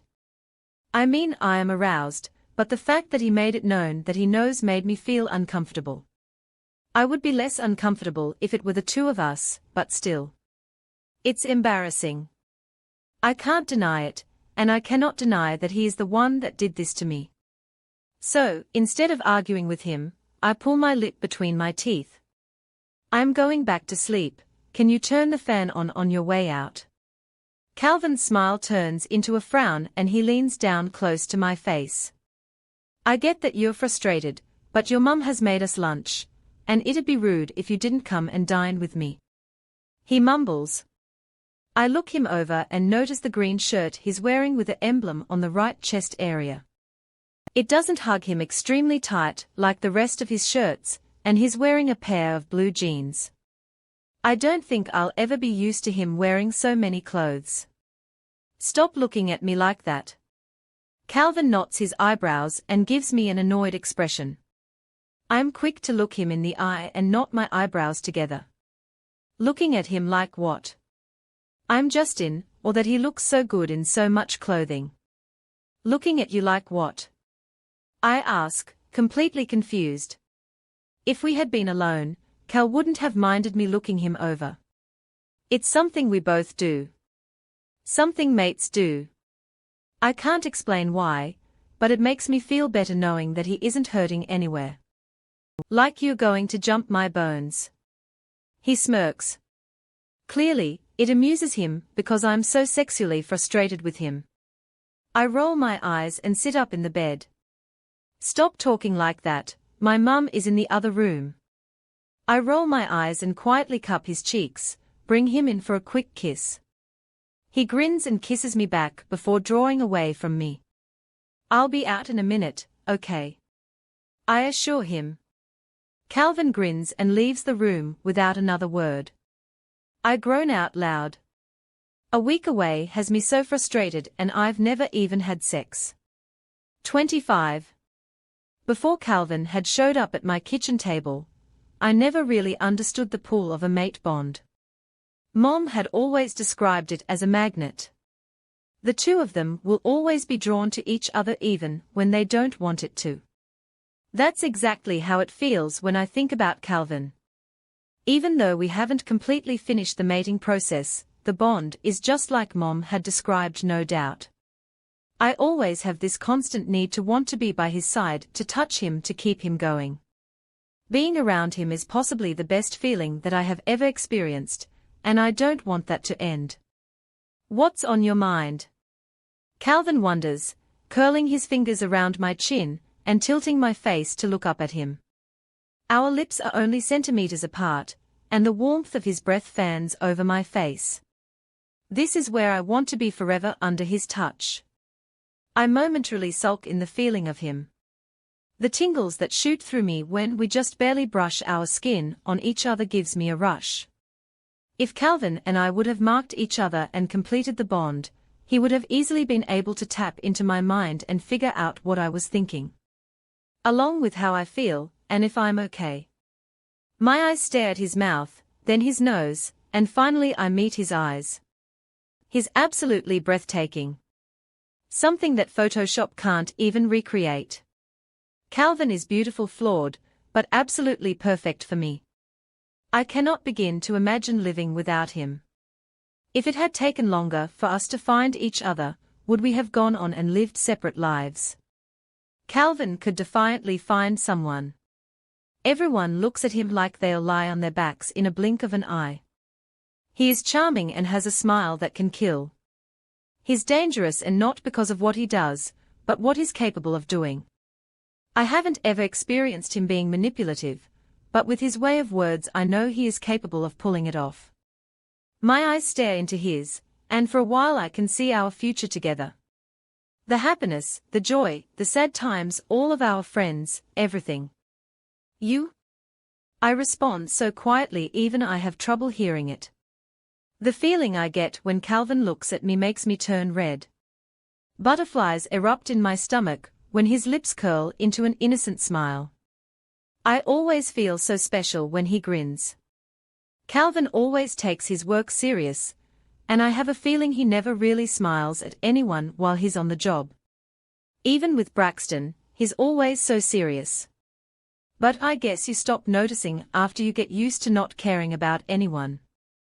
Everyone he knows lives and then they die except for him. Calvin has had to learn to live without emotion, and me bringing that back into him may have just messed him up. I wish I knew what you were thinking, because your eyes are lighting up and I absolutely adore seeing you this happy. His hands cup my cheeks and he smiles as he leans forward and presses a kiss to my mouth. Sparks ignite on my lips and they travel down to my toes. The feeling I get when we touch will never be as shocking as the first time. I'm in love with the feeling, the pull, everything about him. I kiss him back, all because I cannot get enough of him. No amount will ever be too much. You can never have too much of something as good as Calvin. Even if he doesn't believe he's good. I have to reluctantly pull away to catch my breath. Calvin's thumb rubs circles in my covered thigh as he looks me over. He drinks me in, and I do the same to him. My eyes flicked off his body to the cab driver, who is quiet and concentrated on the road. When I turn back to Calvin, his nostrils flare as he takes in my scent. What he's done to me. His eyes flicker between black to gold. He's having a battle within himself to keep control, and at this point I don't care if he loses it. I want Calvin all to myself, and he knows that. Just by the smell coming off of me. He's the only one that can turn me on the way I am. I pull my lip between my teeth and meet his eyes. What are you thinking? I ask, knotting my eyebrows. Calvin had been lost in his own little world for a while. His breath fans my face as he inches closer. I'm trying to think of something other than bending you over every piece of furniture in my house. He grins. I squeeze my thighs together because his words make me that much more frustrated. When he smiles, I can't help but notice the two shiny white canines that extend and rest on his bottom lip like they've always been there. Slowly, he carefully leans forward and presses his mouth to mine. I kiss him back and reluctantly pull away after a few seconds. As much as I like your attention, I'd rather not. F in the back of a taxi car. Cal chuckles in response. You're such a tease. He mumbles, pressing a kiss to my cheek and relaxing against the door. I tiredly rest my head against his shoulder and shut my eyes. And you're not. I respond, loving the feeling of his hands playing with my hair. This is true love, him playing with my hair without me even asking him to. Touch. So sorry that this chapter is so short and doesn't fill you in on MYCH. I wanted to continue on with the next chapter, and I couldn't bring myself to add any good context to this without cluing you guys in on what's about to happen. 26 Temptation. I have to go and speak with Benjamin and Xavier. I'll be back in 15 minutes tops, and I promise I'll buy you some food. Calvin says. He leans down, cupping my cheeks, and pulls me into a kiss. I inhale sharply when I feel his canines against my lower lip. Slowly, he pulls back just enough to meet my eyes. I'll tell you later, okay? He sighs, defeated because he knows I know that something is up. My skin is on fire from his touch, but all I can do is look up at him curiously. My mind races at the thoughts that go through my mind. Is everything okay? I ask quietly. Concern fills my body, and I'm afraid something may have happened. No? If something were to happen, Cal would have given me the cold shoulder. Wouldn't he? He would make it obvious to me that he's doing his work and needs his space. Calvin brushes his thumb over my cheek and gives me a reassuring smile. The only thing I catch are those pearly white canines that I want him to stain with my blood. Ever since I've been back from my parents, I've been on this kick. I need him to mark me. My eyes are up here, love. He mumbles. I slowly meet his eyes and exhale quietly. Part of me wants to ask him why they are down, but the other part of me knows just how desperate he is to sink his teeth into me. As much as I want him to right now, right here, it isn't the place. He gently presses a kiss to my forehead and murmurs a soft, everything's fine, love. But you're going to have a hard time walking soon. He gives me an amused grin and presses a kiss to my forehead again, before leaving me in awe. I'm used to Calvin talking to me like that, but it shocks me how open he is about it in public. He doesn't care what people think, nor does he ever seem to want to care. He acts out on impulse and doesn't listen to anyone. My heart beats faster as I watch him round the corner and head up the staircase. Obviously, whatever the men are talking about is something that's really important.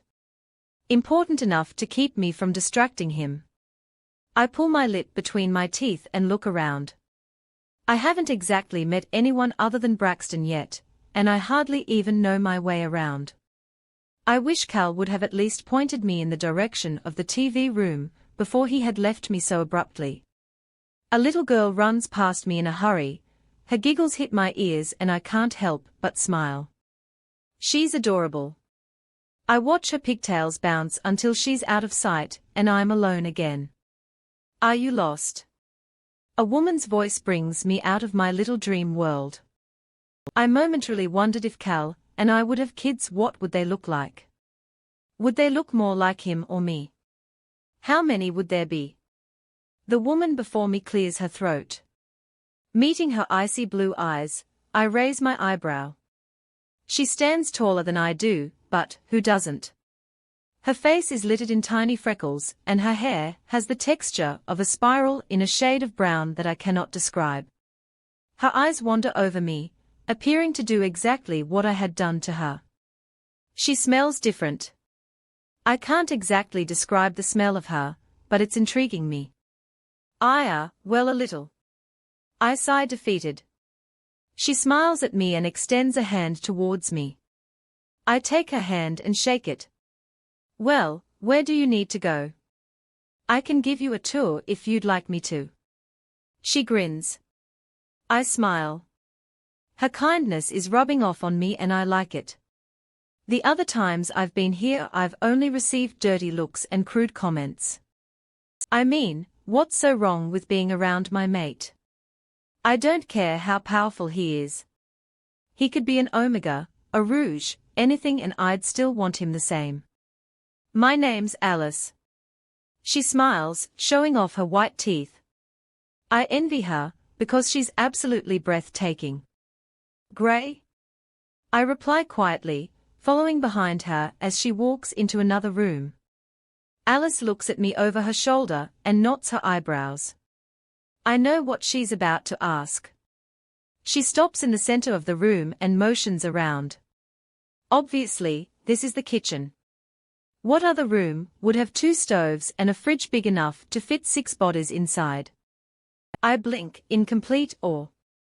A kitchen this size must have some well-trained cooks in it. Yeah, I laugh a little, like the color. I answer her question before she can even ask it. I've heard it too much, so I always expect it. Alice smiles. I was actually about to ask you who you came with. I don't mean to sound rude or anything, but I've just never really seen you around and you smell oddly familiar.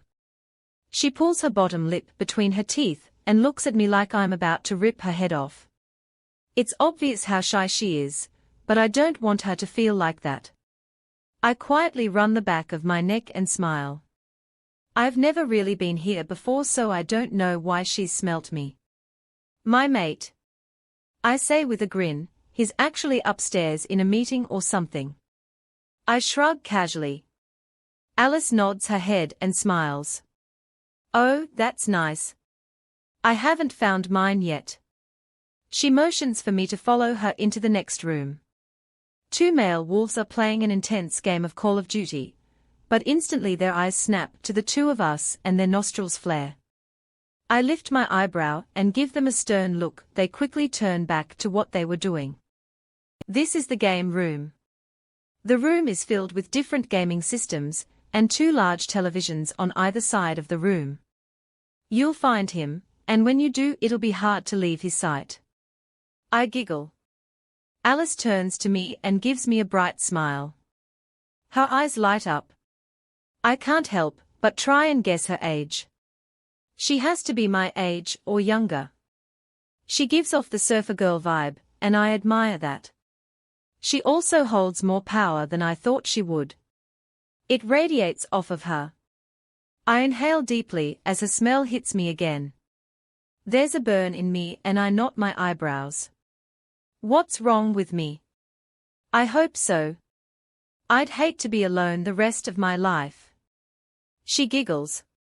If I had been alone the rest of my life, I would have been okay with it, at least, before I met Calvin.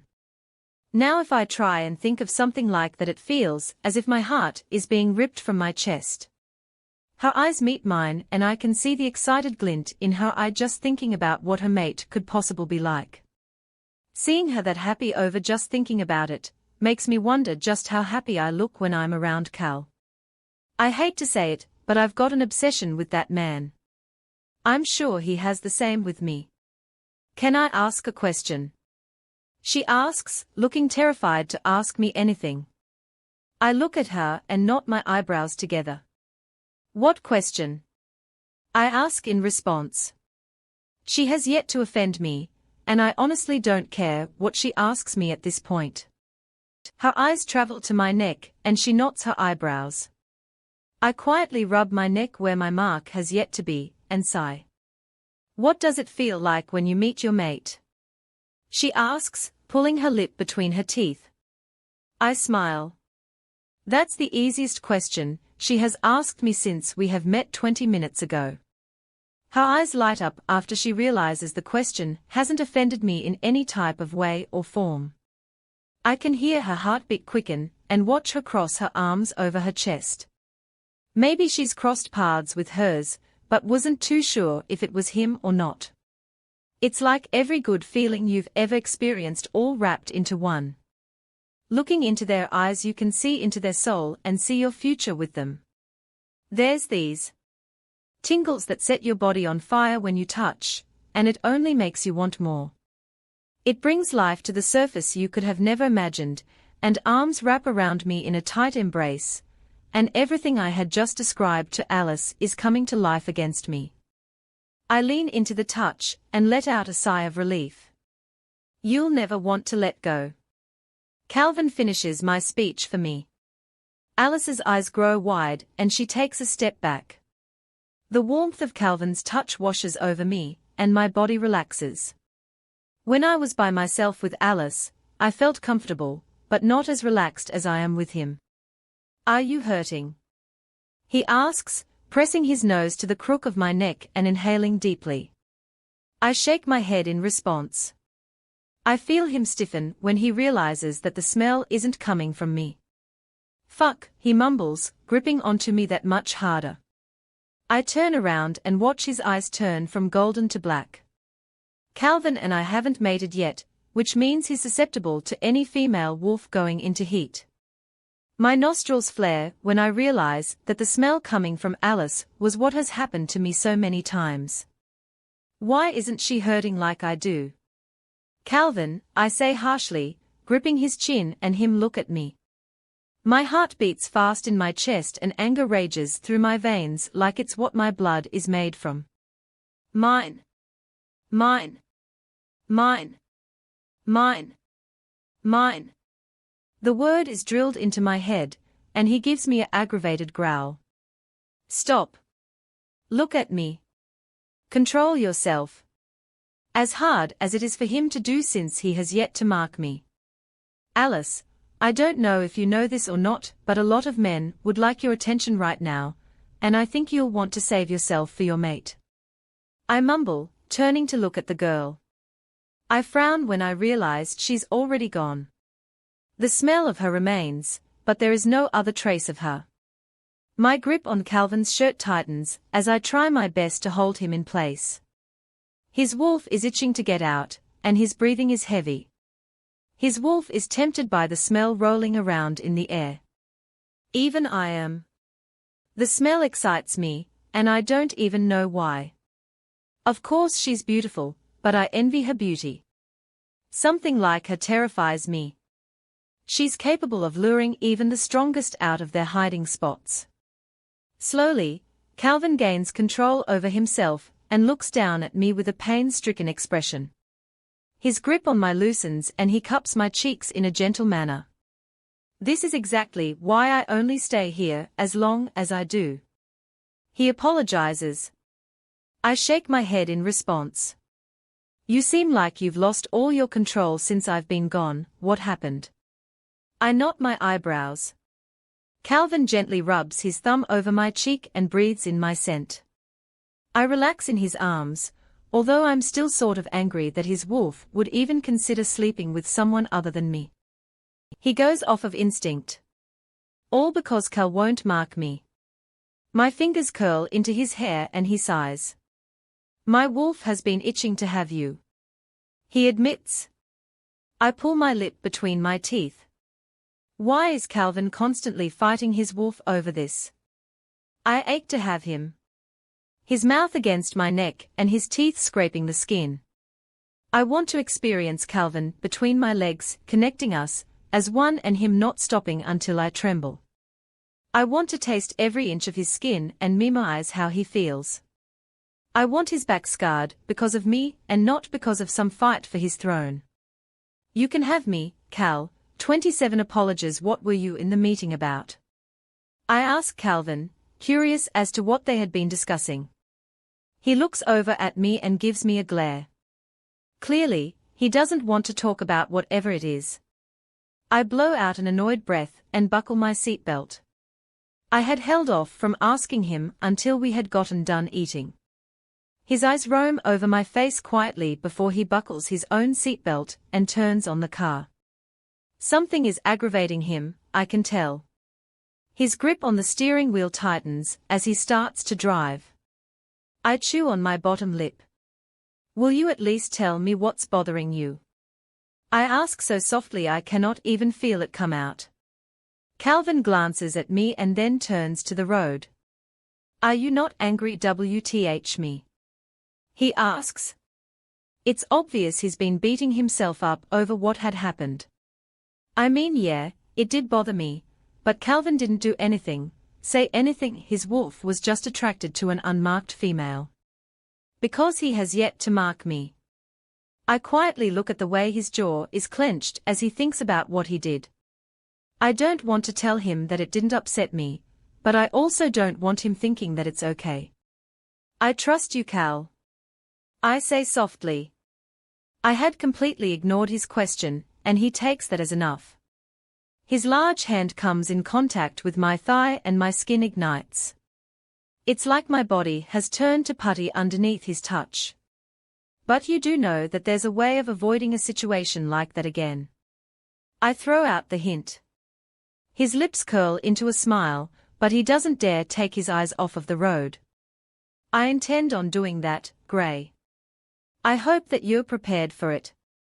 His voice is low, and it lures me in. I want to hear him speak more. I want to feel his chest rumble as he growls. I pull my lip between my teeth and rest my hand over his. He's always hot. His skin always feels like fire when he touches me. My heart swells in my chest at the idea of us being connected.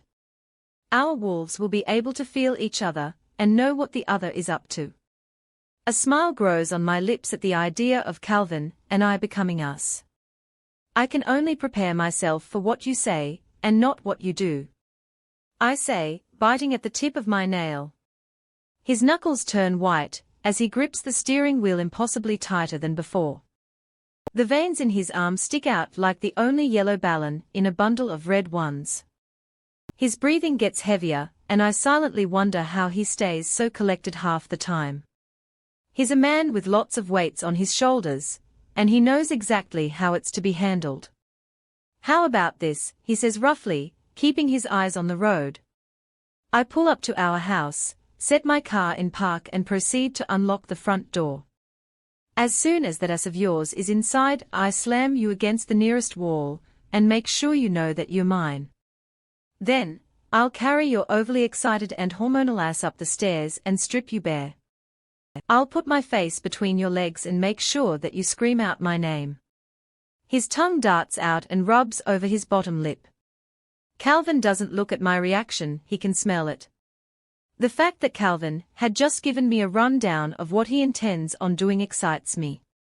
Although, it also terrifies me at the same time. I pull my lip between my teeth and look out the window. That excites you, yes. His hand rests on my thigh and I squirm. Why the sudden interest? I say, looking over at him. Calvin relaxes his grip on the steering wheel only enough to pump blood to the tips of his fingers. I hold my breath as he pulls into the driveway of his house and sets the car in park.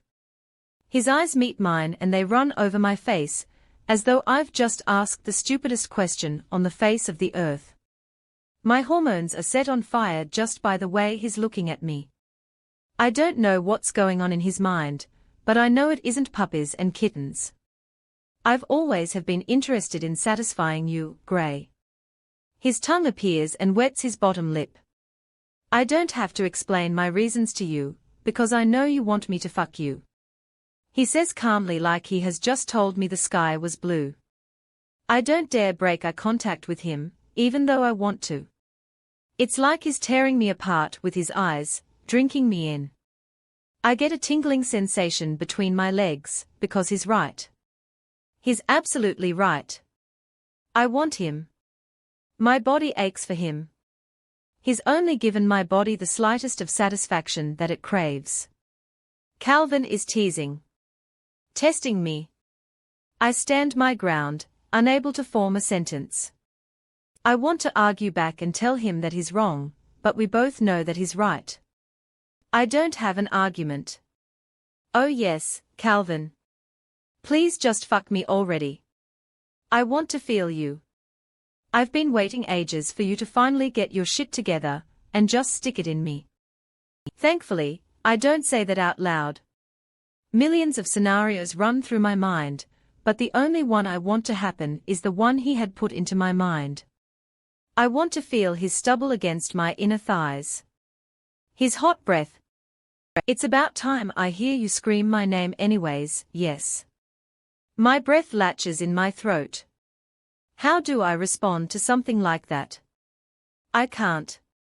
I want to tell him yes, but I'm not the confident of a person. When I'm brought back to my senses by his door shutting, I jump. Quietly I sit in the vehicle, contemplating what I want. Come on, love. Calvin opens the door for me. If I'm making you this nervous, then I won't do it. He says softly. I look up at him, and shake my head. It's hard to explain myself. His eyes flicker from black to golden, and my body shivers under his look. I run my fingers through my hair and climb out of the car. Calvin's concentrated eyes stay on me, and he raises an eyebrow curiously. I know he smells me. I know he knows that I know that he smells me, too. Am I like, going into heat or something and your wolf is off the charts? I ask confused. He raises his nose to the air and inhales. Absolutely, he answers, his nostrils flaring. I go quiet for a while as we walk to the door and he unlocks it. The house is dim and it's quiet. As soon as he shuts the door behind him, he clears his threat. Just say yes and I'll fuck your brains out. He doesn't make eye contact with me. Calvin, I just yes. Fuck. Please. I whimper out the last part, as he slams me against the wall and his mouth is on mine. My breath is caught in my throat as he forces his tongue into my mouth. Whatever is going on with him, or me, it's driving his wolf absolutely crazy. I feel absolutely rushed, but I cannot help but love the overwhelming feeling of him. My wolf purrs, although she's not exactly all that quiet yet. I can feel her, burning and aching for the man touching her right now. Just like I am. I curl my fingers into his hair when his lips break away from mine and connect to my neck. His canines make their appearance, and he makes sure that they are known by scraping his teeth over the base of my throat. His hands slide to the backs of my thighs, and with no effort he lifts my hips to connect with his. I whimper when I feel how hard he is underneath me. Before now, I've never really thought about how sexually frustrated he was. My body is pressed harder against the wall, and he lets out a growl into my ear. I can't wait to taste you, little wolf. He whispers. My heart nearly stops a beat. Something about the thickness of his voice has me shivering in delight, and also fear. His mouth meets mine and his tongue quickly breaks past my lips to explore. Time seems to be ticking slower than usual, and I don't mind. I want to take time to do this. I've never wanted a quickie. I feel the softness of the bed underneath my body. Funny, I didn't even realize we had left the entryway, let alone go up the stairs. I pause briefly, slightly confused about how I didn't notice. Calvin chuckles. Lycan. That was his explanation, and I went with it. The smell of him fills my senses, and the scent of his arousal mixes with mine. The burn of his touch shoots straight between my legs, and I feel like a hot sticky mess. I inhale deeply as his rough hands slide underneath my shirt and gently cup my breasts. My eyes shut at how astonishingly warm his hands are. They are inviting. Momentarily, his eyes meet mine and he flashes me a grin. I can tell a million things are on his mind right now. The canines on his upper set of teeth glisten like they've been recently polished, and his nostrils flare from the smells around the room. We lock eye contact. Nothing in the world can seem to break it. He massages my breasts in a gentle way and inhales deeply. I, on the other hand, squirm underneath him because he's just looking down at me. Stop looking at me. I frown, trying to cover his face with my hand. Calvin growls in protest and pins my hands about my head with one of his. I blink. The way his eyes are eating me alive only makes me believe that slow and gentle isn't what he wants right now. I'm going to look, he replies gently. You're going to hate it when I get you completely naked and look at you. He dips his head down and presses a kiss to my cheek. Without any type of warning, Calvin tugs my leggings off of my body, leaving me in my t-shirt and an exposed set of black underwear. He spreads my legs apart and rests his knee over my overly wet crotch. Calvin gently nibbles at my earlobe and inhales deeply. Try and keep your legs apart, yes. He waits for my response and I hesitantly shake my head yes. I'm left unprepared and in shock when Calvin presses a kiss on my mouth and drags his torso down my body. He spreads my legs apart, and his face hovers over my belly button. My breathing gets caught in my throat when his phone begins to ring. I look over at the device and frown. Leave it. He grumbles, letting it ring and carrying on with what he was doing. Calvin drags his nose over my inner thigh, kissing his way to my core where he pauses. He inhales deeply, and meets my eyes. A playful smirk grows on his lips, and I jump when he presses his nose against the CNT of my underwear and inhales again before flicking his tongue out. I curse under my breath, and my legs involuntarily squeeze around his head. A chuckle rumbles through Calvin and vibrates against my core. I shiver in absolute delight, especially when he does it again. His tongue is warm against the fabric of my underwear, and that only is enough to make me come undone before him. However, his actions are cut short by his phone ringing again on the nightstand. He reluctantly stands and snatches the phone off the table. "What?" He answers completely bitter to whomever is on the phone. I sit up and quietly tug my shirt over my heated core. The cool air is making me uncomfortable. "Spit it out, Benjamin. I'm busy." He grumbles, rolling his eyes and turning his back to me. Calvin doesn't seem too happy about our interruption, but he can't just ignore whatever it is as an alpha. I quietly pick at a string on the comforter and play with it. I have to get something other than Calvin's tongue off of my mind. "Fuck," he grumbles, completely frustrated. "I'll be there in 10 minutes. Don't let them get away." His knuckles turn white as he hands up the phone and holds it at his side. "Cal?" I ask, and he turns towards me slowly like he had forgotten that I was even here. He inhales deeply and lets out a disappointed sigh. "I have to go and handle a few rouges that ended up here. It won't take any longer than an hour." He runs his hands through his hair. "Will you be okay with your heat coming and all?" "It's okay, Cal," I say. He looks stuck between going and working or staying here and taking care of me. He lets out a sigh defeated, knowing that I'm not going to let him stay here with me. Calvin presses a quick kiss to my forehead and inhales deeply. "Next time we are alone, I promise I'll finish what I started." I press a kiss to his lips and give him a smile. "Just be careful, and don't go anywhere near that girl from this morning." I give him a glare for a moment. "Or else, this," I grip him through his jeans and he growls in satisfaction, "will be burnt off." I warn. I give him a playful smile afterwards and kiss him quickly. "You won't have to worry about it." He grins, "because you've got a sweet little kitty." I stiffen at his words and push him away from me. "Leave," I roll my eyes and give him a smile. Calvin chuckles and kisses my forehead before he's out the bedroom door and on his way downstairs. I'm left hot and unable to catch my breath. I wish he didn't have to leave so soon. 28 letters. Before you begin reading this chapter, one want to clarify on the names of the characters. Lately I've been messing up the names of my characters on accident. And I just want to apologize and tell you that it's in the process of getting fixed. Benjamin Braxton are the same person, I just mix the names up, but his name is Ben. Liam Elliot baby brother is actually Liam. Honestly, I forgot the baby's name so I just winged it in one chapter. Disappointing, I know. But like I said, it's in the process of being fixed. Enjoy.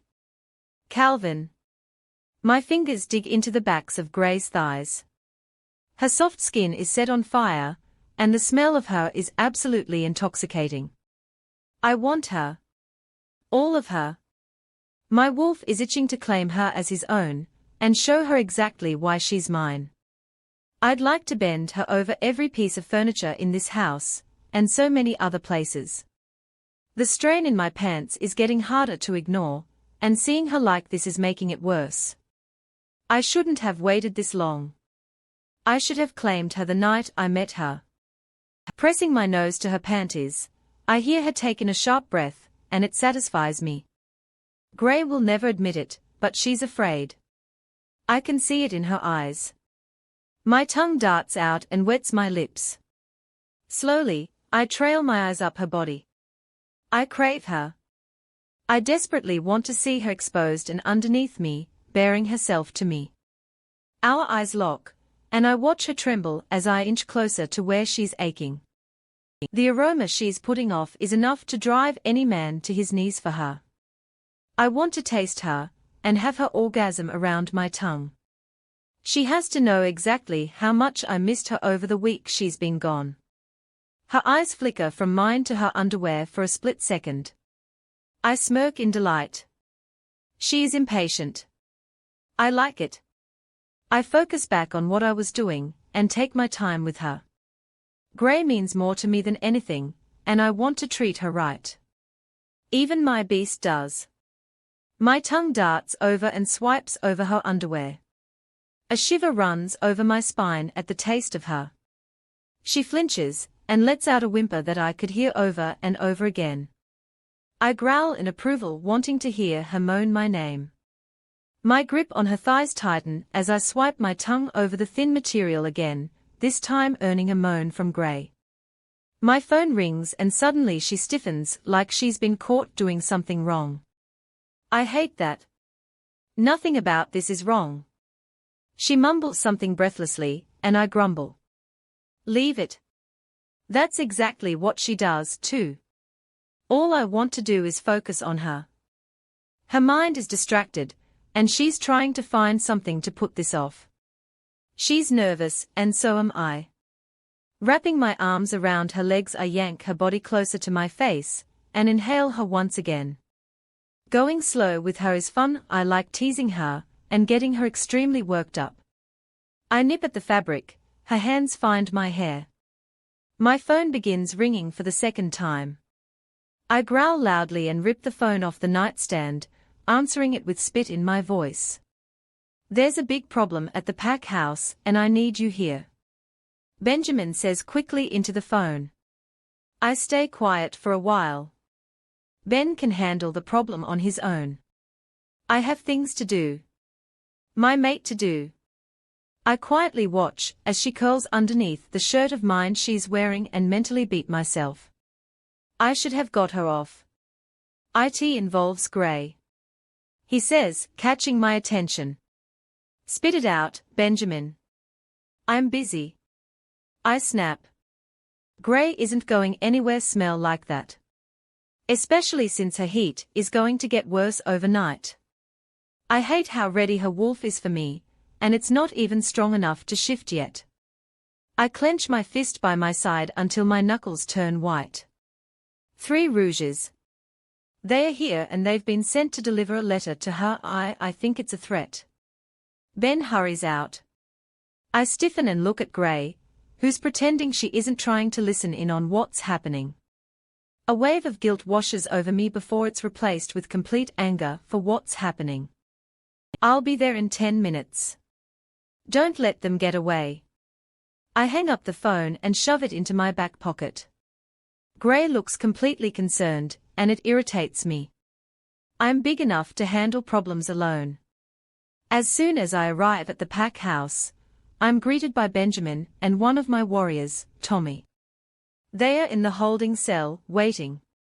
Tommy says as soon as I look over at him.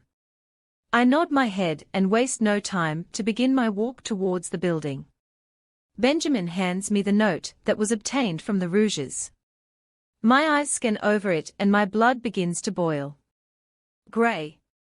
It's been so long since I've last saw you, and may I just say that you've turned out to be absolutely beautiful.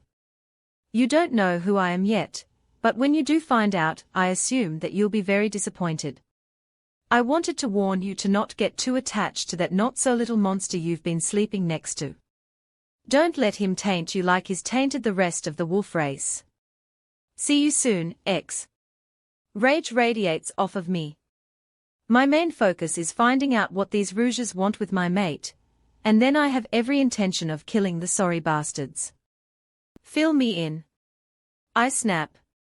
The 2 men look at each other, silently arguing about who's going to be the one to break the news to me. Am I not speaking English? Vos putains d'idiots. I glare at the 2 of them, and Ben finally decides to speak up. They arrived 45 minutes ago. Tommy found them at the northwest part of the border, carrying a note addressed to Grey. Ben shuffles his feet to try and keep up with my long strides. Why wasn't I told sooner than 15 minutes ago? I snap, and the two of them flinch. Anger radiates through me. I clench my hands into fists and hold them at my sides. I'm working with complete idiots. There's a pause before Benjamin speaks up. I tried to get a hold of you through MindLink, but you had it blocked. I growl in frustration. I was being careless. I should have been more responsible.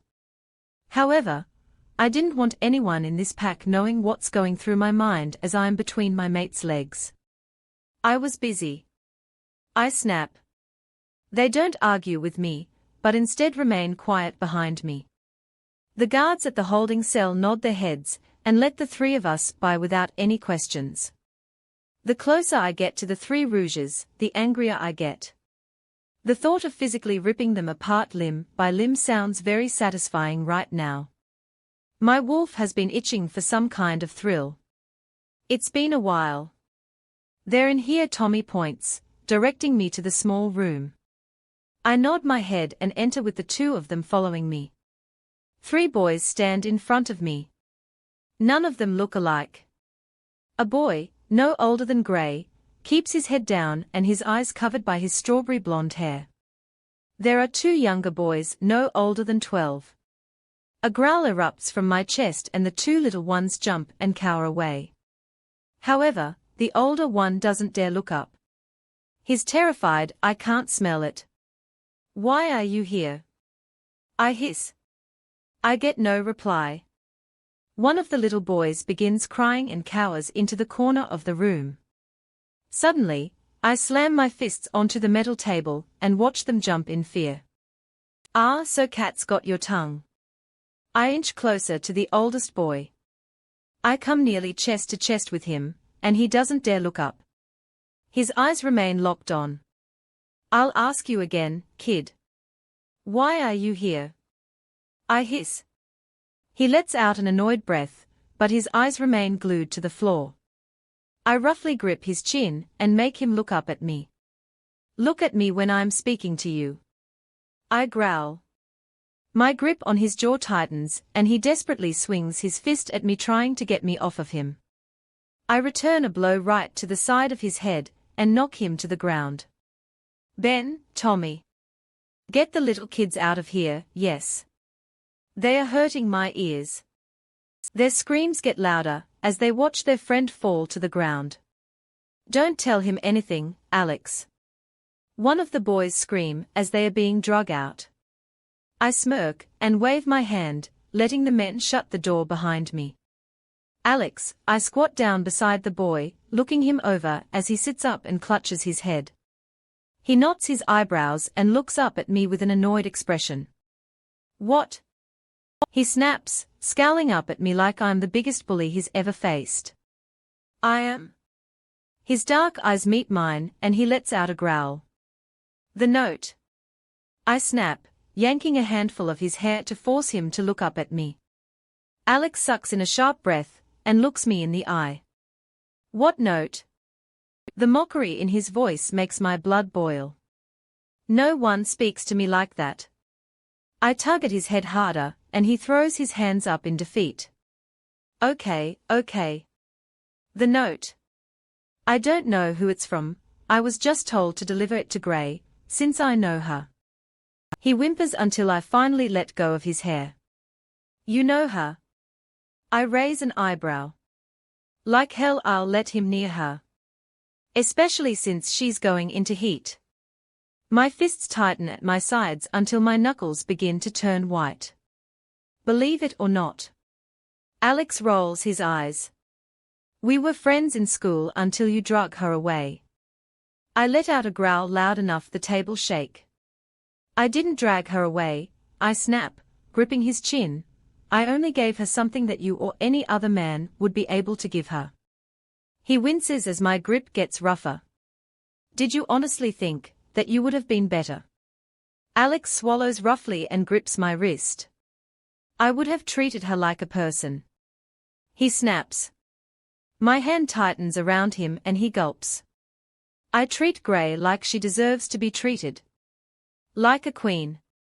Because she is my queen and the queen of every single wolf. I make sure she knows how beautiful she is, and I try to give her everything she wants. It angers me that he believes I treat her like I'm treating him. She is the only one that gets my respect, redhead. I growl and toss him against the wall. You better spill your information to Benjamin, or the next time I have to come talk to you I'm killing you. I storm out before I do anything I regret.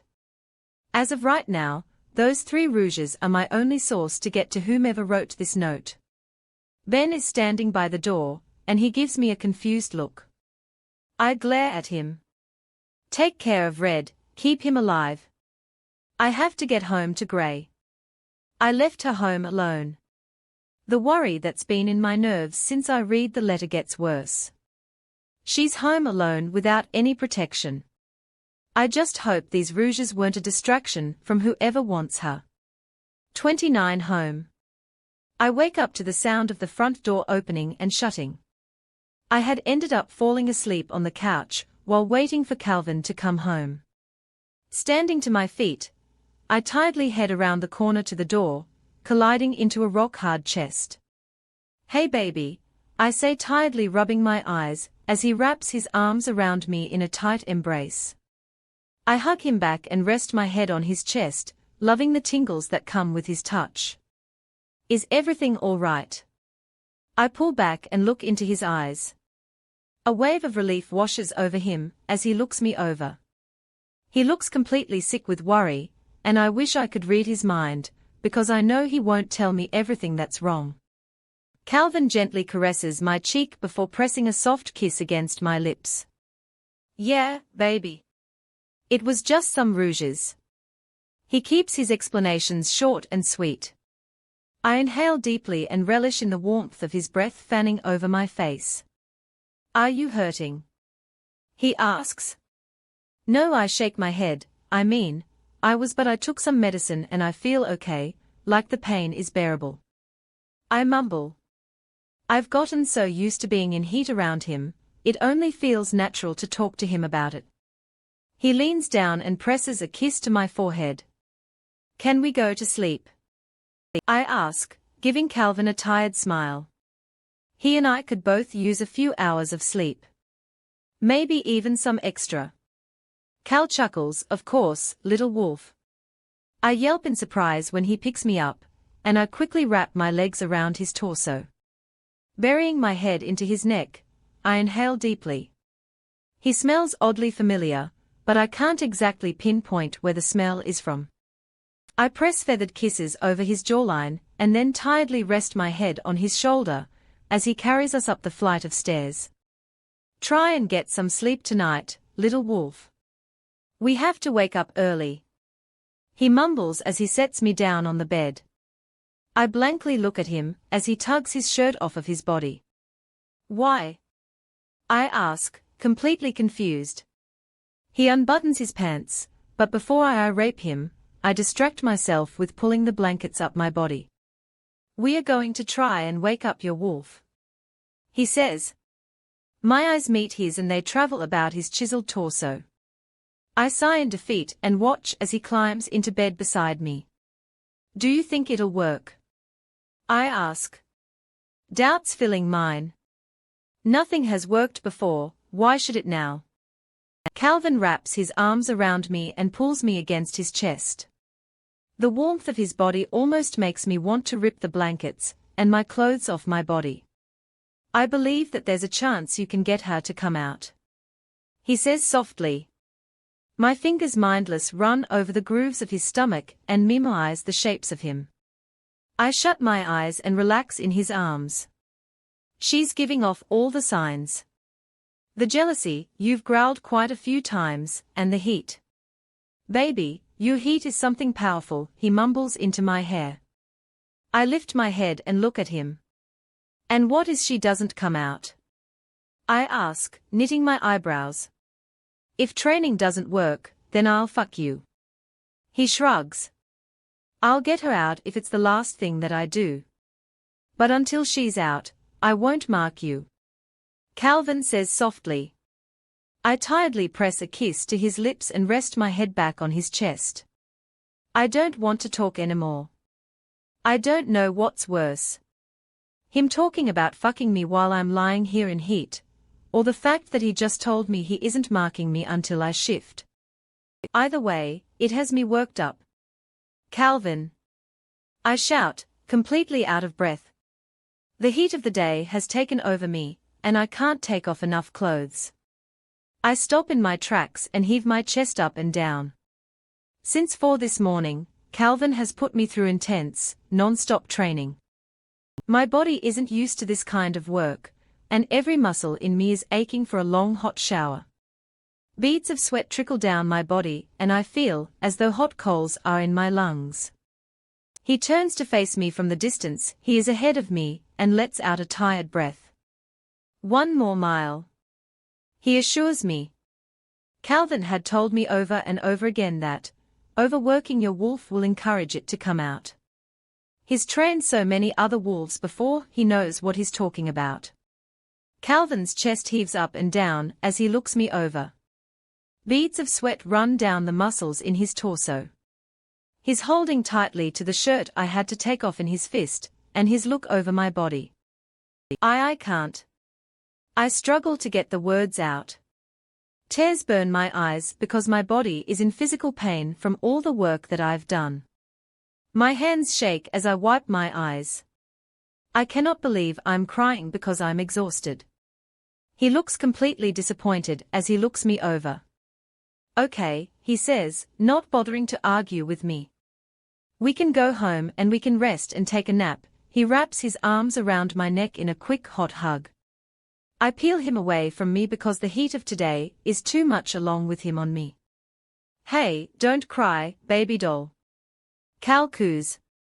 I shake my head and sniffle. We'll try something different next time, yeah. I didn't mean to push you so hard, I just got carried away.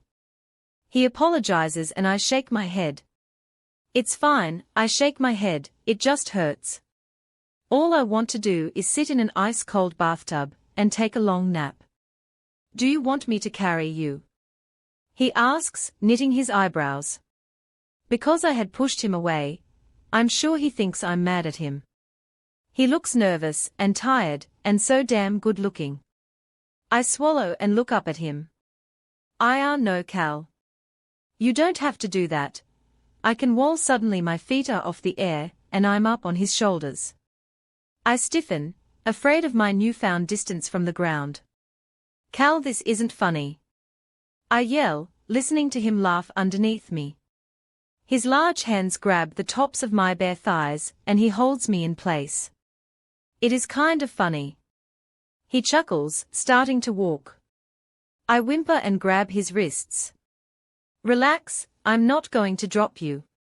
I'm like 8 foot off the ground. Don't tell me to relax.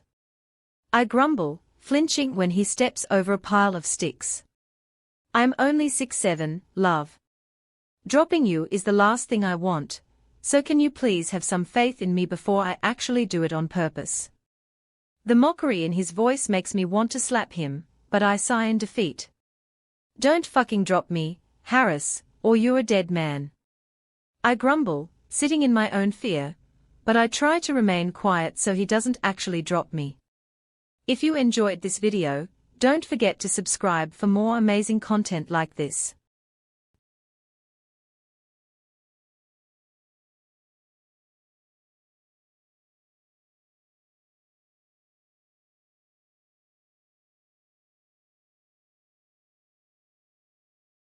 Will Calvin finally mark Gray, or will something prevent him from doing so?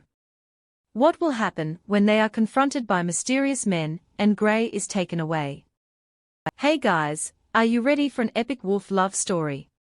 Subscribe now to join Gray and Calvin's journey. 30 nap. Okay, warning, this gets rated R. You have been warned, but it's not that bad, lol. As soon as we got back to the house, Calvin and I went our separate ways. I went straight upstairs to take a shower, while Calvin decided to eat something. He seems to always be hungry. The shower water pours over my aching body, and I've never been more grateful for ice-cold water in my life. Goosebumps rise on my skin, and I can't exactly complain about it. Usually I take showers hotter than lava, but this time I needed an ice-cold one. It wakes me up, but I know that as soon as I crawl into bed I won't be so wide awake anymore. After this shower, a long nap is needed.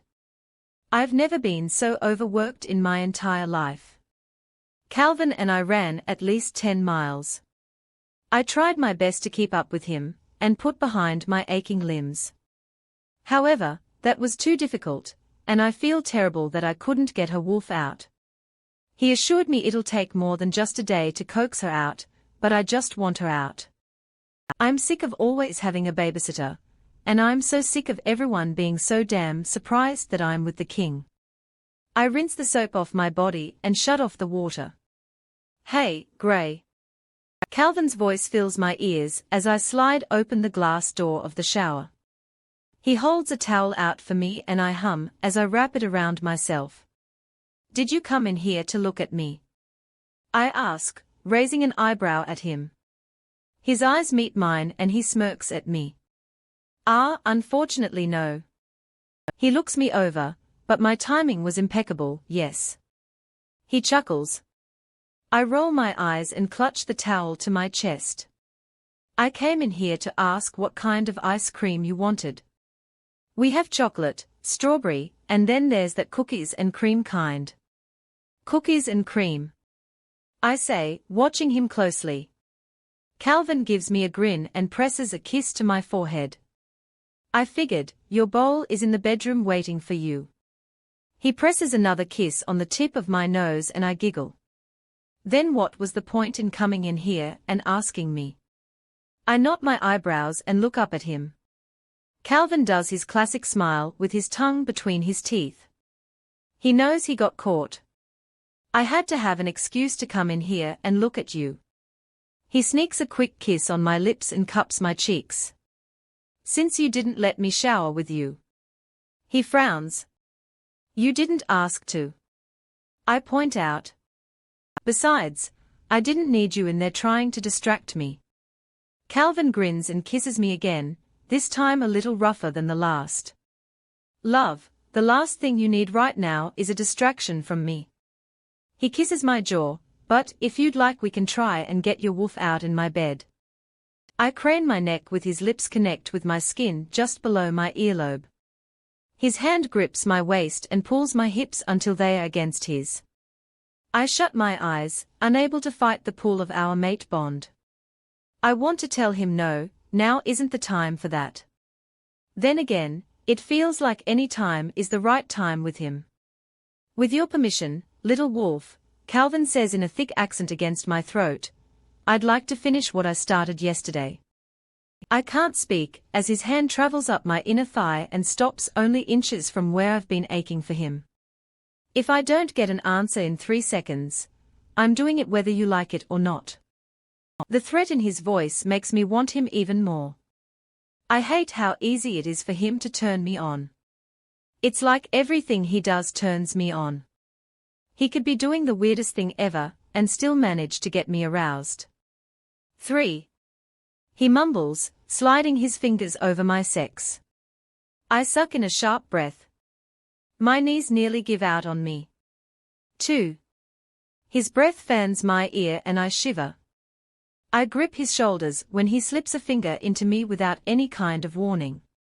I pant and cannot stop my hips from bucking. 1. He nips at my skin and lifts my body against his bare chest. I swallow, hard. My aching core rubs against the fabric of his thin shorts, and I can feel just how turned on he is too. My back hits the bed, and Calvin takes no time to tug my towel off my body and toss it behind him. I quickly cover my chest and cross my legs. I feel exposed underneath him, and I hate it. Don't hide from me, he frowns, gently tugging my hands away from my chest. You're perfect, Gray. He presses a kiss to the corner of my mouth, and I adore every single curve on your body. His mouth connects with mine and I inhale deeply. Now, just relax, baby doll, and let me, how do teenagers say it? He pauses and knots his eyebrows. Rock your world.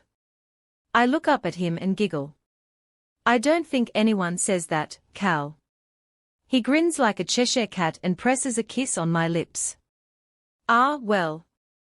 Just know that I've got something better than just my mouth waiting for you.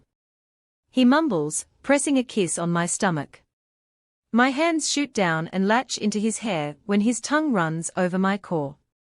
My legs shoot together trying to get away from the too good feeling, but with Calvin between them they don't get very close together. A loud growl erupts from Calvin's throat, and it vibrates throughout my body. His tongue continually works magic against my sopping core, and all I can do is arch my back and tug his head closer to me. This feels so wrong, and so right at the same time. My mind is blank, all I can focus on is the feeling that his mouth is giving me. Curse word after curse word escapes my lips and I grip onto the bed sheets, trying to find something to hold onto. Fuck, I moan, my legs shaking from the immense amount of pleasure. The stubble on Calvin's cheeks rubs against my tender thighs, and I can't seem to get enough of him. If he keeps this up, I'm going to explode. My eyes squeeze shut, but I don't want them to.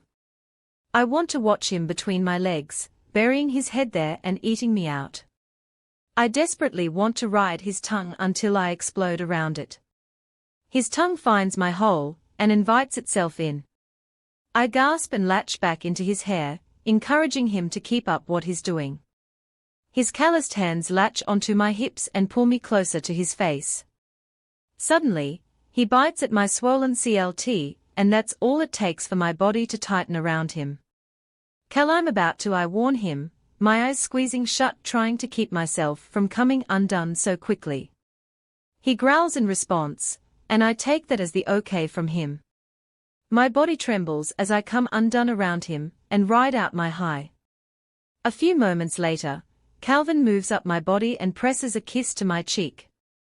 The pressure between my legs from his arousal makes me want to wrap my legs around his body, and have more of him. He chuckles and presses a kiss on my neck, and then on my lips. I can't get enough of you. He groans, kissing me again. The taste of me still lingers on his lips, but for some reason it doesn't bother me. His tongue darts out and runs over my palate before he pulls away. Je plier et te baiser, petit loup. What? I ask, knotting my eyebrows. Calvin's mouth presses against mine again, and he pulls away. He chuckles and shakes his head. Nothing, baby doll. I frown, but he quickly kisses me to make up for it. Whatever he said sounded completely sexy, but everything he that is French does. His climbs off of my body, and I let out a whine in protest. Sitting up, I watch as Calvin disappears into the closet. While he's in there, I cover myself with the sheet. He comes back moments later, with one of his oversized shirts and a pair of my underwear. My cheeks go bright red looking at the fabric. These are cute. He grins, holding up my panties and looking at the design. A bunch of little puppies and cute little bones decorate the blue fabric. Of course he'd grab the pair that make me look like I'm 7. I roll my eyes and yank the underwear out of his hand. Don't make fun of them. I frown. Cal rolls his eyes and glances at the clock. It's only 1 in the afternoon. I wasn't. I was just thinking that, since you like bones on your kitty, how about I put one in it? He smirks. I know that he isn't really going to, but my jaw nearly drops to the floor. He chuckles at my expression and hands me the shirt. Quietly, he goes to the bathroom, leaving me and my insecure ass to get dressed without him looking. I throw on the clothes and sit on the bed. Crossing my legs, I look at the bowl of ice cream sitting on the bedside table, and I blow out a soft breath. I bring the bowl into my lap, and shove a spoonful into my mouth. I can't believe that just happened. It keeps replaying in my mind, because Calvin actually touched me. He's usually against it, because he doesn't want to mark me. I quietly lick my lips, and flinch when my tongue is poked by something sharp. Lifting my spoon, I look at my teeth in the reflection, and swallow when I see two sharp canines resting on my lower lip. Cal! I call, and instantly the bathroom door opens and he looks me over. He rubs a towel over his face and knots his eyebrows. Yes, love. I can see his canines from across the room, and I inhale sharply. Will you please come nap with me? I give him an innocent smile and he nods his head. Yeah, baby. Just give me like 5 minutes. I have to shower. He motions towards the tightness of his pants. Unless you'd like to help, I'll be out in no time. He turns around and shuts the bathroom door. I sigh and rest my head on the pillow. Falling asleep isn't hard after everything that's already happened today. For anyone who didn't understand the phrase je vu te plier et te baiser, petit loup, Calvin was speaking French. He told Gray, I want to bend you over and fuck you, little wolf. 31 stargazing. I wake up to the bed empty, and the front door slamming shut. I tiredly roll onto my side and look at the clock on the nightstand. It's going on 1 in the morning. My nap turned into a sleep-all-day event. I quietly toss the blankets off my body and shuffle towards the door. Downstairs is light up, and I hear the clinking of dishes. A wave of worry washes over me. What the hell is he doing? I regret napping, because now I'll never be able to go back to sleep, and it's going to mess up my entire sleep schedule. Disappointed because I can't sleep tonight, I continue down the stairs. As I enter the kitchen, Calvin has his back to me and the sink water running as he rinses a bowl clean. I didn't mean to wake you, he says softly, acknowledging my presence. I quietly look over the marks on his shoulders and exhale softly. It's all right, I mumble, quietly tugging my shirt further down my thighs. I slept too long anyways. I'll probably just be watching TV until like 10. I shrug. Calvin shuts off the water and turns to face me. He rubs a towel over his soaking wet hands, and his eyes run over my features. Can I take you somewhere? He doesn't even blink at what I had just told him. His mind seems to be off in the distance. Yes. I furrow my eyebrows in confusion. I don't know what I just agreed on, but Calvin's expression doesn't change in the slightest. He effortlessly reaches for me and pulls me against his chest. The warmth of his lips pressed against my forehead, and he lingers there for quite some time. Get dressed in something comfortable, and grab a blanket, he says softly. I give him a questionable look, and he gives me a reassuring smile. No work, I promise. I just want to talk. Worry creeps up on me again. Talk? What does he mean by talk? Like, talk about us being over. Talk about there never being an us. My heart nearly stops. Did someone die? Is that what he wants to talk about? My blood pressure rises and my heartbeat quickens with panic. Stop getting so worked up about it, Calvin chuckles softly. It's not anything bad, little wolf. I just simply want to talk, and enjoy your company. He sighs. I look up at him and knot my eyebrows.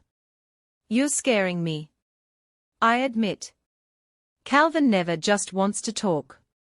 I mean, we usually just stay in comfortable silence, or he's at work. We talk, but we never really get deep without conversations. I mean, especially Calvin. His past is something that I'm curious about, but he never opens up. He gives me a look and I sigh in defeat. Fine, I say as if I don't want to go. In all reality, I'm dying to see where we are going. It could be in the backyard and I wouldn't mind. I like spending time with Cal, and talking to him makes me want to learn more about him.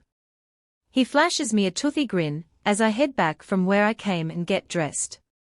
I come back downstairs in a pair of black athletic shorts and one of Calvin's shirts that's far too big and hides the fact that I am wearing pants. Calvin quietly tucks the blanket I brought down with me into a backpack, and raises an eyebrow at me. Ready? What's the bag for? I knot my eyebrows. Aren't we taking your car? I blink. Honey, where we are going it'd be kind of hard to get a car there. He says, and I'm unable to read his tone. He sighs and shakes his head. Please don't be scared when you see him. Cal swallows. He takes my hand and gently leads me outside and off the front porch. What? I ask. Somehow me sleeping for almost the whole day has me in a daze. I feel completely stupid right now. I mean, I know I am, but feeling that way is a whole different aspect. When I shift, climb on my back and hold on, okay. His eyes meet mine and I nod my head. Does he think I'm afraid of his wolf? I haven't seen it physically, but I don't think he's scary. I clutch the backpack to my chest and exhale. Okay. I nod my head. Calvin messes with the waistband of his shorts before tugging them off of his body, leaving him completely bare in front of me. Put these in the bag, yes. I feel the burn in my cheeks and I'll quickly take the shorts and shove them into the bag. I swing the bag onto my back and blow out a slow breath. The sound of bones cracking is enough to make me want to vomit. I just don't get it. How do werewolves do that? I feel like it has to hurt, but after the first time, everyone says it doesn't. I shake the thought from my head and look back to where Calvin had once been. In his place is a massive wolf. Its golden eyes look me over and it sucks in a deep breath. A scar runs over its left eye and a small V has been torn into its right ear. I can only assume those has come from a previous fight from years before. I swallow hard. He's just as tall as me. I feel the need to cower down to him. I monetarily back up, but I catch myself. He won't hurt me. I have to tell myself. Calvin and his wolf won't hurt me. There's a glint of regret in his eyes as he catches me backing up. Holy fuck, you're big. I cover my mouth as soon as the words escape my lips. Embarrassment fills me and I can almost hear Calvin snicker at me in amusement. I blow out a soft breath and climb onto his back. My fingers curl into the thick hair covering his body, and I latch on for dear life. I expect him to take off running, but instead he walks at a reasonable pace. I relax against him, taking in the warmth of him compared to the brisk air, and enjoying the way the clouds move over the trees. Everything about tonight is peaceful. A night like this is one I wouldn't have minded falling asleep in a hammock and staying out in. The crickets chirp, or whatever you call it, and I think I hear tree frogs, but I can't tell for sure. Between sound of leaves crunching beneath Calvin's wolf and the sounds coming from nature, I curl my fingers against his fur and try my best to keep myself from overthinking. All I want to do is relax and enjoy this. After a while of peaceful quietness, Calvin stops in an open patch in the woods and blows out a heavy breath. I slide off his back and shrug the backpack off my body. What are we doing out here? I ask, my voice only slightly above a whisper. Calvin shifts back into his human form and shrugs his shoulders. I toss him his shorts and try my best to look around. The stars are the only form of light, and it's hard to see anything. Enjoying the view? He says softly, spreading the blanket over the ground and tugging me against his chest. I take in a sharp breath and look up into his dimly lighted face. Don't speak too loud, okay? He presses a kiss against my forehead and I nod. I don't want to block out the sound of the creatures around us. My heart nearly breaks thinking that I've spent my whole life away from the woods, away from this. Calvin lays back on the blanket and rests his hands behind his head. I carefully take a seat beside him and pull my knees to my chest. I just simply look at Cal, taking all of him in. The stubble on his cheeks makes his face look hollow under the moonlight, but no less handsome than he already is. Maybe even a little more. His dark eyes lay on me, studying me as I drink him in. Ever since I've been back, it's like Calvin has become a whole new person. He more understanding, and so gentle. I don't know what went through his mind when I left, but I'm sure that's what changed him. You can relax, you know. Calvin says softly, looking up at the sky. I mean, I wouldn't have brought you out here if I couldn't keep you safe. I think about what he had just said for a minute. Even though I'm terrified to be out here in the open completely helpless, I feel so safe when Calvin is around. I lay back and rest my head on Calvin's stomach. Looking up at the stars, I sigh. The warmth that spreads through my body while in contact with his is the best feeling in the world. There's no place I'd rather be than next to him, enjoying this kind of night. It's so beautiful here. I say softly, taking in the alignment of stars. Nothing can be more perfect than this right here. Calvin shifts slightly and sighs. Just wait until the sunrise, that's the best part. His voice is so gentle, like he's afraid to disturb the peace. You sound like you've been here more than once. I turn my head to face him and he grins. I've been here more times than the amount of days you've been alive, baby. I roll my eyes and quietly move off his stomach and rest my head beside his. We fall into a comfortable silence, staring at the stars. The wind softly blows, carrying the clouds with them. I stare at the full moon. The moon is perfect tonight. I mumble. I don't want to ruin anything. I stay quiet, letting my mind travel to the moon goddess. I wonder why she put me with Calvin. I wouldn't want anyone else, but the question has always popped up into my mind. Calvin deserves someone strong, someone who can actually shift. I'm neither of those things. The only thing I have going for me is being emotionally unstable, and how sexy is that? It's not. No one grows tired of the moon, Calvin says softly, staring up at the glowing ball in the sky. It is cratered with imperfections. It has a dark side, it's all alone in a sea of stars. Calvin looks over at me. His eyes glow under the moonlight, and for a minute I realize how natural he looks at night. This is where he belongs, he's happy at night, where his wolf can be free. She was the moon on earth, his nose is inches from mine and my heart nearly stops. And I would never grow tired of her. I swallow, hard. He looks at me like I'm the only other living thing on the planet. It's beautiful. Where'd you learn that from? I furrow my eyebrows. Calvin gives me a smile, and rubs his nose against mine. A very old book. He says casually, but, although it isn't mine, that doesn't make it any less meaningful, Gray. I feel a warmth spread through me. Not in a sensual way, but an emotional way. The feeling that spreads through me is better than anything. I feel like a million butterflies are in my stomach when he says the next 3 words. I love you. 32 Feel I wanted to tell you earlier, he says softly, cupping my cheek in his hand. I don't know why I didn't. I couldn't bring myself to tell you after what happened earlier, I just didn't want you to think I only said that because I got with you. He sighs. I guess I was just afraid to tell you, because I haven't said I love you in such a long time, Calvin explains, but I cut him short. He's nervous. I may not be able to shift, or tell what he's thinking, but anyone that knows Calvin knows he isn't one to get nervous. So when he does, it's as obvious as a sunflower in a patch of daisies. My heart swells with joy over his confession. I had been aching to hear him tell me this, but I didn't expect him to ever say it this soon. He hasn't had a chance to really connect with anyone for years. I know he has to be afraid of letting emotions in. He's lost everything that he loves, and I know that he's afraid of losing anything else. He has told me time and time again that once he changes me, I can't get close to anyone.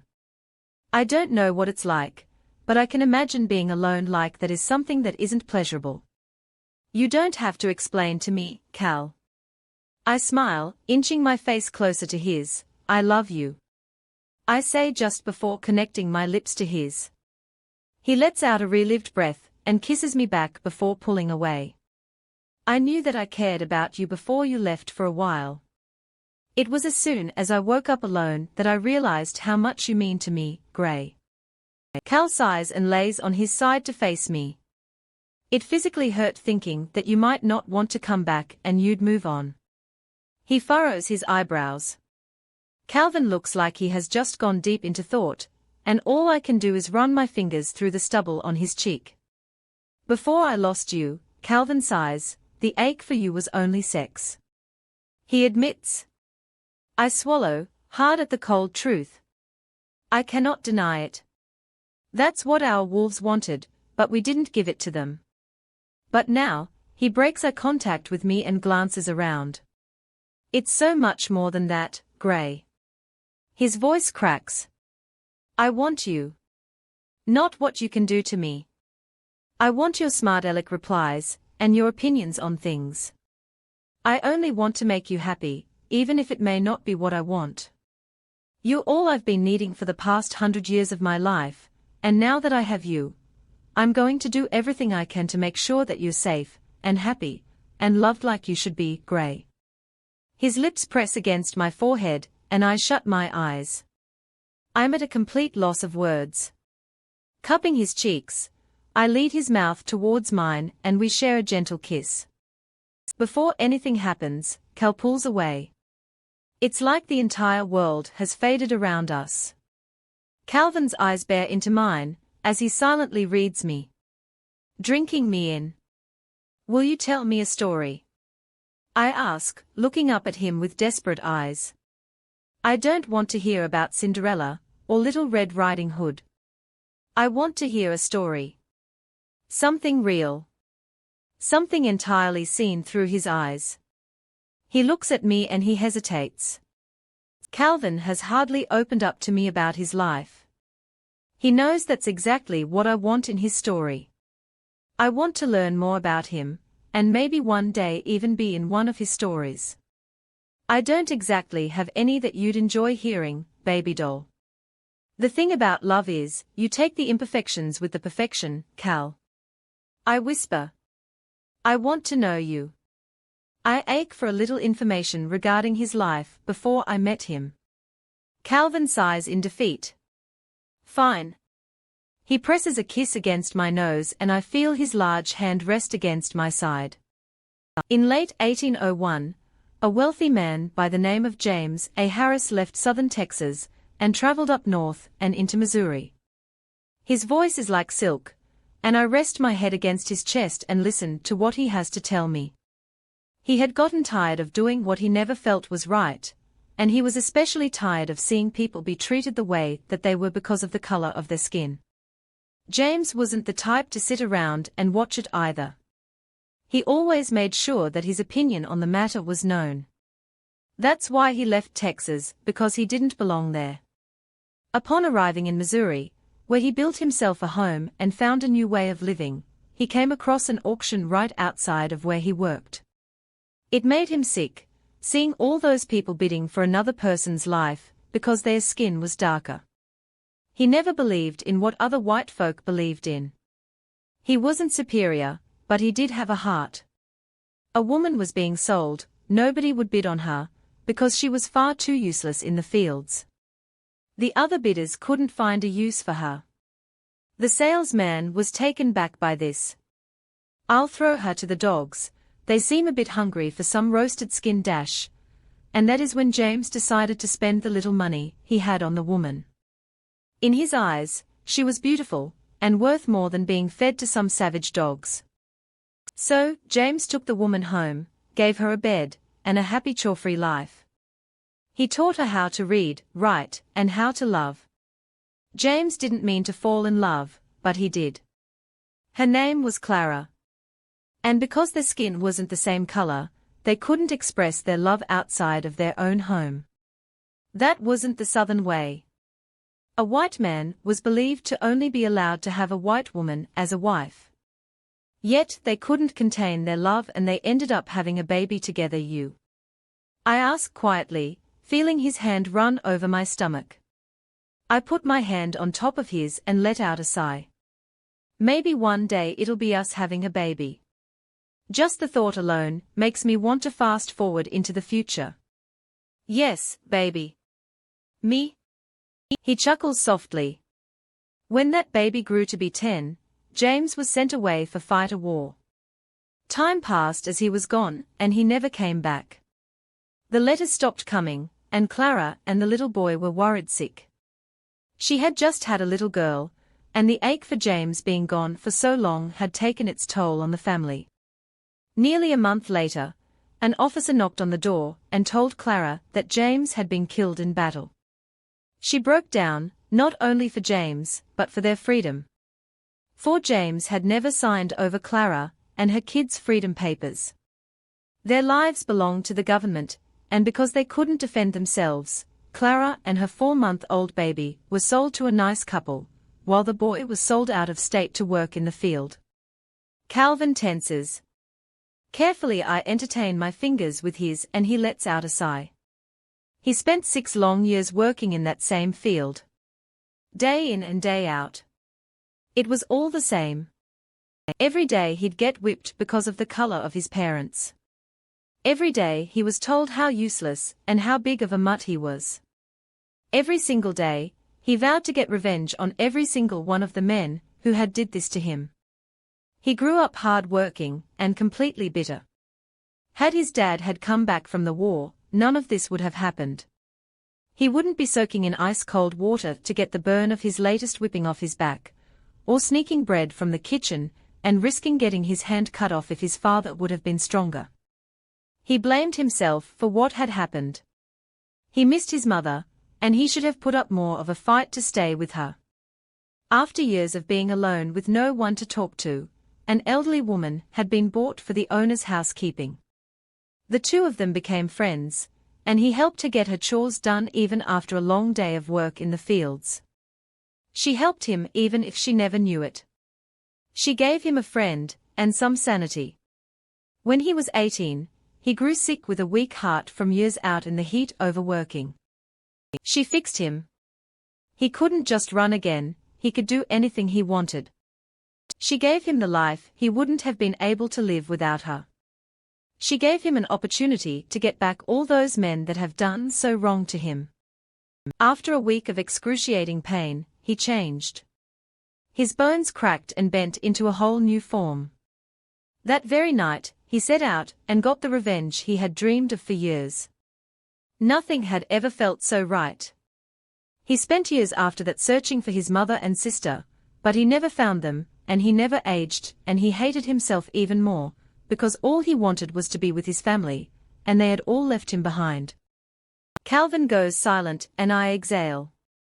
My heart aches to relieve his pain, but I can do nothing for what has happened. It happened far before my grandpa, and far before anyone even knew what a werewolf was. I've been alone for so long, Gray. He sighs. People come and go in my life, but I cannot. I quietly sit up and look down at him. Tears slide down my cheeks, because I feel what he's going through. I don't know exactly how it feels with him, but him telling me this alone makes me want to bawl my eyes out. Hey, Calvin says quickly, sitting up and wiping my eyes, baby, it's okay, don't cry. He swallows. I shake my head and wipe the tears away. I can't help it, I hate that you went through that, I sniffle. I want to fix it. I want to fix him. Yet how can I? My chest hurts and I'm breaking down over his life. Hey, he coos, pulling me against his chest. I'm happy, you make me so happy. Please don't cry over me, he hugs me tightly. I bite my bottom lip and rest my head against my shoulder. Calvin, you deserve so much more than what you've got. I swallow. Calvin presses a kiss to the top of my head and inhales deeply. You're making up for all those years I've spent wasted, little wolf. Don't think for a second that I regret what I've lived through to get here. He tilts my chin up to look at him and I sniffle. Something aches in his eyes before he leans down and kisses me. You're going to miss the sunrise through all of those tears, he whispers against my cheek. I wipe my eyes and rest my head against his chest, sniffling as I look at the sky as it starts to glow orange. We stay this way for a while, watching as the colors in the sky change. Where we are is absolutely beautiful. Nothing can top this view. I hold my breath and relish in the beauty unfolding before me. I love you. I whisper against his chest. Calvin's grip on me tightens as he holds onto my words. I'm in love with you, Gray. He whispers back.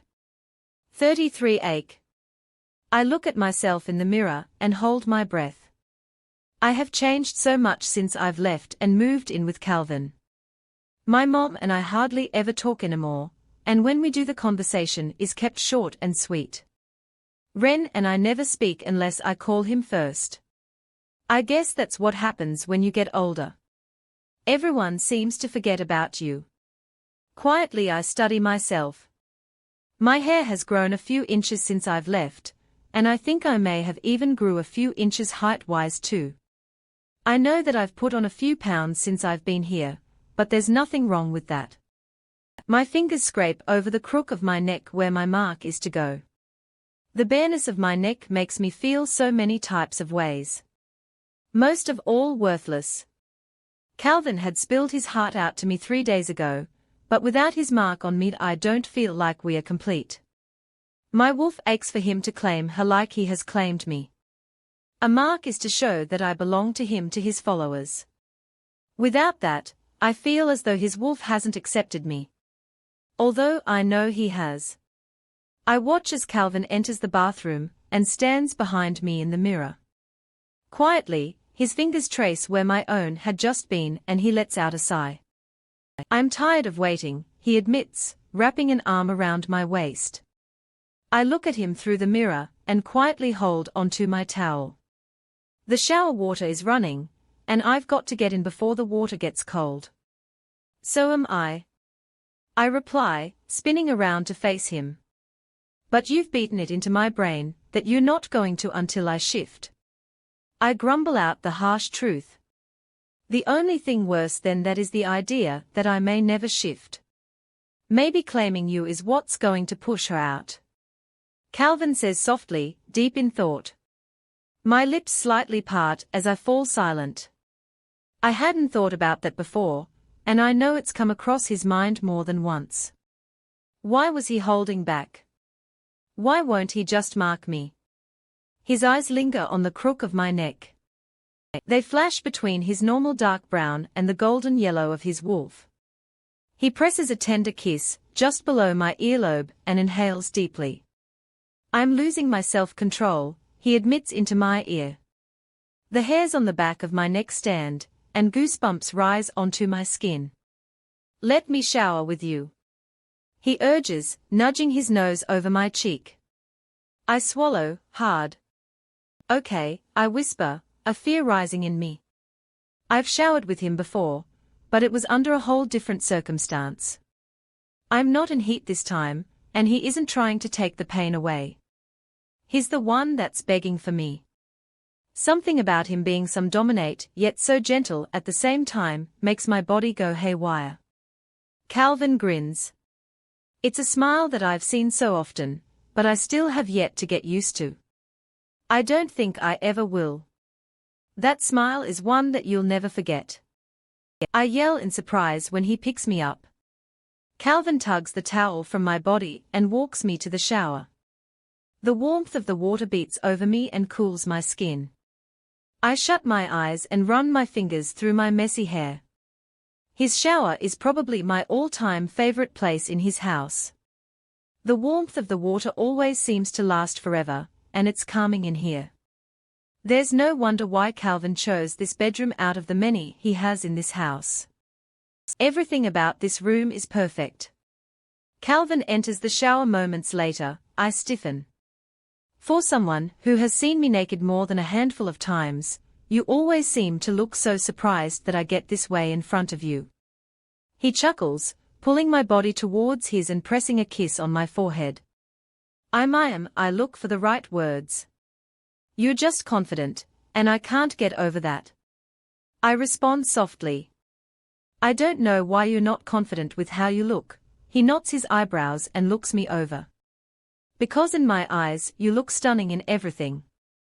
He dips his head down and presses a kiss to my jawbone. And nothing at all. I suck in a sharp breath, as his hand slides to my butt. His kisses are as soft as a feather over my jawline and down my neck. It doesn't take very long for Calvin's canines to make their appearance and scrape over my skin. My body is light on fire by his touch. I let my fingers skim down his torso. I take in the way his stomach moves as he breathes, and the feel of every muscle on his torso. I feel the little spasm he has in his lower stomach as he trembles under my touch. A growl rumbles through his chest when my fingers brush over the length of him. As many times as he has touched me, I have yet to touch him. I've wanted to. I've ached to please him and give him some kind of relief, but I haven't had the confidence to. Curling my hand around the base of him, I can't help but notice how weak he is, having absolutely no control because of my touch. Fuck, he mumbles into my ear, growling loudly. I slowly pump my hand up his swollen sex, taking in the size of him, and rubbing my thumb over the tip. He isn't little. That factor alone terrifies me. A fear boils up inside of me, because of the sheer size of him compared to me. Will it even fit? My mouth connects with the base of his throat. His hand covers mine, and he guides me over his CCK. As soon as I start running my hand over him the way that he wants me to, his grip on my sides tighten.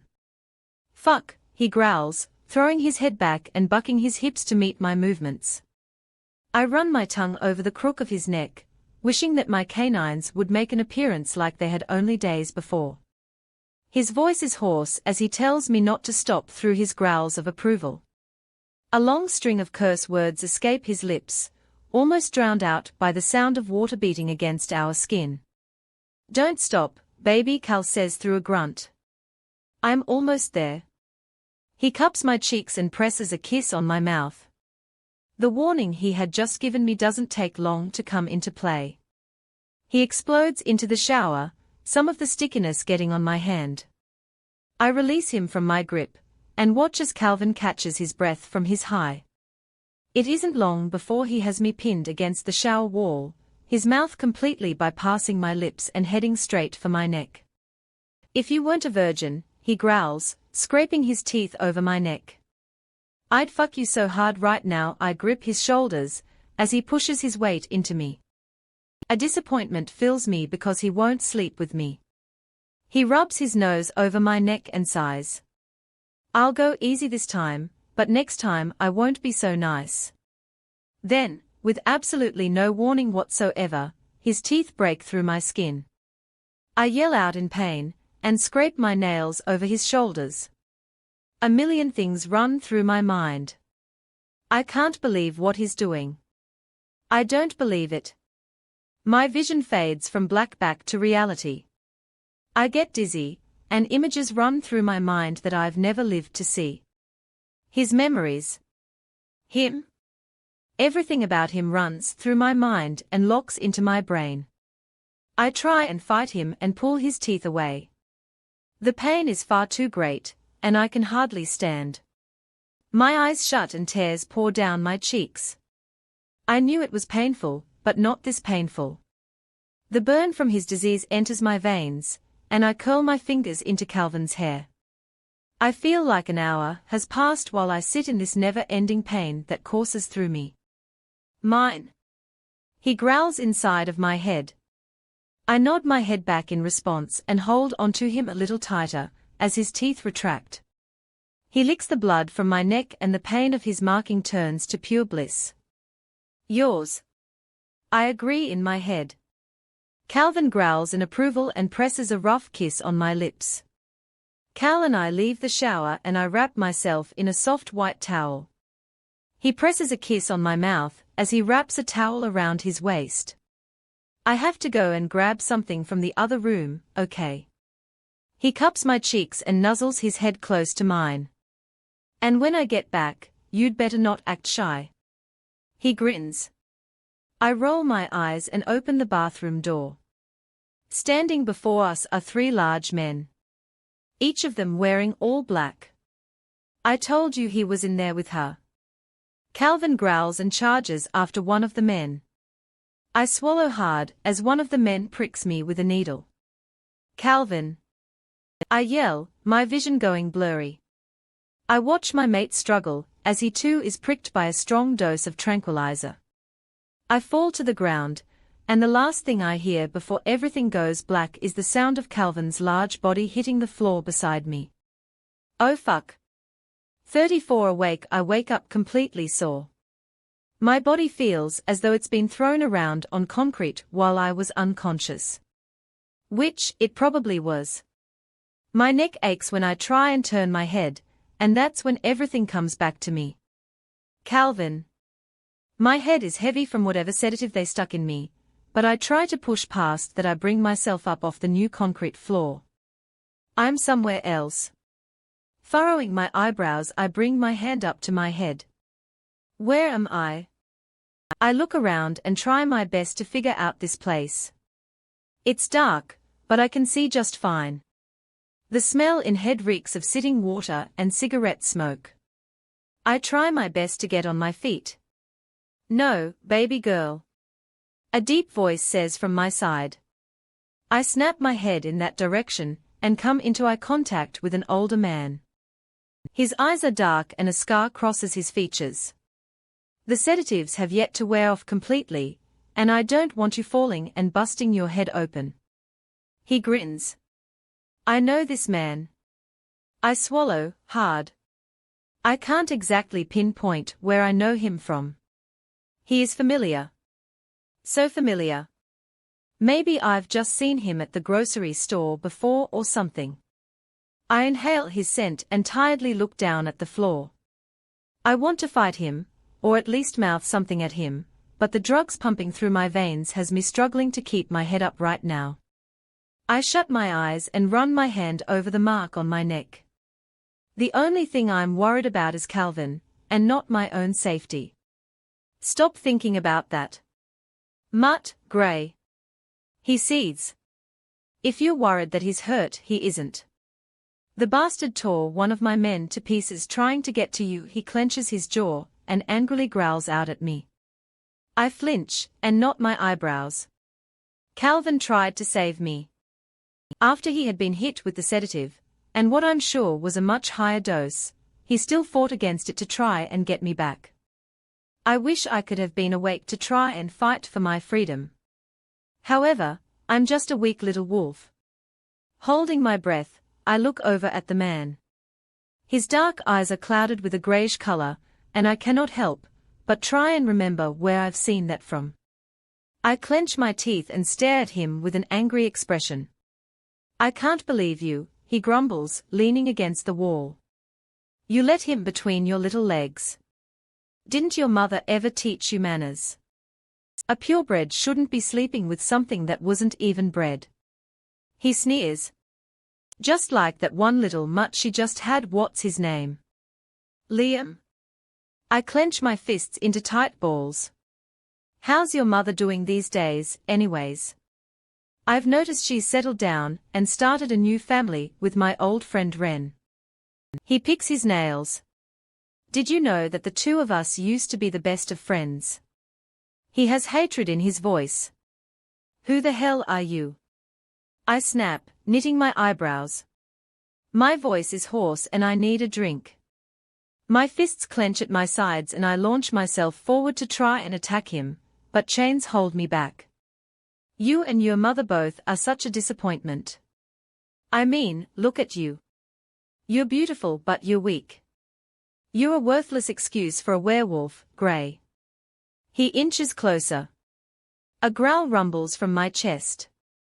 I'm trying to put it together. I'm trying my best to figure out who this man is, and what he wants with me and my mom. I continue to growl, no matter how much it hurts me. Now, little Grayson. My heart nearly stops at the nickname I haven't heard in nearly 6 years. I look up at him and don't dare back down. Who the hell are you? I snap once again. The question is burning through my brain. An amused smile grows on his lips as he looks down at me. Now, is that any way to talk to your father? My heart stops in my chest. Everything begins to click. Tears well up in my eyes and I shake my head. Impossible. I growl. My dad died 5 years ago to a rouge attack. I hiss. I went to his funeral, I watched him be buried. You sick fuck. I want to rip this man's eyes out for claiming to be my father. My father was an honest family man. Not this twisted asshole. Tell me, Gray. He squats down by my face. Did they open the casket? Did they let you see his body? He coos. My stomach twists and I look at the ground. No. I admit. I don't want to believe it. I can't believe it. My dad died. This isn't him. It can't be. So, little Grayson. He snickers. I guess I owe you an explanation, yes. Indeed. I hiss. I don't dare make eye contact with the man I once looked up to as a father. I still don't believe him, but I have an unsettling feeling that it is him. I loved your mother, Gray. Very much. I had plans, and she was holding me back. So are you. He snaps. Your mom thought that I was crazy, and that I was out of my mind for wanting what only one person in this world had. I look up at him. Immortality. He finishes. I suck in a deep breath, and watch his eyes flicker to my neck. You both were weak, and you both were completely worthless to me at the time. So, I had some of my friends attack a rouge, and place his body in a casket, and tell everyone it was me. I know, pathetic. I've been raising an army, and waiting for his little mate to come along to weaken him. He chuckles. I glare at him. I'm a little disappointed that left and now I come to figure out my own daughter is his mate. He shakes his head. Funny how things work, yes. I don't respond. Instead I continue to growl at him. My chest hurts, and I feel too dizzy to stay awake very much longer. He isn't going to fall for it. I grumble. He is going to do everything he can to get to you, and when he does I'll be waiting. A smile grows on his lips and I feel sick to my stomach. He'll kill you. I snap in response. No he won't, he grins, because you won't let him kill your own father. I clench my teeth. I swallow at the hard truth.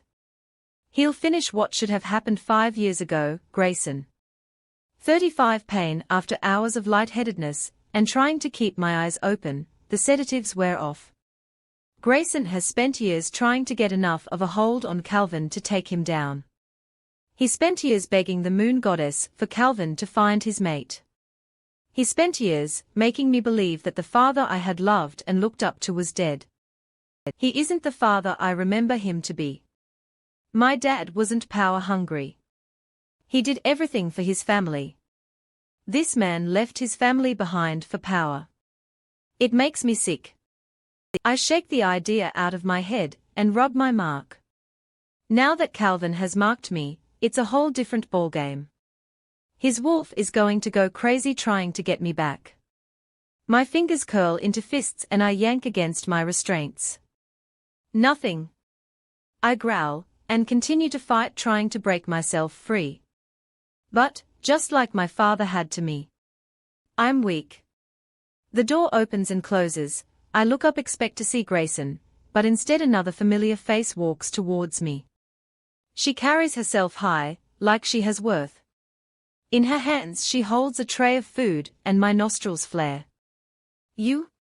I hiss, looking into her eyes.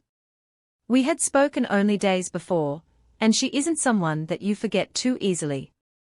The freckles on her face aren't as cute anymore, especially when she gives me an innocent smile. Are you? She raises an eyebrow. Your dad asked me to bring you your favorite Macaroni and cheese. She grins. I only glare. Bitch. I snap. Suddenly, she takes my words to heart, and her hand collides with the side of my face.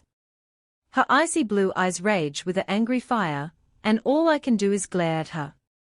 Honey, she squats beside me and sneers near my face. The only bitch in here is you. And being a pathetic excuse of kings, bitch isn't something you should be bragging about. I clench my jaw and launch forward. If I was any less restrained, I would have been able to reach her. What the hell do you have against him? I snap, my wolf is itching beneath my skin. The burn of Calvin's marking is boiling in my veins. Every second it's getting harder to conceal how much pain I'm in. Nothing, she shrugs. Grayson wants me to be queen when he gets his power. I scoff. She's like my age. If you weren't his fucking mate, I could have gotten that days ago. She snaps. I chew on the inside of my cheek. So, you were trying to sleep with my mate that day. I growl. She smiles widely at me.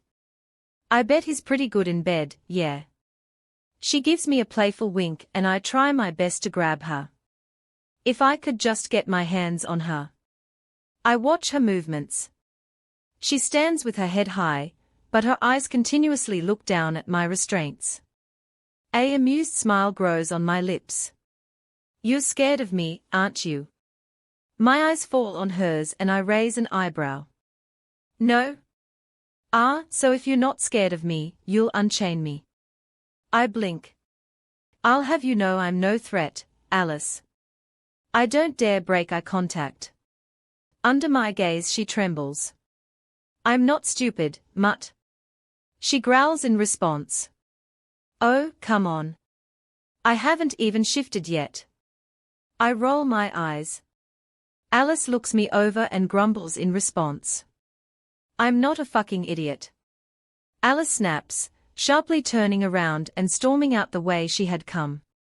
I grin. She's going to be my ticket out of here. I kick the food away from me and rest my head back against the wall. I sink into the pain eating at my body. It burns, and it's changing me. My chest hurts as I breathe, and a few tears prick my eyes as I try and pretend it doesn't hurt. Calvin isn't here to talk me through this, and only he knows how this is going to feel. My lungs feel as though they're on fire, and the only thing I can think about is my wolf. She's getting stronger as the poison hits her veins. Gray? A female voice fills my mind. I knot my eyebrows and hold my breath. Who's this? I can't feel anything. Yet images run through my mind of a brown wolf and a black wolf running side by side. I inhale deeply. Your wolf me ka Macau. The voice coos into my head. Without fear. She translates. I close my eyes and focus on the images she's putting into my head. Where the hell have you been? I grumble. Waiting. Listen, Gray. I need you to be brave. Calvin will be coming for us, and we have to get out of this room before then. She explains. Let go of your fear and let me take over. As soon as we are safe, I'll give you control back. She aches. I don't know how. I admit. My heart beats faster than ever. She growls in response. Get angry. She demands. Her words don't go unheard. It doesn't take much for me to get furious, as I think about what my dad did to his family. What he'll try and do to Calvin. I feel my nails grow longer and my canines make their appearance. A loud painful crack breaks me from my chains and I feel free. My wolf takes over, and she isn't planning on taking it easy on the people who are keeping her from the one person she longs for. All of my fear fades into anger, and the only thing that I can do is let that anger take control of my actions. 36 of this chapter is so bad I'm going to go back through and make it better eventually. I don't think, and I don't feel. My wolf powers through the pain of what Calvin had given us.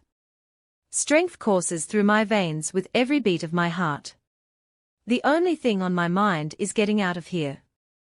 I don't care who or what stands in my way. It won't be standing for very long. I bolt down a quiet hallway, hoping that my first choice will be straight to an exit. Instead, I'm caught between taking a left or a right. I turn and go to the left, in the direction that I can hear something other than the sound of water. My paws beat against the ground, my nails clicking on the wooden floors. My breathing is heavy, and I stop in my tracks upon seeing a man. He is tall, and built like a muscle man. My ears rest against my head, and my teeth bare to him. A low growl escapes me as I lunge forward. I make the first more. I shut my emotions away, and let my wolf do what she wants to with him. He falls silent, lying in his own pile of blood. A sort of sickness makes my stomach churn, but I don't stop to see if he's okay. If he is, he'll kill me. My ears flick nervously as I wonder why it's so quiet. Then a loud growl erupts outside of the building. My wolf perks up at the sound. Mate! I stiffen and push forward. I have to find a way out of here. I can't let him get hurt. A panic rises in me as I come to two more men guarding a door. Nobody gets in my way. The growl of my wolf is spine-chilling. The hair on the back of my neck rises as I inch closer to the two men. One of them shifts and demands a fight, while the other lowers himself down and cowers before me. The large brown wolf charges at me without any sign of stopping. His teeth are bared, and our bodies roughly collided as we try to get the advantage over each other. He tosses me into the nearest wall, and I let out a whimper in defeat. My body doesn't respond as I try to climb back onto my feet. As the wolf draws closer, I shut my eyes and thank the moon goddess for what she has given me. Then there's a loud cry from the wolf. I open my eyes and the brown mud is lying with an open wound on its chest. My eyes lift to meet a set of green ones. The wolf shakes its head and nudges me to my feet. Ben? I ask through the link. I hear him chuckle in his head. Yeah, Luna. Let's get you out of here. He nudges me through a door and I exhale tiredly. I didn't imagine my first time shifting would involve so much fighting and blood and danger. The doors are packed because they don't want you getting out. Ben says. I turn to him and wonder how he shifted back so fast and got on a pair of shorts. I watch him quietly from the corner of the room. Ben slowly pushes open the window and looks down at the drop. Would you like to jump first? He asks, an amused smile on his lips. How can he be so relaxed during a situation like this? I hold my breath and look down at the jump, then I look back up at him. You're not going to get hurt while she's around. He pats my wolf's head and I squeeze my eyes shut. Relax, Gray. We've got this under control. Your dad isn't exactly the brightest crayon in the box. I huff out in annoyance. Then, I take a step back. Just try to land on your feet, yeah. He snickers. I blow out a slow breath and charge at the window, hoping that Benjamin isn't leading me to my death. My eyes squeeze shut, and before I know it my feet hit the ground. My body rolls and I stay still for a moment before forcing myself up, and keeping myself alert for anyone coming after me. The sound of feet landing behind me puts me at ease. I glance over at Ben, who waved his hand in a direction, and I follow closely behind him. Calvin is going to meet you here in 10 minutes. Ben says, pointing a finger at me, stay put. He warns. I swallow, hard, as he runs back into the danger zone and shifts into his large brown wolf. I hold my breath, and my eyes continually dart around for any danger. Cal. I call through the mind link. I feel him blocking me out, and I pace around. The only sounds filling my mind are growls. I don't know what to do. Fear makes its way into me and I try my best to shake it away. He's going to be all right, Gray. Have some faith in him. My wolf snorts. I hold my breath and hope that she's right. The worst-case sceneries run through my brain. What if he gets hurt? What if he gets killed? I'd never be able to forgive myself. My stomach does flips, getting completely sick at the thought of it. I swallow the growing lump in my throat and feel myself go numb. A loud growl erupts from behind me, and I snap my head just in time for a wolf to see slam me into the ground. I quickly stand to my feet and shake off the sudden impact. Before me stands a yellow-colored wolf. His grey eyes bear into mine and his chest heaves like he's rabid. Which he probably is. I growl, taking a step back away from the wolf. Grayson. My ears lay against my head, and I try to sound scary. Although I'm terrified. I don't want to hurt my dad. As bad as he has hurt me, I can't do it. My wolf yells at me, screaming for me to just attack him. However, I cannot. I can't bring myself to do something that my own dad wants to do to me. He lunges at me, and I quickly move to the side and dodge his blow. Slowly, he begins to circle me, waiting for the right moment to strike. You're pathetic, Gray. His voice cracks into my mind. I shake my head. You won't even fight me back. I can't believe you share the same blood as me, coward. He hisses. I take a step back and try to contain my anger. However, he gets to me. The words hit me right in the core, because they are the same words that I've been telling myself for years. I looked up to him. I wanted to be like him. Then what are you, Dad? I say with hate. You're no better than me, or anyone on this damned planet. You are a pathetic excuse for a man. A pathetic excuse for a wolf, and as a father. I growl. That hits him harder than anything. He lunges towards me. This time, I don't get out of his path. I brace myself for the impact. He deserves everything that's coming to him. My wolf takes over. My vision fades and all her intention is to kill.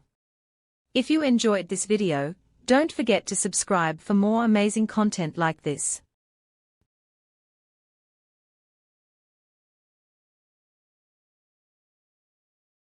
What is the secret behind the red door, and why is Calvin keeping it from Gray?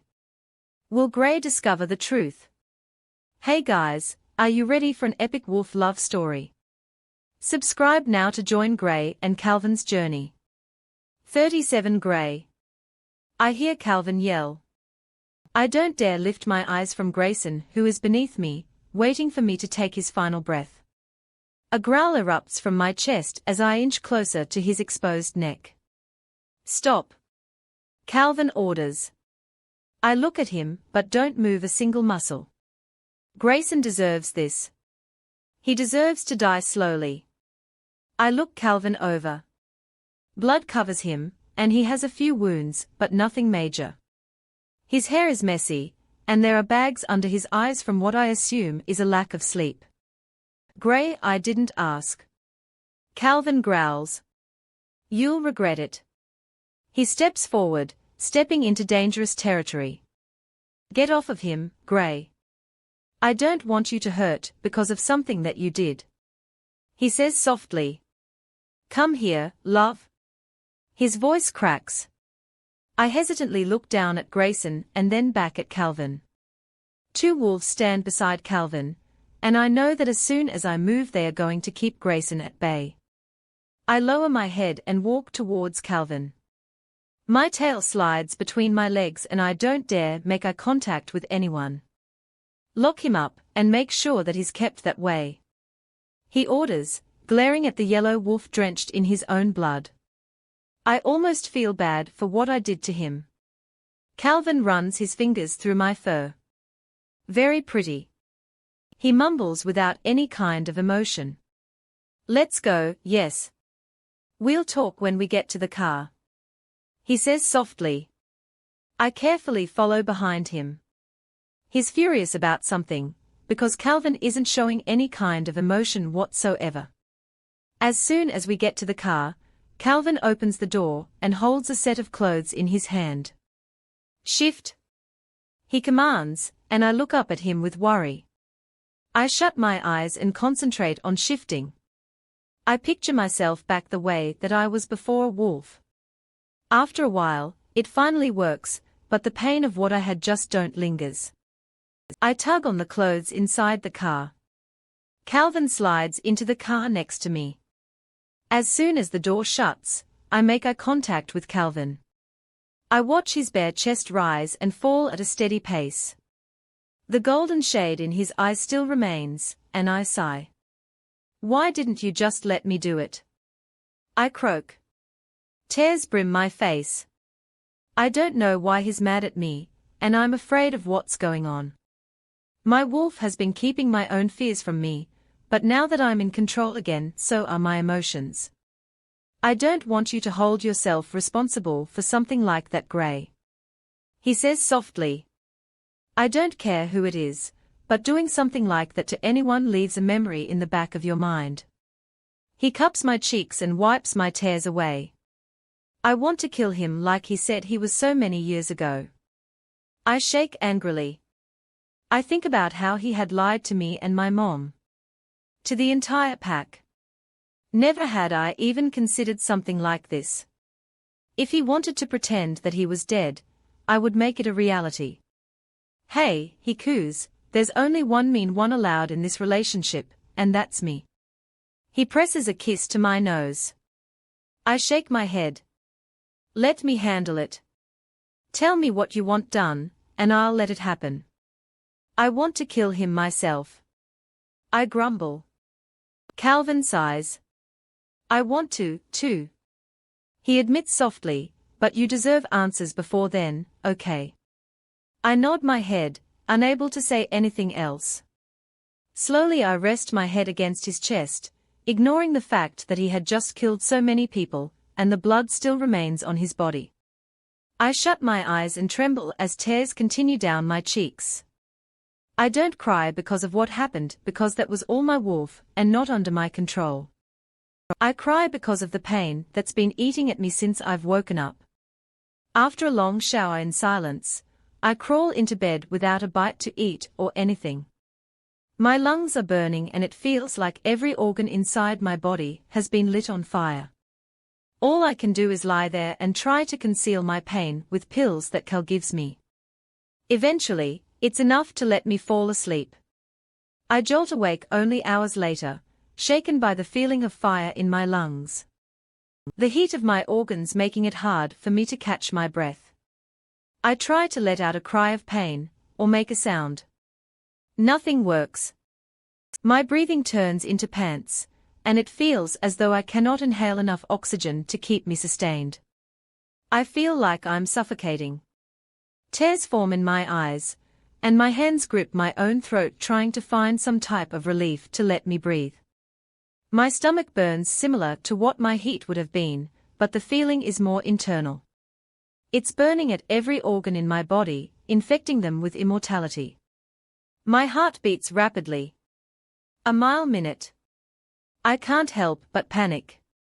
What if I don't make it? Fear bottle up inside me, and I scrape my nails against my neck. I need to find an airway. Only seconds pass before Calvin's body is hovering over mine. His eyes are panic. I know I had woken him from his sleep in a way that terrifies him. He doesn't look into my eyes, instead his mouth is quick to find the mark on my neck. I flinch when his canines break through my skin. I gasp, my hands finding his shoulders and my nails dig into his muscles. He pulls back, looking into my eyes. I still can't breathe, and I try to find some kind of hope in his eyes. Calm down, baby, panicking isn't going to help. His fingers run over my cheek. He brushes my hair with his fingertips, presses kisses to my forehead, and tries his best to help me calm down. Try to take deep, slow breaths, Gray. Don't panic. I'm right here. He coos, pressing a kiss to my cheek. Slowly, my breathing calms. It isn't normal, but it isn't like I'm suffocating anymore. My nails release his body, and Calvin rests on his side beside me. He's quiet, continuing to keep me calm by playing with my hair. I whimper, covering my face with the pillow and letting tears escape my eyes. I want to curl into a ball and die. The pain is excruciating. Hush, little wolf. Cal says gently, close to my ear. Focus on your breathing. He coos. I shut my eyes, shaking from the pain dwelling inside of my veins. Just think, he says, his lips running over my earlobe. When it's done, you'll have everything you ever dreamed of. He presses a kiss to my cheek. A very strong wolf, he places a kiss against my temple.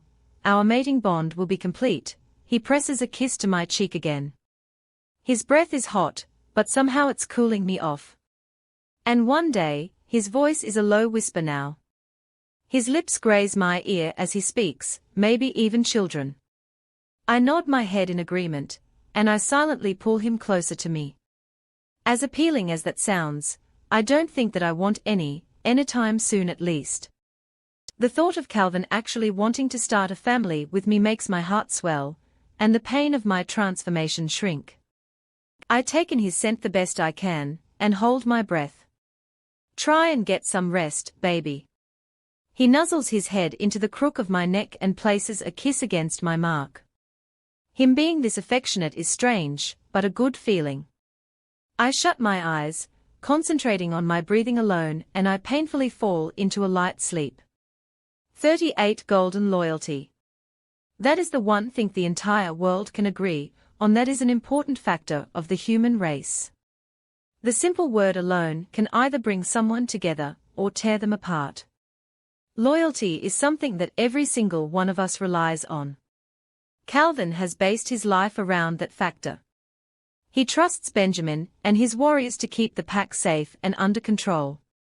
If only one of them breaks their loyalty with him, it could mean harm to him or the pack. Loyalty and trust are the two most dangerous things that one has to put themselves through. Hello. Ben waves a hand over his face and I blink, focusing my attention back to the blonde buffoon in front of me. He makes a face, and I can't exactly tell what he's thinking. Hey, don't look so sour. He pouts. I was hoping that you wouldn't start being as mean as Calvin after he marked you, but so far my hope is fading fast. He grins. I roll my eyes and don't take his comment to heart. Calvin is only mean to you because you're annoying. I joke. Half-heartedly. I mean, Ben can get annoying. He's too cocky. I mean, that, and I can't exactly give him why. No. He wiggles his eyebrows. My mouth nearly drops to the floor. What? He knots his eyebrows at my face. Are you serious? You don't say something like that, Ben. I yell, slapping his chest and brushing past him. Calvin is in the kitchen making lunch. Benjamin had come over to visit and talk to Cal about something they don't want me to hear. It's rather annoying, honestly. Calvin and Ben always seem to feel the need to leave me out of things. Ben follows behind me into the kitchen and scratches the side of his head. Something like what? He knots his eyebrows. OOH. He snorts and laughs as he finally gets what I mean. No. I didn't mean that. I'd rather not know what you two do when I'm not around, gross. I mean, yay for you guys and all, but gross. No? He snickers. I meant that I can't give him a family. He laughs and rubs the back of his neck. I mean not anytime soon unless you want to, but like I'm a dude and why I know a boy, and a boy can't get each other pregnant and… Ben, you're getting on my nerves. Calvin says, wiping his hands clean with a towel. Stop digging your grave, it's already deep enough, yes. He raises an eyebrow and looks down at Benjamin, who looks up at him shamefully. Yes? He sighs in defeat, looking back down at his feet. I glare at Calvin in silence, and he raises an eyebrow. Elbowing him in the ribs, he clears his throat. If we were to have a baby, you'd be the first to know. But we aren't, and we won't at least for a while. Cal says, leaning against the counter. Ben lifts his eyes and lets out an uneasy breath. He seems to be terrified of Calvin after what he had said. Cal doesn't exactly sound sincere, or at all apologetic, so I look at Ben and give him a gentle smile. You weren't wrong about the mean part, but I'll set him straight, Benny. Ben gives me a smile. I'm not mean, Calvin defends himself, looking between the two of us. I'm just serious. He shrugs. I roll my eyes. Stop being so mean to Ben, or else. I glare into Calvin's eyes and he raises an eyebrow. An amused smile grows on his lips. Did you just threaten me with sex? He chuckles. I continue to glare at him, mindless of our height difference, and the fact that he can break me in a matter of moments. Would you like me to say it out loud? I glare at him. Calvin's stance wavers and he lets out a sigh in defeat. No nice, no sex. Sorry, Ben. Cal says with a sigh, running his fingers through his hair. I'll try to stop being so mean. Just don't take it to heart. Ben cracks a smile after seeing how Calvin acts with my threats. Well, I was going to take you two out for dinner for a congrats on the bond celebration and grab some drinks, but I guess you'll be busy. He shakes his head in disgust. I look at Calvin, hoping that he'll answer for me. Gray isn't old enough to drink. He says roughly. I frown at how he turns Ben down on his offer. Technically, she will technically never be old enough to drink now. Ben points out. I look towards Calvin and raise an eyebrow, and give him a satisfied smile. Do you think letting a new Lycan drink is a good idea? Calvin argues. I continue to glare at my mate, staying on Ben's side. A few drinks isn't going to kill me, and it'll numb the pain of my change. Since Calvin had bit me earlier this morning, I haven't really been hurting. I mean, she won't get shit-faced or anything. Ben shrugs. Besides, you both deserve a drink. I look at Calvin, hating the idea that he's turning down Ben, and how nice he is. Cal looks back at me and swallows, the Adam's apple on his neck bobbing as he does so. Tomorrow, Ben. Cal says, turning back to Benjamin. We have work to get done, and I need Gray inside until she's done changing. He says, looking at me with a don't you dare argue face. I pull my lip between my teeth and look between the two men. Ben looks frustrated, but nods his head. Yes, sir. But tomorrow is the start of a weekend, and I have to warn you that I'll be too drunk to walk. He chuckles. If you get to that point, I'll leave you there. Cal promises. His eyes flicker over Ben's demeanor and then to me. Ben, could you give Gray and I a moment alone? Calvin asks, his voice with a more serious tone. I flinch under his gaze. Yes, sir. I'll just go and wreck your guest bathroom if you don't mind. Ben excuses himself. I roll my eyes at how disgusting his comment was. Calvin's eyes follow him until he can't see Ben any longer, and he turns to me. We're not going out with him. Calvin says lowly, pulling me against his body. I notice how tense he is. Something has him all worked up. Why not? I whisper, pulling my head back just enough to look at him. Calvin sighs out in defeat when I poke my bottom lip out. If you want to drink, there's enough liquor here to get an elephant drunk. He runs his finger over my bottom lip. I shake my head. That's not what I want. I want to go out and have fun with Ben. Calvin is always such a Debbie Downer. Je pense tu Illinois essaie de nous conduire el basse. He whispers, his lips running against my ear. I knot my eyebrows and look up at Calvin completely confused. What? I ask. Calvin lets out a sigh. He cups my cheeks and pulls my lips against his upon hearing the toilet flush. I think he's trying to lead us there. Cal says through the mind link. I have a hard time focusing while his lips are against mine. I know what you said, I've picked up on some of your little languages. I say, curling my fingers into his hair. He deepens the kiss and smiles against my lips. I mean, why do you think that? Right now, I have to keep my guard up. I don't know who all Grayson has involved.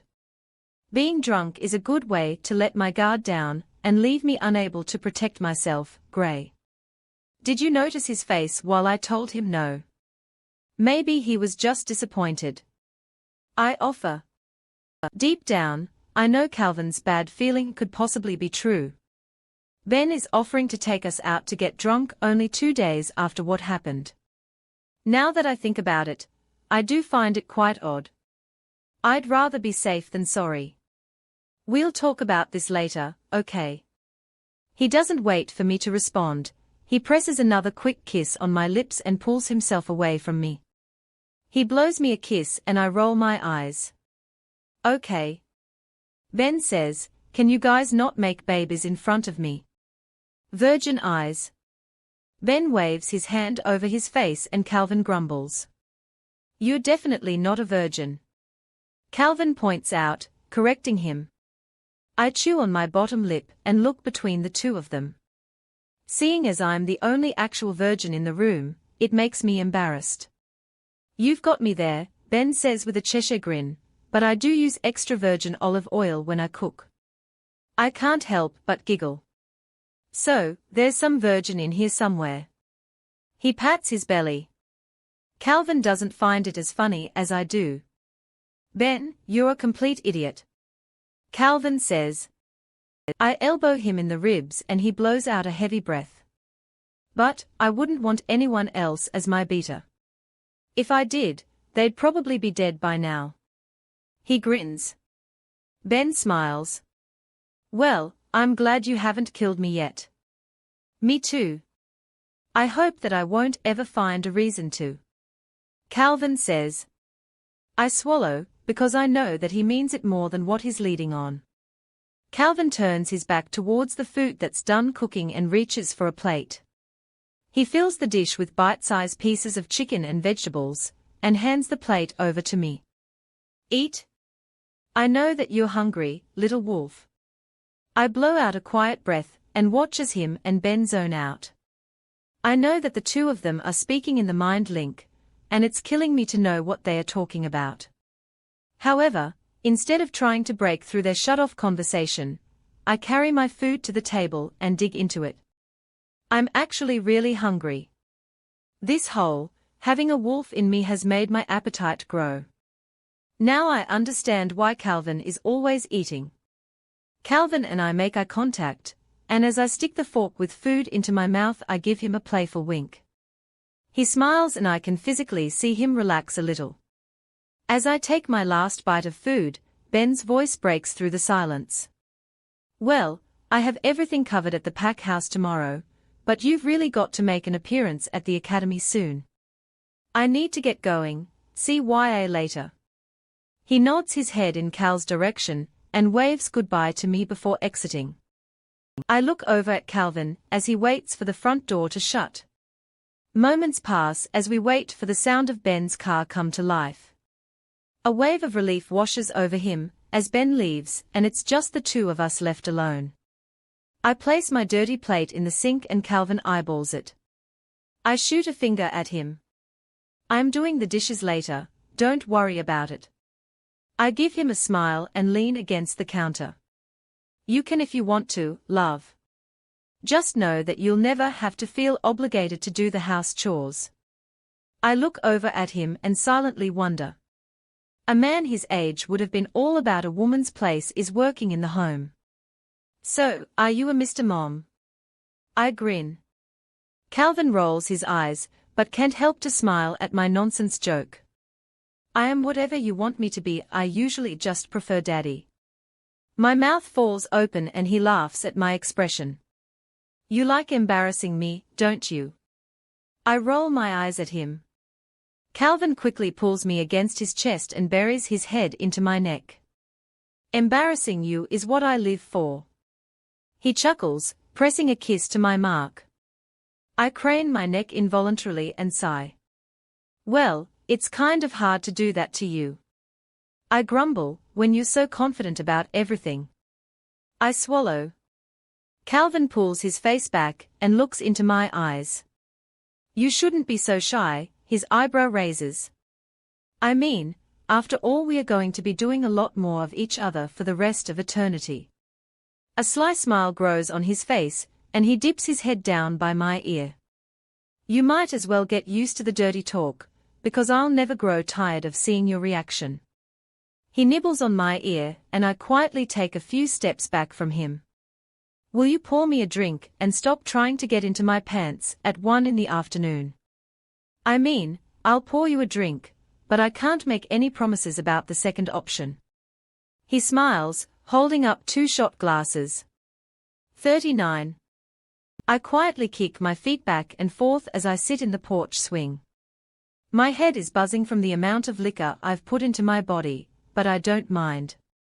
Calvin digs into his pocket and pulls out a red box of cigarettes. Taking one, he brings the thing to his teeth and flicks the lighter. I focus in on the flame and pull my lip between my teeth.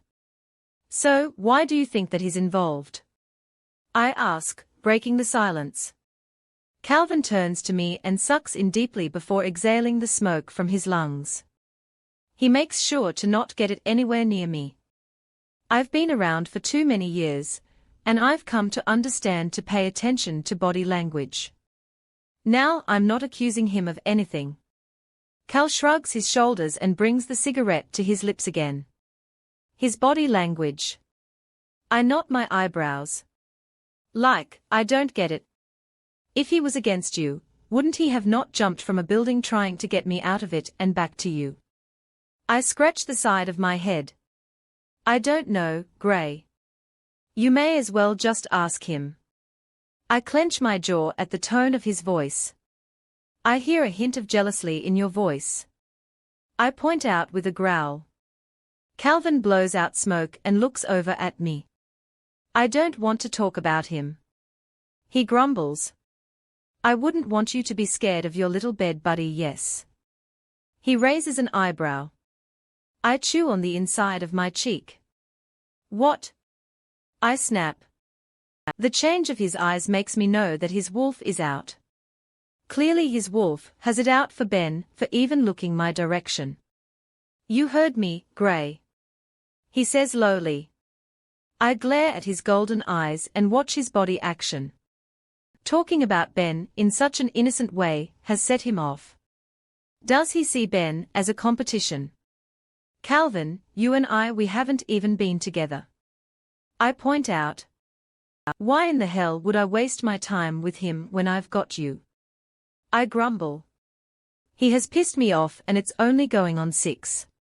Guess who's sleeping alone? Calvin flicks the cigarette into the grass and blows out the last of the smoke in his lungs. Now, stop being such a jerk. I grumble. I am going to kill him. Calvin promises, leaning against the railing. I roll my eyes. No, you're not. I grumble. Cal won't kill my only friend. I won't allow it. He raises an eyebrow at me. He's going to fuck up one day, and I'll be there to see it happen. He grumbles. I'm so sick of the way he looks at you. He huffs in annoyance. Stop being so jealous. I stomp my foot. It's not necessary. He doesn't want me, and I don't want anyone else, but if you keep this jerky shit up my mind will change. I snap. Suddenly, Calvin's features fall into a sorry one. He shakes his head, and his regular brown eyes are back. Gray? He says softly as I stand and open the front door. No, don't gray me, Calvin. Leave me the fuck alone until that damn temper of yours is gone. I snap. I slam the door behind me and climb the stairs. I don't bother going into our bedroom, instead I continue down the hall and into an empty bedroom. I bury myself underneath the covers and shut my eyes. Calvin can go from super sweet to a super dick in a matter of seconds. I'm so tired of the mood swings that come along with a werewolf. I lay in silence, trying to control the anger that Calvin had put in me. He can't just assume something like that. Why the hell would I have spent so much time trying to get him to mark me if I wanted to be with Ben? Why would he even think that I want to be with his beater? The sound of something crashing downstairs makes me jump straight up in bed. I quickly scramble out the door and downstairs to make sure that Calvin is all right. A hole in the drywall makes my stomach churn, and as I walk into the living room, one of his lamps is lying in pieces on the floor. Cal. I call out softly. I can feel the pain in his link. When I enter the kitchen, Calvin is holding a bottle of liquor with anger in his eyes. I swallow hard. Calvin. I say softly, wrapping my fingers around the neck of the bottle. He lets me take it from him and sighs. He shakes his head. His wolf, I didn't mean for any of that. Calvin says softly. He's afraid. He admits. I dump the liquor down the sink, and I watch Calvin's eyes as he watches the liquid be wasted. Calvin's wolf hasn't acted up like this until he started drinking. Maybe his wolf is a mean drunk. Of what? There's nothing to be afraid of. I want to tell him to stop being a baby and lay in the bed that he made. However, I can't, because I love him to death and I want to work this out. I'm afraid that you'll find someone better. He says, running his hands over his face. That's no excuse for being a complete ass to me. I say roughly. Or a good excuse to tear up the wall and furniture. I wave my hand towards the living room where there's a huge mess. I know. He runs his hands through his hair and doesn't dare make eye contact with me. He knows just how pissed I am, and to be honest, he seems scared to see me like that. Calvin, you've got to stop beating yourself up over the one thing that is never going to come true. Why would you even think something like that? I knot my eyebrows. I will always have a good time with people, but you, Calvin, can't be replaced. I mumble. So, you're not mad? He asks, lifting his eyes to meet mine. Oh, no. I'm not mad. I mumble. I'm pissed. I cross my arms over my chest. Calvin sighs. Is there anything you want that will make up for it? He gives me a gentle smile and I shake my head. I want to yell at him, but that'll probably turn him on. He's always turned on. Calvin says with a roll of his eyes and a smirk on his lips. I chew on my bottom lip, completely frustrated with the man in front of me. Stop doing those sexual remarks. I frown. Calvin sighs. You're no fun. He pouts. Do you want some ice cream? I don't mean to make you so mad that you shake. He watches my arms tremble with anger. I glare at him. Stop being so damn bipolar. Pick up your fucking mess. I'm going back upstairs and I'll read a book or something. I grumble, turning on my heels and going back from where I had come from. 40 sitter. Guys, this book will only have 10 more chapters until it's over. Not to worry, though. I am planning on making a sequel. Please enjoy. After an hour of reading a novel by Leo Tolstoy, I shut the book and skim my fingers over the cover. Classic books and poems have always been my thing, but some of them are extremely hard to read. Shakespeare is my all-time favorite author. Although he writes tragedies and darkness, I absolutely adore the way he tells a tale. Each and every word of his wraps around your heart and tugs on a string. He brings so much emotion into what he writes. Sliding off the bed, I make my way downstairs. However, upon entering the living room, I notice a man sitting on the couch. In his hands is his phone, and he momentarily looks up to greet me. I know him. It's Calvin's lead warrior, Tommy. Good evening, Miss Gray. He smiles. I knot my eyebrows and don't even take his greeting into acknowledgement. Where's Calvin? I ask, looking towards the front door. I know that he isn't here, or else Tommy wouldn't be sitting on the couch like he is. I cross my arms over my chest, completely frustrated that Calvin couldn't even tell me he was leaving to go anywhere. That's classified, Tommy says, an amused smile on his lips. I frown and let out a low growl. He didn't just talk to me like that. He went to do some pack work, seemed pretty pissed off if you ask me. He corrects himself. I don't need a fucking babysitter. I grumble. Where the hell did he go, Tommy? Anger biles in me. All I want to do is choke the shit out of him and Calvin. He didn't tell me. He just told me to look out for you, and to not ask questions. He shrugs. I only follow orders. Well, here's an order. I grumble and shoot my finger towards the front door. Get out. I don't need a babysitter. I can handle myself. I growl. No can do, Dolly. Tommy says with a sigh, standing up and tucking his phone into his back pocket. Alpha's orders override yours. He shrugs, looking at the mark on my neck. I clench my teeth together. How the hell does that work? I snap, furrowing my eyebrows. Tommy gives me a grin and shrugs his shoulders. I mean, you're very attractive and all, but he can get a little aggressive and I'd rather not be in his path when he's angry, nor do I want to go against him and make him that way. Tommy shrugs. I glare at him. Calvin had shut down his mind link and refuses to open it for me. Whatever. I grumble. I'm going back upstairs. Stay down here and continue babysitting. I roll my eyes. My mind races as I reach the top of the staircase. An idea swims into my head, and I can't quite shake it from my mind. The arrogant asshole downstairs will refuse it, so I won't even bring it up to him. My hand lingers over the doorknob to the room with the red door.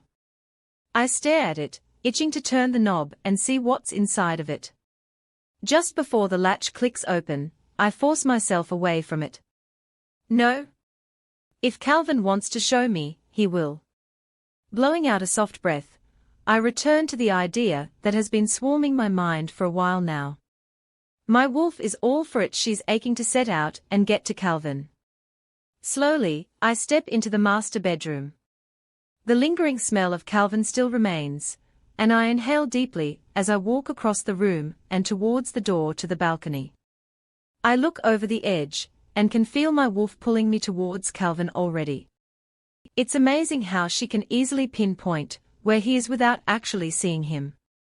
I quietly push myself up into the railing and look down at the tall drop. Shutting my eyes, I inhale deeply and murmur words that my wolf is beating into my head. No fear. I jump. Landing on the ground, I stabilize myself with my fists before standing and looking around. It isn't dark, but it also isn't bright out. Under high alert, I begin walking towards where my wolf wants me to go. Trapped under the intoxicating smell of Calvin, I can't help myself but to want him, no matter how mad I am at him. What the hell are you doing out here? Calvin finds me before I find him. I feel the anger rolling off of him in waves because of me leaving without him to protect me. His golden eyes scan over my body, and his chest heaves up and down. I came to find you. What the hell are you doing out here? I shoot the question back at him. His nostrils flare in annoyance. Does Tommy know that you're gone? He asks roughly. I glare at him. That prick doesn't even know his left from his right. I cross my arms over my chest. I snuck out. Now, answer my question, Cal. I huff by annoyed. I'm a grown man, Gray. He grumbles.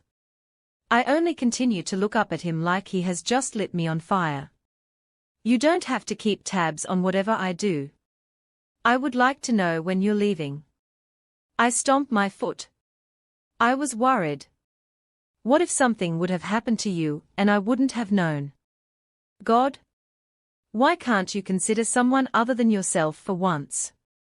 I know you're grown, but that doesn't mean I can't worry about you. God, you're such an asshole sometimes, and Calvin pulls me against his bare chest and tears spill from my eyes. I bawl against the chest of the man that made me start crying in the first place. I didn't know that it would make you so upset, he says with a sigh. I was mad, and I didn't want to have my wolf take it out on you. I'm sorry. I'm so sorry, he holds me tighter. Don't cry, I thought you wanted to be alone. I did, but that doesn't mean I want you to leave and shut me out. I sniffle. His large hand rubs over my back and I quietly pry myself away from him.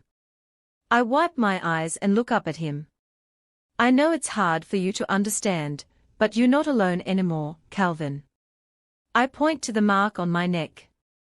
You can't just do whatever you feel like doing. Calvin gently reaches over and rubs the mark on my neck. Slowly, I rest my hand over top of his and shut my eyes. He needs to understand that it isn't just him anymore. It's us. I want to show you something. He says softly, and he presses a gentle kiss against my cheek. It means so much to me, and I know it isn't exactly an excuse, but I'd like you to know that I needed to come here. 41 I'll be sure not to have Liam watch you ever again. Calvin says softly, holding my hand in his and rubbing his thumb over my knuckles. His attention is on wherever he's leading me. That's all he's been doing lately. Thinking. So have I. I don't need anyone to watch me. I reply softly. I don't want to be the reason that he gets angry again, so I try to keep my voice low and my comments restricted. Calvin is the last person you want to put in a bad mood. But you don't like being alone, he mumbles. I know you don't like being watched, but I do know that you don't like being left by yourself. He says softly. I hate being by myself for long periods of time. I don't know how Cal knows that. Maybe it was just a feeling. I enjoy company, and always try to be around at least one other person. Can you just not say it like I'm being babysat then? I ask. Calvin pauses and looks towards me. I can try, he looks me over. If you think I'm bad now, I wouldn't recommend letting me get you pregnant. I look at him and my mouth gapes open for a few seconds. Eventually I clear my throat and raise an eyebrow. I hope you know you have to actually do it to get pregnant, so we're good. I shrug my shoulders. I do know, and I intend on keeping you to myself for a while. He looks me over and tugs my body to him. And until then, I intend on doing the baby-making process, minus the baby. He presses a kiss to my forehead. My cheeks burn with embarrassment. Now, I didn't bring you out here to talk about sleeping with you, Gray. He says softly, leading me a few feet further into the wooded area. In front of us is a large bush full of white roses.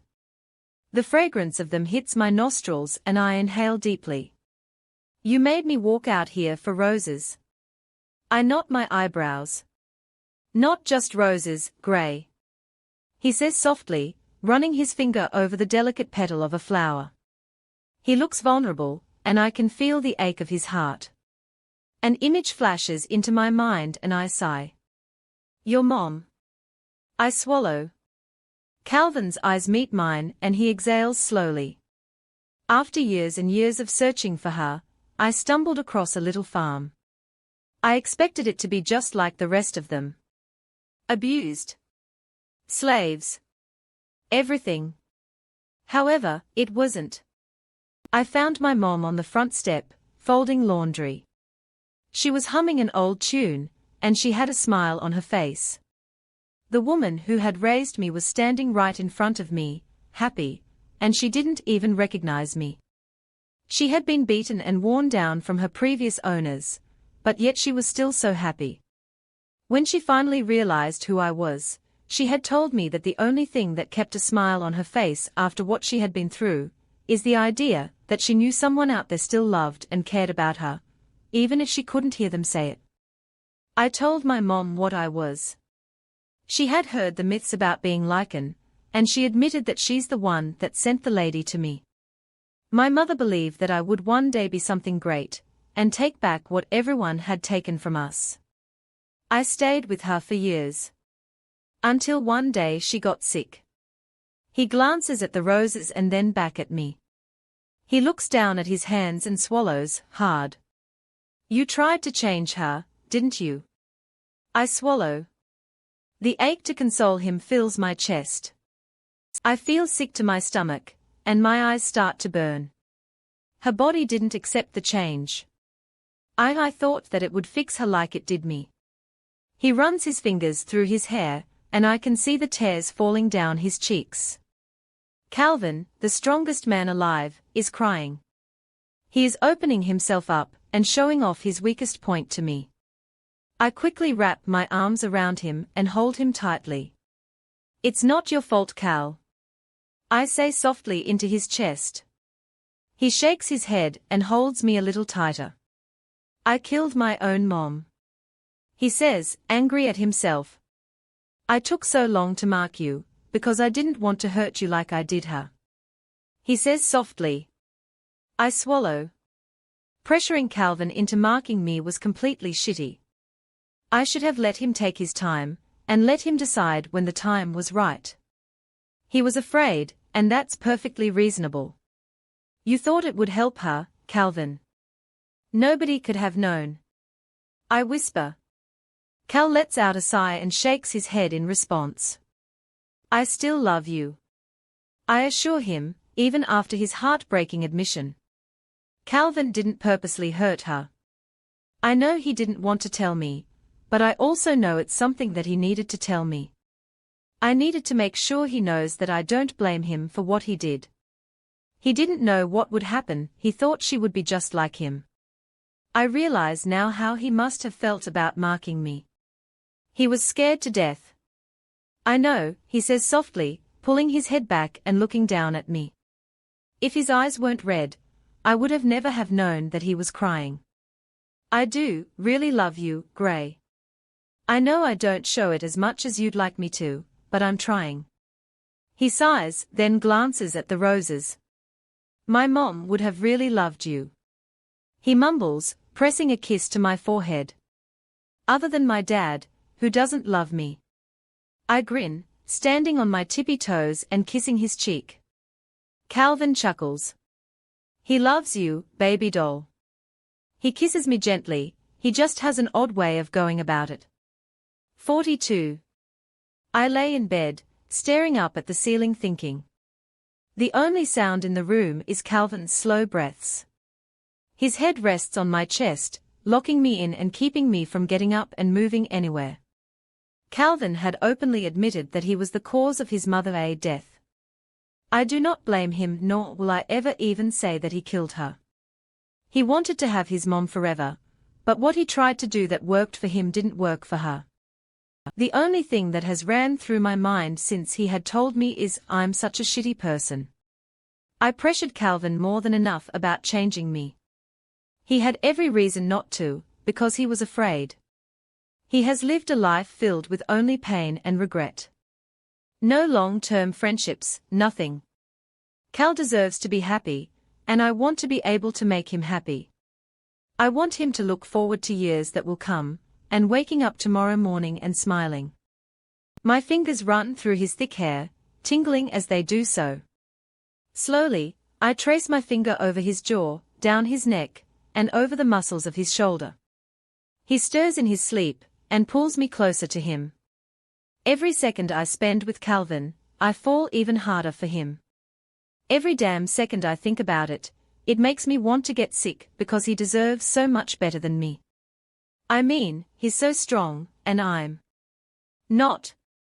I didn't know what I was getting into when I met Cal, and I still don't, but I do know that whatever this is, I don't want it with anyone else. Calvin stirs in his sleep and inhales deeply. As strong as he puts himself off to be, he does have his weak points. He had shared one with me, and that has brought me that much closer to Calvin. Please don't stop. Cal's voice brings me out of my trance when my fingers stop running over his skin. I continue to stare at the ceiling as I listen to the quietness of the room start again. I thought you were asleep. I say softly, running my nails over his shoulders. He nuzzles his head into my chest and hugs his arms around my abdomen. I was. He admits. Slowly, he lifts his head and holds himself up with his hand. Why are you awake, love? He knots his eyebrows, focusing all his attention onto me. I drink in the way he looks at me, like I'm the only thing in the world. His hair is a mess on top of his head. His lips are swollen and his cheek is red from the way he had been sleeping. I take my time looking at him. His chest rises and falls like an animal that has been chasing its prey. Inwardly, I want to be his prey and have him take me, but I also want him to get some rest because he needs it. We've been together a few times, but every time something seems to get in the way of that. I ache to feel him. Every single ounce of him, within me. I want his heavy frame to crush me, and hold me down as he has his way with me. 43. I wake to the sun brightly shining in my eyes. The images of what had happened only hours before fills my mind and clouds out everything else. I roll onto my side and bury my head into the covers. A few more hours of sleep won't hurt. To my disappointment, however, I cannot fall back asleep. My muscles throb and my core aches from Calvin completely taking my innocence. As much as I hate the way my body is aching at this moment, I don't regret what I let him do to me. It was going to happen eventually. He and I both knew it. That's what mates do. That's what people in love do. I quietly sit up in bed and rub my throbbing neck. Calvin likes biting, probably more than he should, but I don't mind. Good morning, Cal says softly. His eyes glance at the clock and then they rake over me. I figured you would sleep in. His hair is wet from a recent shower, and he's wearing nothing but a pair of boxers. Trust me, I would if I could. My eyes slide from his eyes down to his shoulders, red with scratches. I tug the blanket up over my ice-cold body and exhale. Cal and I had ended up staying up longer than we should have. I had showered last night, while he changed the sheets on the bed, and washed the dirty ones. I wasn't going to be able to fall asleep with a sticky mess on my stomach anyways. How are you feeling, love? He asks, watching as I cover myself with the blanket. I know I probably look disastrous, but at this very moment I don't care. Like someone just shot a gun up my vagina, but other than that I'm fine. I give him a tired grin and push the hair from my face. In all honesty, I'm glad Calvin isn't all up on me right now. After what happened and the soreness I'm having, I don't want him anywhere near my body. I'll give it a little while for my wolf to heal before our bodies get cuddled together again. Ah, yes. Sorry about that, love. He scratches the back of his head. I got a little carried away, yes. Calvin tugs on a pair of shorts he had been holding in his hand. I mean, I can't say I didn't enjoy it. I trail off, laying back in bed and shutting my eyes. I'm so exhausted, but the harder I try to sleep the harder it is for me to do it. I know, he chuckles. You're going to hate me next time. I knot my eyebrows and open my eyes to look at Cal. His back is to me, digging out a pair of socks from the dresser. My eyes take in every single scratch on the upper half of his back. A few even have scabs over them. I swallow roughly. Do you want anything?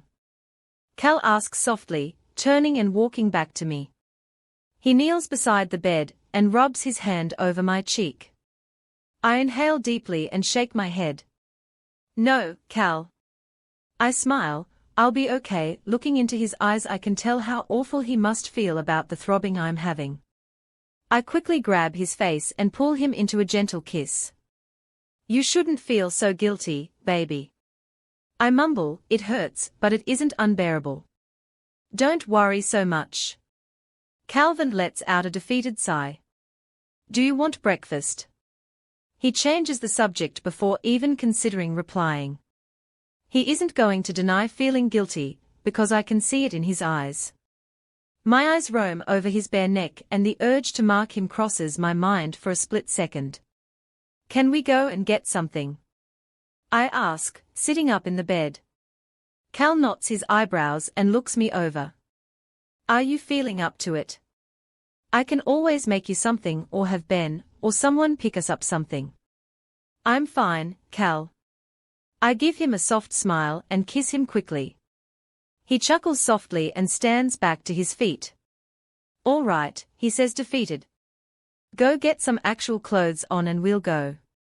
He waves a hand over the huge t-shirt of his and the little pair of underwear that I'm wearing. Rolling my eyes, I climb out of bed and drag myself painfully to the bathroom. What do you want to eat? Cal asks, gently brushing his thumb over my knuckles. I glance over at him as he focuses on the road.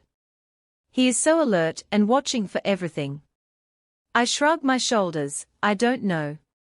Calvin lets out a sigh and presses on the gas, making us move forward. Typical. He chuckles. I roll my eyes, because I know he's thinking about the stereotype about women never knowing what they want. Don't stereotype me, Cal. I give him a grin. I just heard food and I was hungry. You're the decision maker when it comes to that. I shrug. I can find something on the menu that I like. I know, he chuckles, but I wanted to take you where you wanted to go. By that I don't mean McDonald's either you. Hey, that place is good. I say, crossing my arms over my chest. Just for that, that's where I want to go. I try to act mad, but the smile breaks onto my face before I can put a stop to it.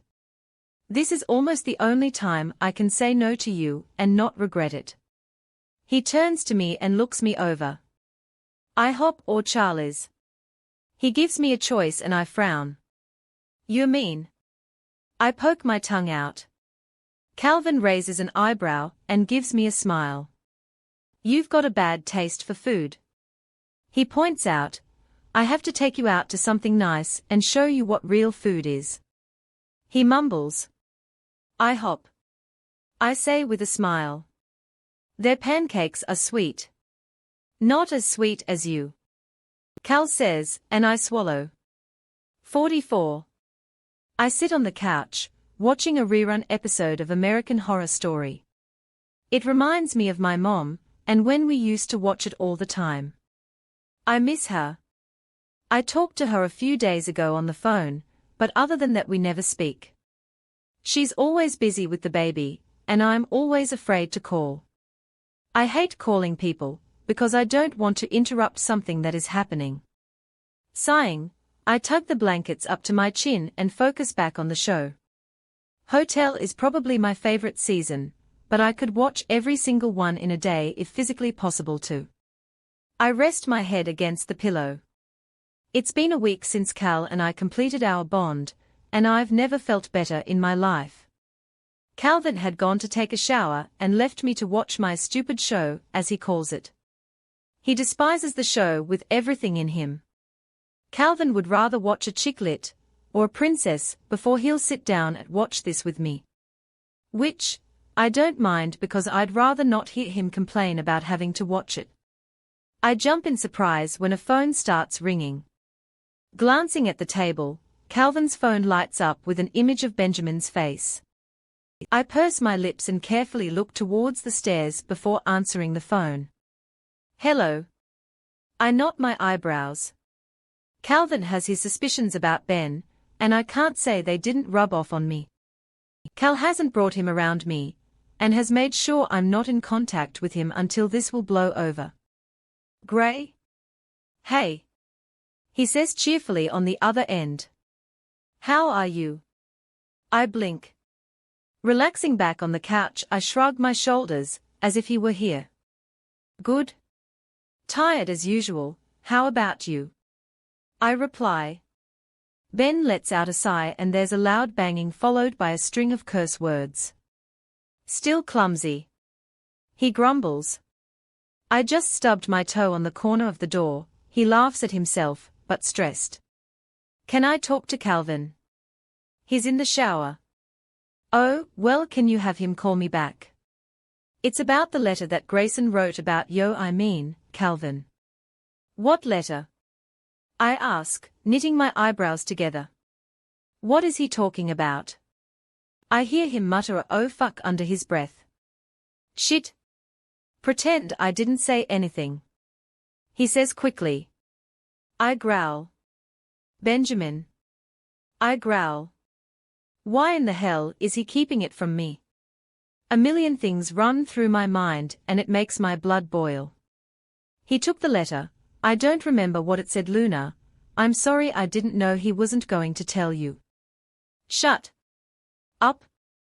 I snap. Anger has filled me. What the hell is Calvin keeping from me? Obviously this letter is pretty important if Ben has been trying to get a hold of him. Yes, He sighs in defeat. I'll go. Tell Calvin to call me. If he's still alive. I huff. I end the phone call without making another sound. I had completely forgotten about the show, and I quietly made my way upstairs. Fuck the silent treatment.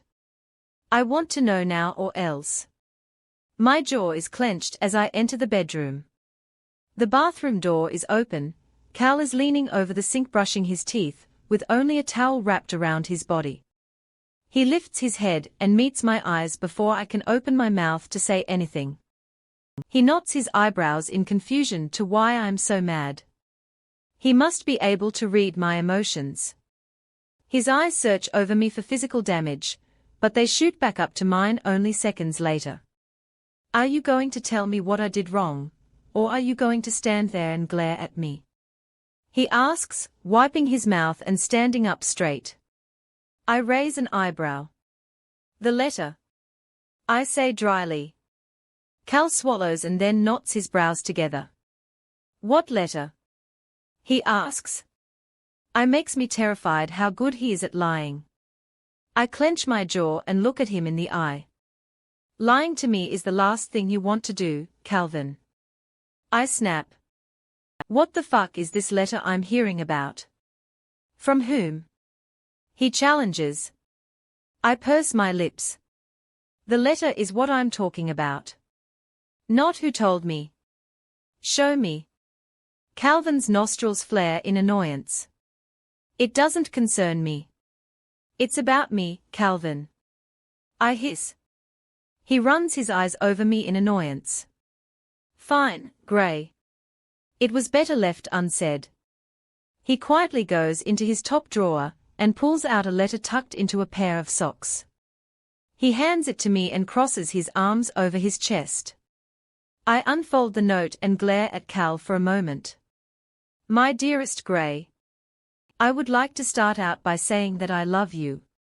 I'm sorry that I wasn't strong enough to fight for you and your mother. You both were everything to me. I doubt this letter will ever get to you, but it's worth a shot.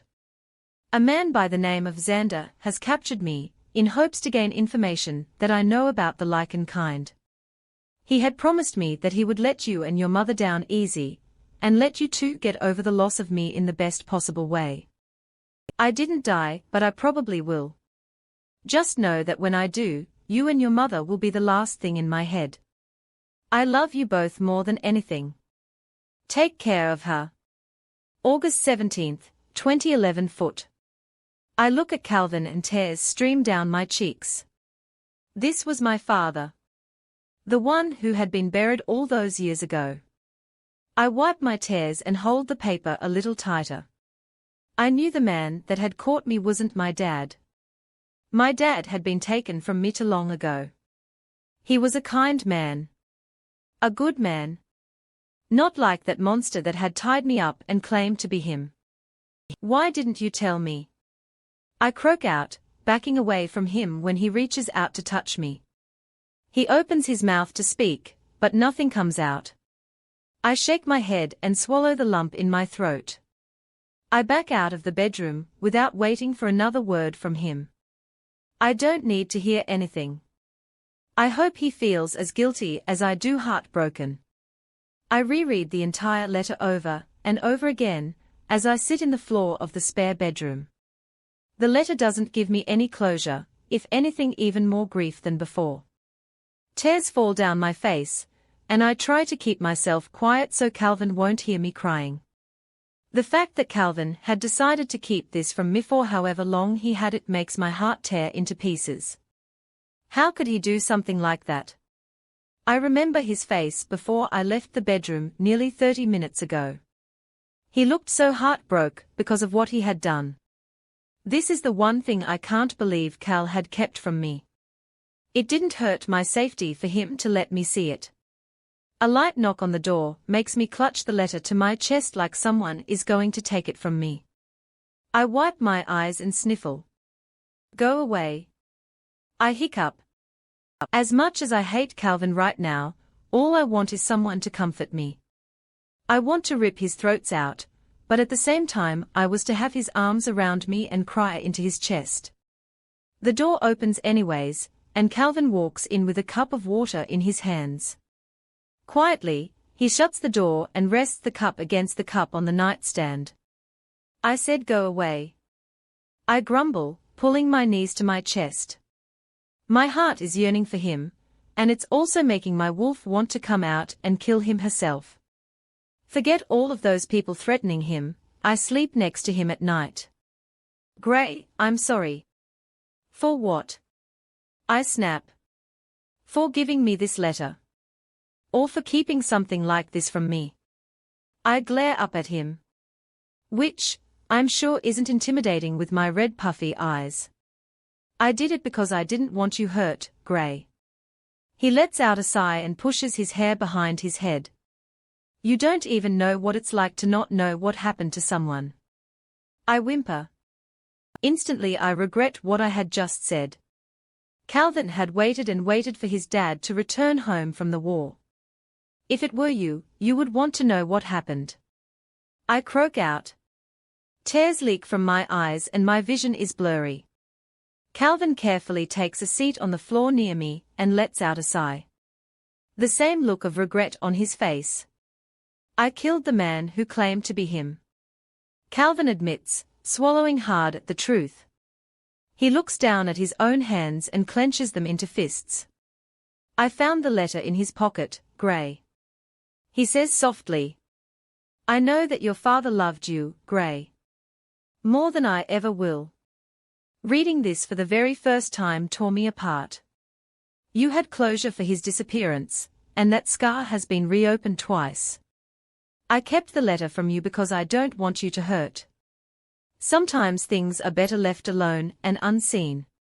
He sighs. I look up at Cal through my tears and sniffle. Crying seems to be so normal to me these days, smiling doesn't feel right. Did you know he wasn't my father while you killed him? Gray? I would never do something like that to someone you love. I made sure to get my information collected before I did anything. He is one man I don't regret doing that to. He sighs. I chew on the inside of my cheek. Calvin has killed more than once. The hands that bring so much love and affection can also bring so much hate and harm. He hurt the only thing that I love. He says, reaching out and pulling my body into his lap. I rest my head on his chest and continue to sob for the heartbreak I feel for finally knowing what happened to my father. Xander had killed him. Calvin knows it, but he would never tell me that. He leaves it as it is. For the best. I love you, little wolf, he murmurs into my hair. It's okay to cry, he assures me.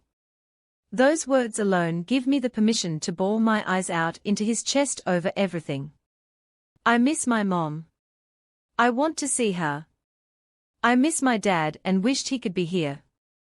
I hate this world, and how cruel it is to me. Us? I cry because I love Calvin, more than anything in the world, and imagining life without him is something I cannot picture. 45 My heart aches as I fall asleep against his chest. I didn't mean to, but crying as hard as I was, it has drained all of my energy. People tell you to never go to sleep upset or angry. It messes with your dreams, and you tend to wake up still in that very mood. Which, I could agree on completely. However, it's the only closure one can get for the time being. Sleep is something I run to try and get away. It's what my dad always told me. Go take a nap, and dream of the one place you want to be. He would always tell me. Especially when my grandma passed. Go and dance with her in your dreams. Oddly enough, my dreams would be something like that. The sound of a beating heart against my ear pulls me awake. Wrapped in the warmth of Calvin's embrace, I let out a sigh and realize that we are in his bedroom. The letter Calvin had given me is still in my hand. The smell of my own heat hits my nose and I frown. No wonder I'm so emotional. I shift and rub my dried-out eyes. Go back to sleep, love. Cal says gently, running his fingers through my hair.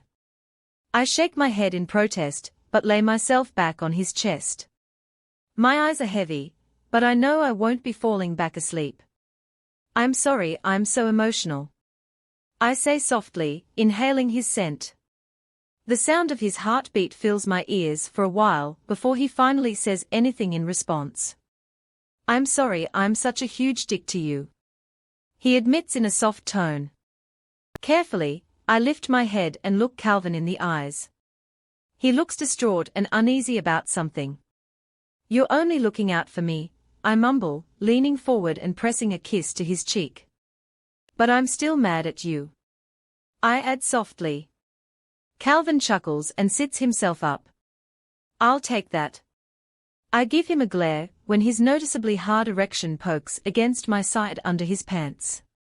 He only shoots me a guilty look in response. I can't help it, he shrugs.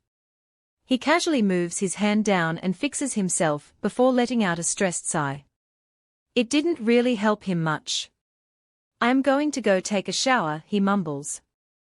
I'm sure he's assuming that I won't help him out because we were in an argument. Okay, let's go. I say, placing my palm just above his erection. He shifts uncomfortably, but makes no effort to stop me.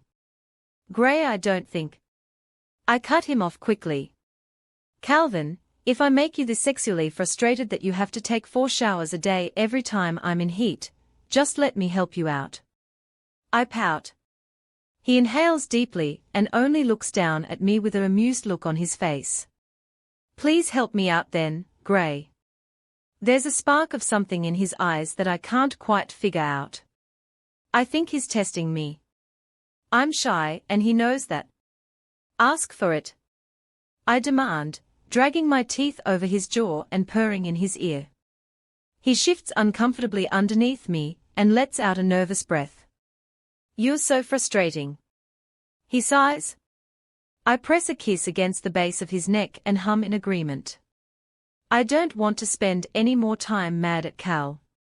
I throw my leg over his and curl closer to him.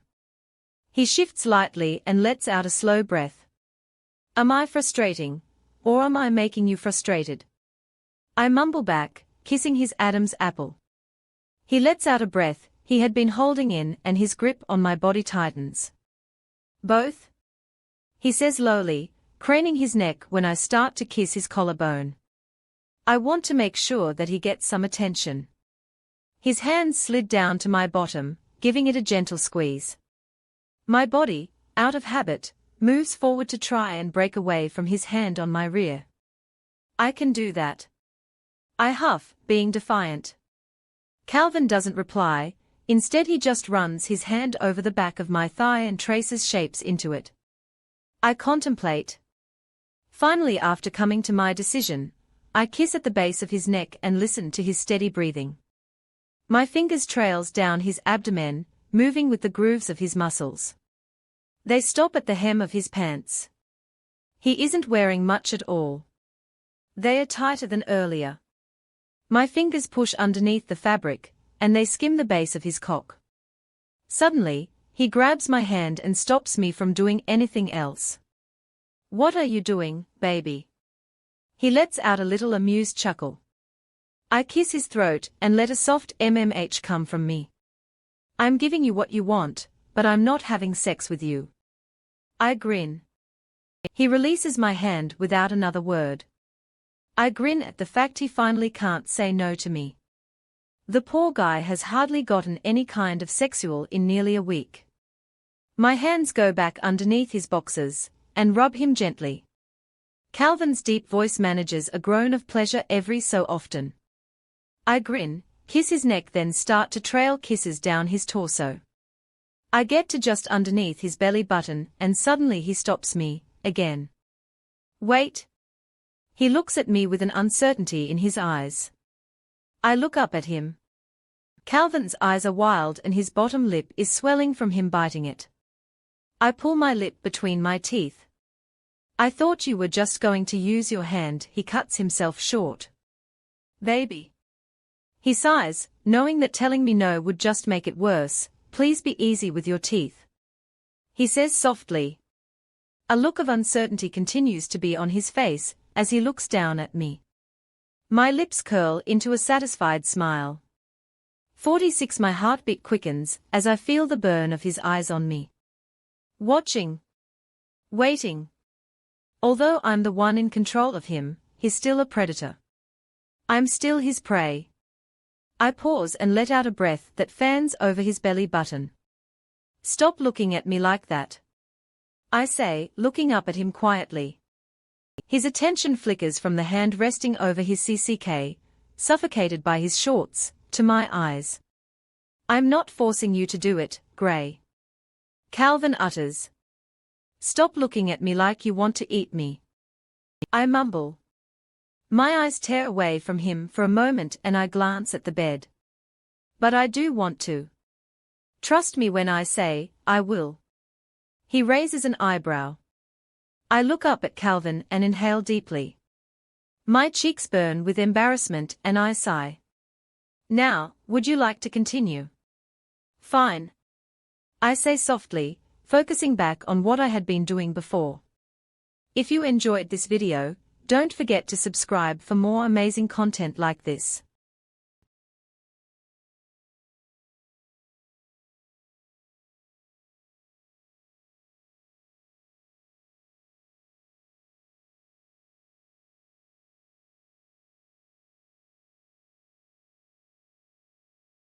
Will Gray and Calvin's relationship survive the challenges of her family's visit and the upcoming ceremony? What surprises await them? Hey guys, are you ready for an epic wolf love story? Subscribe now to join Gray and Calvin's journey.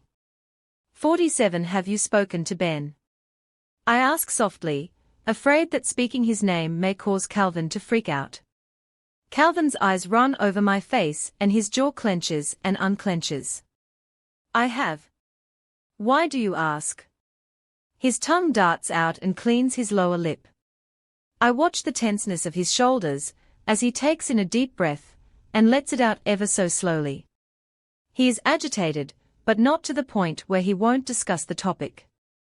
Well, he isn't dead, so I figured you either haven't spoken to him and you're waiting for him to make a wrong move or he is innocent. I chew on my bottom lip and reach my hand across the table to hold his. Softly, his thumb runs over my knuckles and he lets out a sigh of relief. Is this your way of asking if you can talk to him, little wolf? My nickname rolls off his tongue like silk, and I inhale slowly. The thickness of his voice is telling me that he doesn't want me to go. Is this your way of telling me you want me to stay? I raise an eyebrow and give him a playful grin. Calvin raises a brow at me and smiles back. I do get lonely, he admits. I roll my eyes at him and feel the squeeze of his hand on mine. 1 hour. That's it. You can get some work done, and I won't be far away, I pout. Ben is like my only friend here. I just want to talk. Calvin lets out a sigh in defeat. Fine, he shrugs his shoulders. I need to get caught up on work. He agrees, stabbing a piece of his food on his fork and putting it into his mouth. I'm glad you're being so easygoing, I mumble, reaching over my plate and stealing a bite of his food. Easy woman, we aren't married yet.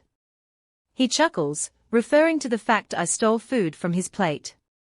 I give him an innocent smile and pop the food into my mouth. Yet, I repeat, the smile on his face grows wider and the thoughts he has fill my mind. I momentarily shut my eyes and let it sink in.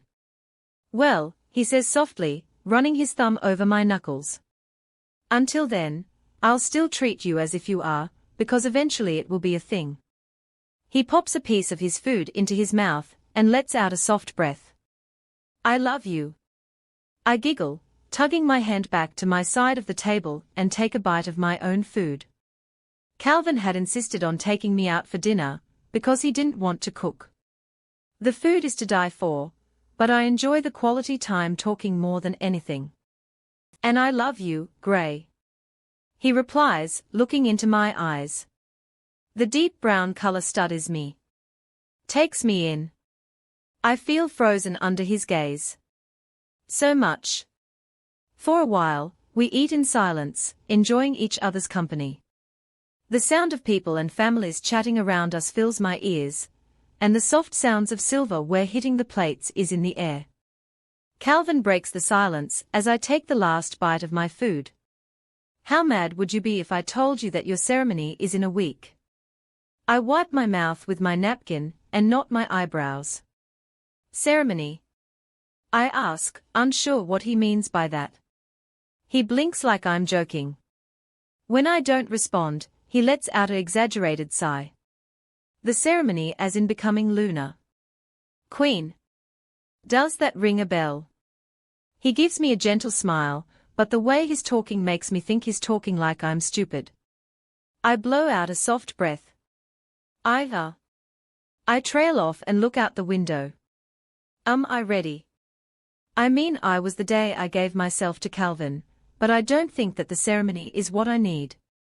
However, I have to do this as his mate. Yeah, Calvin. That's fine. I shrug my shoulders. It'd be nice to know what's going on in advance. I grin, but I'm ready, Cal. I'm sure you won't let me mess up. He gives me a smile. No, I wouldn't let you embarrass yourself, baby. He chuckles. I also invited your family to stay at the house until then. I shoot my eyes up to meet his and my jaw nearly falls to the floor. What? I can't tell if I'm excited or pissed off. I mean, I love my family and love being around them, but they are staying for a week. Calvin and Ren hardly get along. My mom has a tiny baby that will be crying most of the time, and to top it all off, that means Cal and I can't just do it any time we want to. I thought you'd be happy. He knots his eyebrows in confusion. I am happy. You're the one that's going to be unhappy when they get here. I shrug. Calvin purses his lips. Why do you say that, love? He presses his elbow on the table and sets his chin in his hand. His eyes concentrate on me, thinking of every possible thing that I can say. You don't like babies. I point out. Cal raises an eyebrow. Correction, I do like babies, just not other people's. He shrugs. You make no sense. I laugh and roll my eyes. Calvin chuckles. If you were going to tell me that I'm going to be unhappy when your parents get into town because we won't be sleeping with each other, you're very wrong. He says. I start to frown at his admission. I'll keep them occupied, and you'll just have to be quiet. He winks. I mean, unless you want them to hear, then by all means please scream my name. I don't mind. I pull my bottom lip between my teeth and look Calvin's features over. When are they coming? They'll be here around 4. They are taking a flight. I'll go pick them up from the airport and be back before you wake up. He grins. You're really bad about giving me heads up, why I know. Speaking of head, do you want some? He winks. I gulp and turn my attention to the window. He hums. Quietly I kick his shin under the table and shake my head. Maybe when we get home. 48. If you need anything, I'm just upstairs. Calvin's mind links with mine only long enough to assure me that he's here if the conversation gets awkward or I just need him. Benjamin and I sit across from each other in the kitchen, both of us waiting patiently to hear the door to Calvin's office shut.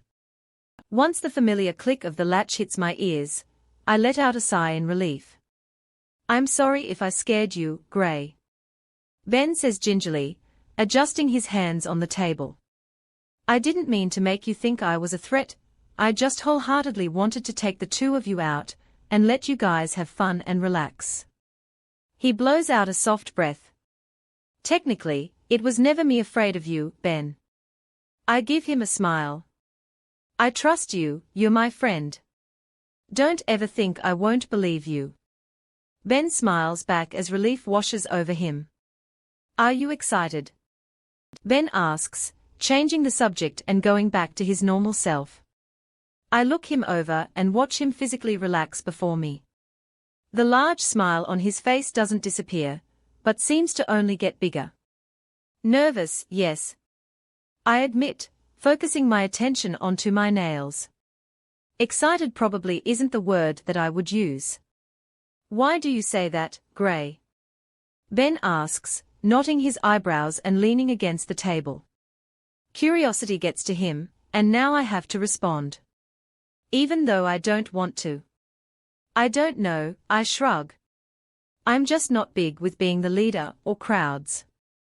And I guess eventually everyone will be expecting the Luna to be expecting, and I'm just not ready for that kind of pressure on my shoulders.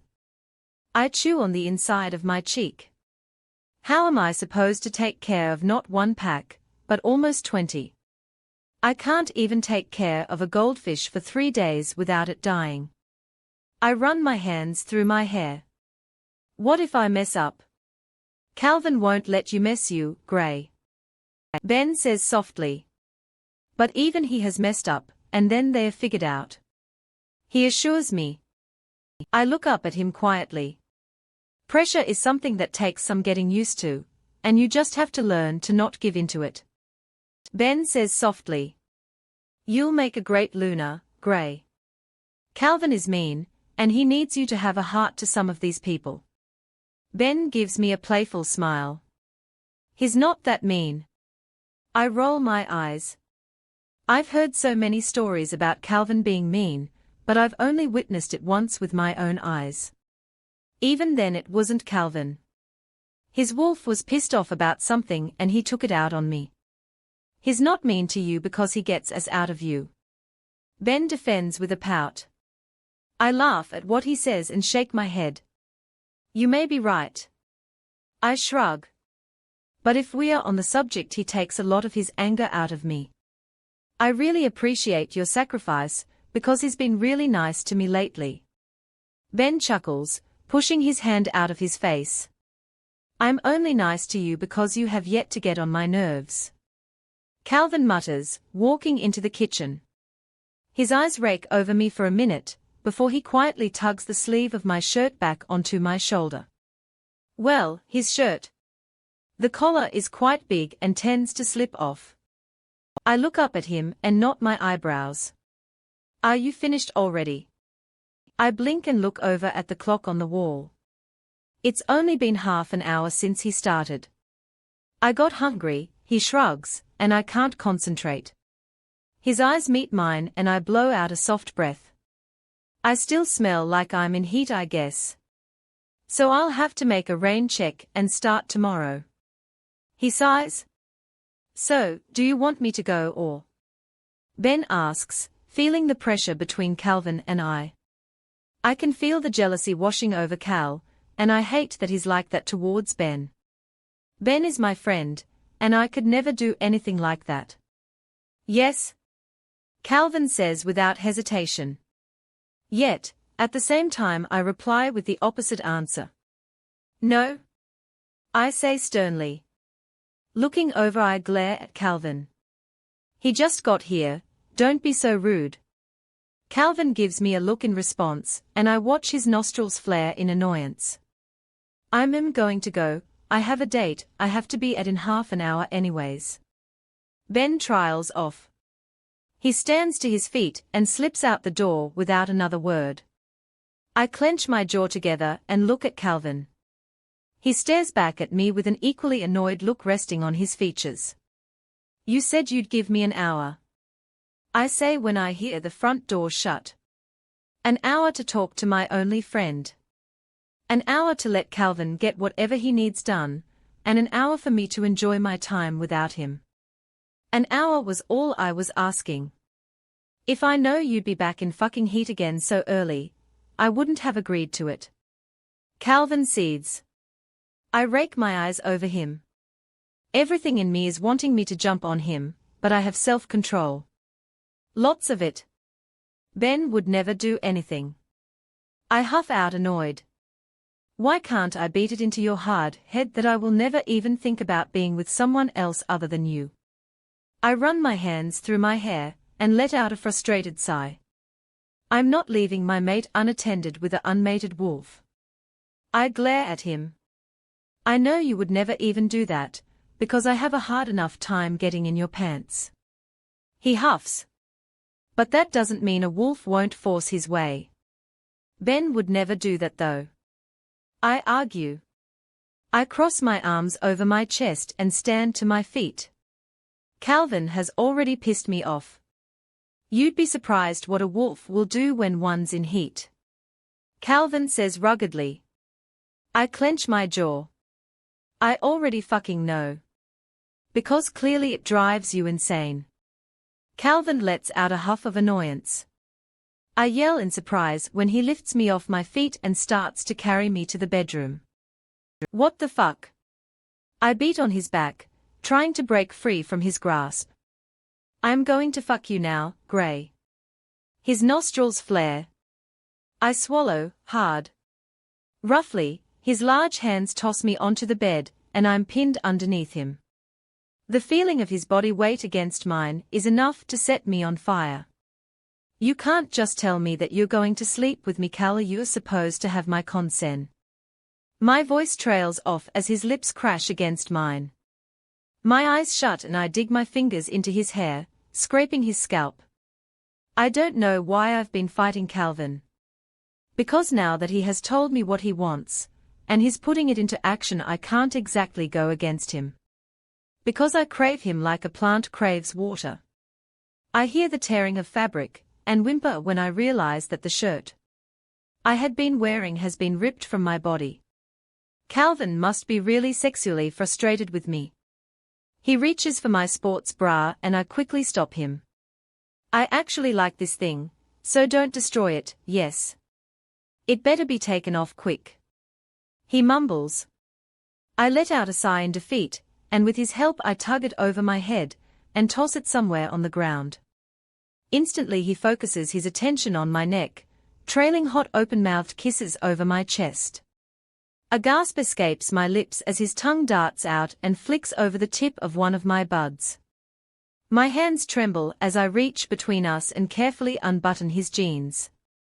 As soon as they are released, Calvin kicks them off and lets out a relieved sigh.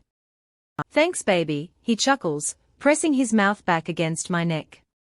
They were starting to get a little too tight. I giggle when his fingers run over my side where I'm ticklish. I cup his cheeks and lift his face until it's inches from mine. What? He knots his eyebrows in confusion. I look at how swollen his lips are, and the fire in his eyes. Every breath he takes is quick and heavy. He's aching. My fingers scrape over the form of a beard starting to grow on his cheeks. He shuts his eyes and takes in a deep breath, calming under my touch. Cal, look at me. I exhale softly, rubbing my thumb over his bottom lip. His dark eyes snap open and he looks down at me. Yes, baby. He asks, gently he rubs his fingers over the mark on my neck. This time, my eyes flutter. I don't want to just sleep with you. I admit.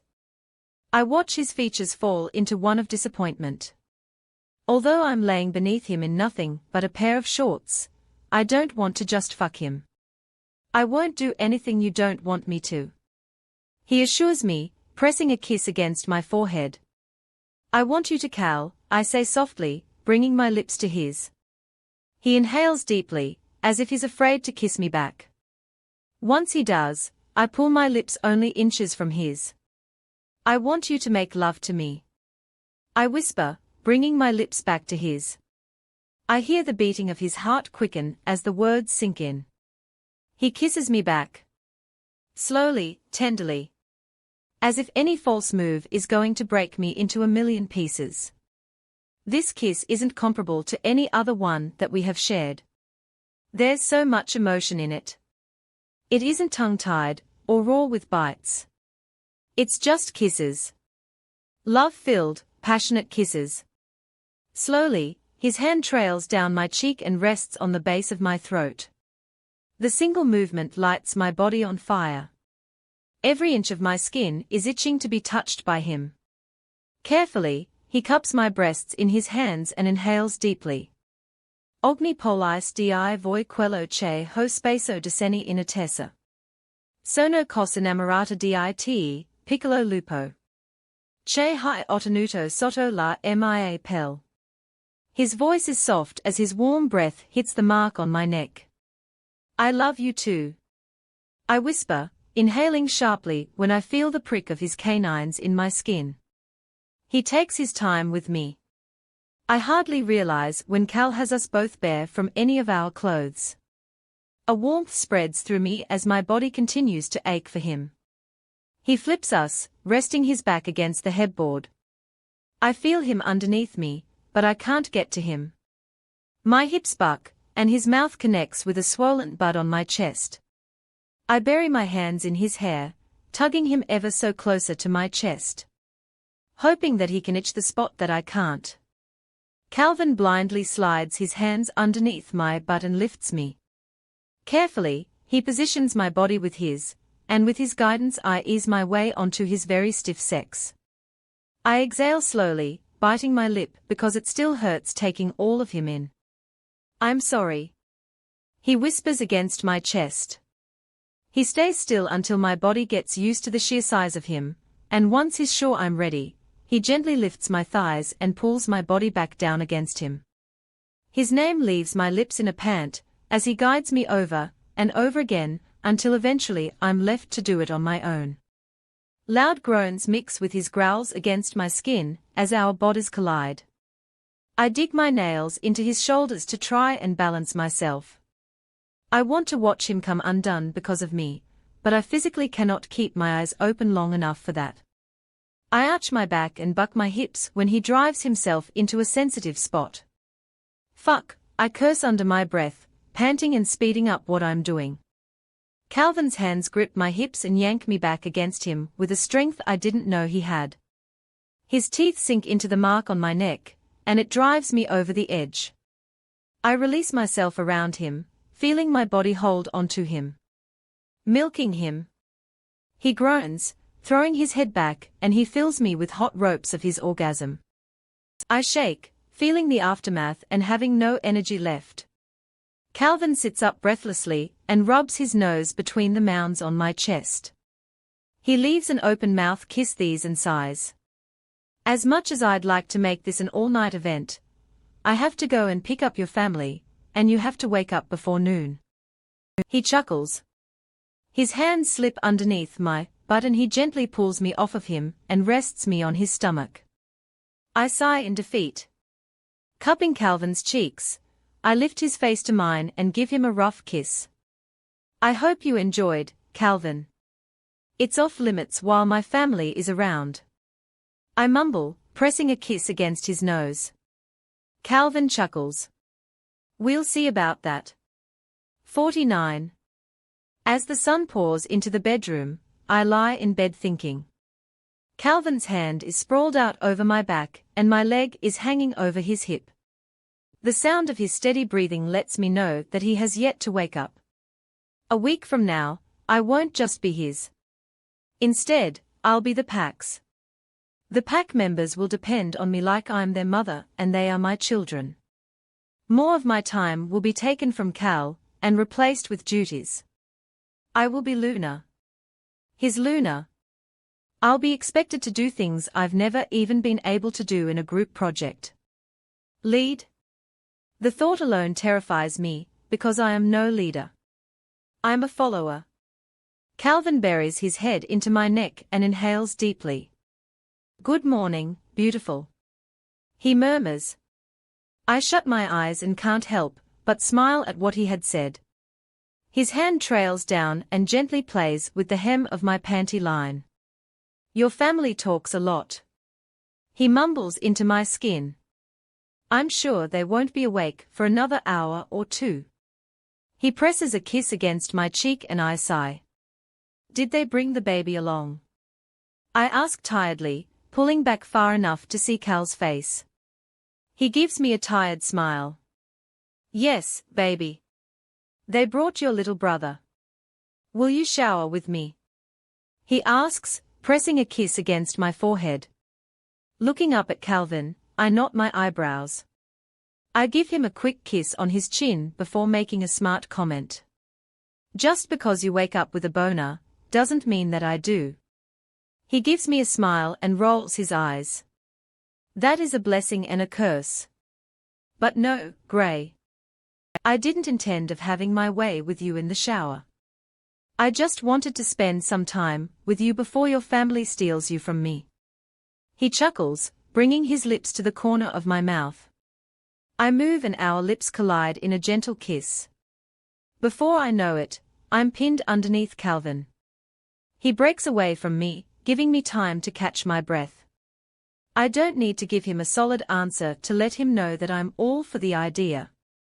Just simply relaxing under the shower and rinsing off the events of last night is enough to make me want to shower. Having Cal there is just an added bonus. I'll get the water ready. He smiles, kissing my forehead. Fuck, I curse under my breath as I watch Calvin walk towards the bathroom. Scratches cover his upper back and biceps. Some of them are still raw and rigid. What? He asks, chuckling. I know it has to at least burn. If not when he gets under the water. He turns to me and scratches the side of his hickey-covered neck. I want to ask him if he's all right, but I know he is and I don't want to hear a snide comment come from him right now. Just please wear a shirt while everyone's here, yeah. He blinks at me. Well, that's not very fun. His bottom lip pokes out. I quietly stand to my feet and drag myself towards the bathroom. Calvin turns his back to me again, switching the shower on and letting out a sigh. You shouldn't be so ashamed of you being with me, why I know. I look up at him and knot my eyebrows. I'm not, Cal.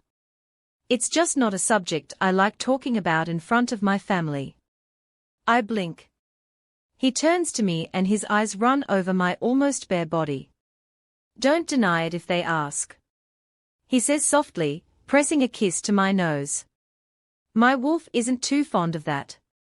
I roll my eyes and kiss his cheek. He doesn't like anything I do. I mumble, feeling Calvin's fingers grip my sports bra, and he tugs it over my head.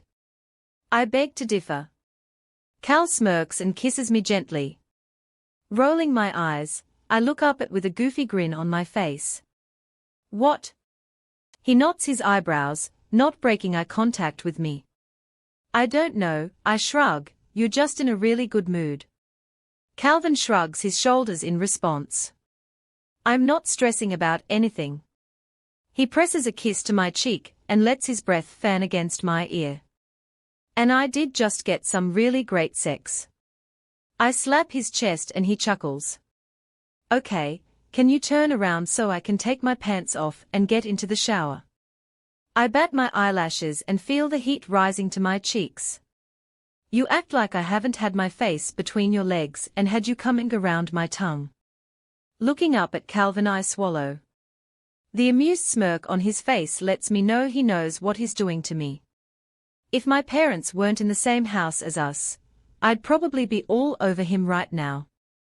Calvin, before you try and get me hot and frustrated, I gently reach forward and dip my hand into his boxers.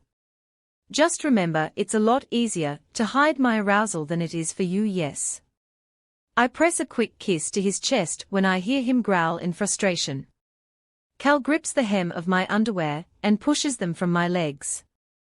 You enjoy teasing me, yes. Almost as much as you love teasing me. I grin, grabbing his hand and tugging him into the shower with me. When I get downstairs, I'm the only one up. I try to be as quiet as possible as I start a pot of coffee and lean against the counter. I'm mentally preparing myself for everything my family is going to ask me. Mostly, I'm preparing myself for the embarrassing things they are going to tell Calvin about me. Like when I went through my anime phase. I run my fingers through my hair and exhale slowly. I'm more than happy that my family is here, but I'm also a nervous wreck. I haven't been able to prepare myself for this. Hey baby, Cal says softly in the doorway. He's fully dressed and has a pair of shoes on. I knot my eyebrows. I'm going to run up to the store to get some breakfast, I'll be right back. I look him over and give him a gentle smile. Okay, just be careful, yes. He walks over to me and presses a kiss to my forehead. Always, he grins. Now don't let them start bringing up anything embarrassing until I'm here to hear it. The teasing smirk on his lips makes me want to slap him, but I roll my eyes and kiss him on the lips briefly. He leaves shortly after. The bond instantly begins when his car leaves the driveway. I sigh. We are hardly ever apart now, and I don't mind it at all. If someone told me that was the ruthless alpha king everyone was talking about, I wouldn't believe it. My mom's voice fills my ears. I shoot my head around and look at my mom with a huge grin on my face. Mom? I exclaim, throwing my arms around her neck and pulling her into a tight hug. She laughs and squeezes me tighter in her arms. She pulls back and takes me in. All of me. Last night Calvin was nice enough to not leave bites where people could see, and kept it well hidden under my bra. Her eyes shine bright. Oh? Honey! She exclaims, running her hand over the mark on my neck. This is great. Why didn't you call and tell me? She knots her eyebrows. I shrug my shoulders. Oh, this. I rub my neck. I thought I did. I lie through my teeth. Truth is, he marked me to help ease my heat, and it was in the moment. I didn't want to tell her when and why it happened. She doesn't need to know the details. You probably did, she smiles. I swear it's like after you have kids you tend to forget about everything. I can't help but laugh and shake my head. You better start writing everything down. I joke. Mom makes a snorting noise and looks around the kitchen. This house is beautiful, she changes the subject so easily. Her hand drags over the counter and she sighs.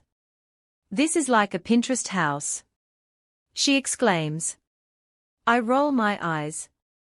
Mom? Oh? If I were you I would put so many ideas to life here. You could put a rack here and a shelf over there, oh, and over there you could eventually do a height chart if you ever have kids, and oh my gosh. We could do Christmas here, and we could have such a beautiful tree, and Mom. I exclaim, stopping her in her tracks. She tends to get carried away sometimes, and right now I don't think I need to offer her any fresh brewed coffee. Can you please just relax? It's too early for this. That would be a wonderful idea. I inhale sharply when arms wrap around my neck. Calvin press a kiss to my cheek, and I let out a slow breath. I look over my shoulder at him and raise an eyebrow. Donuts are on the counter, love. So, Mrs. Hendricks, how did you sleep? Calvin asks. He releases me from his grip, and I instantly open the box of donuts and pick the one that piques my interest. Then, I hold the box out for my mom, who declines. Please just call me Jenny, or Mom.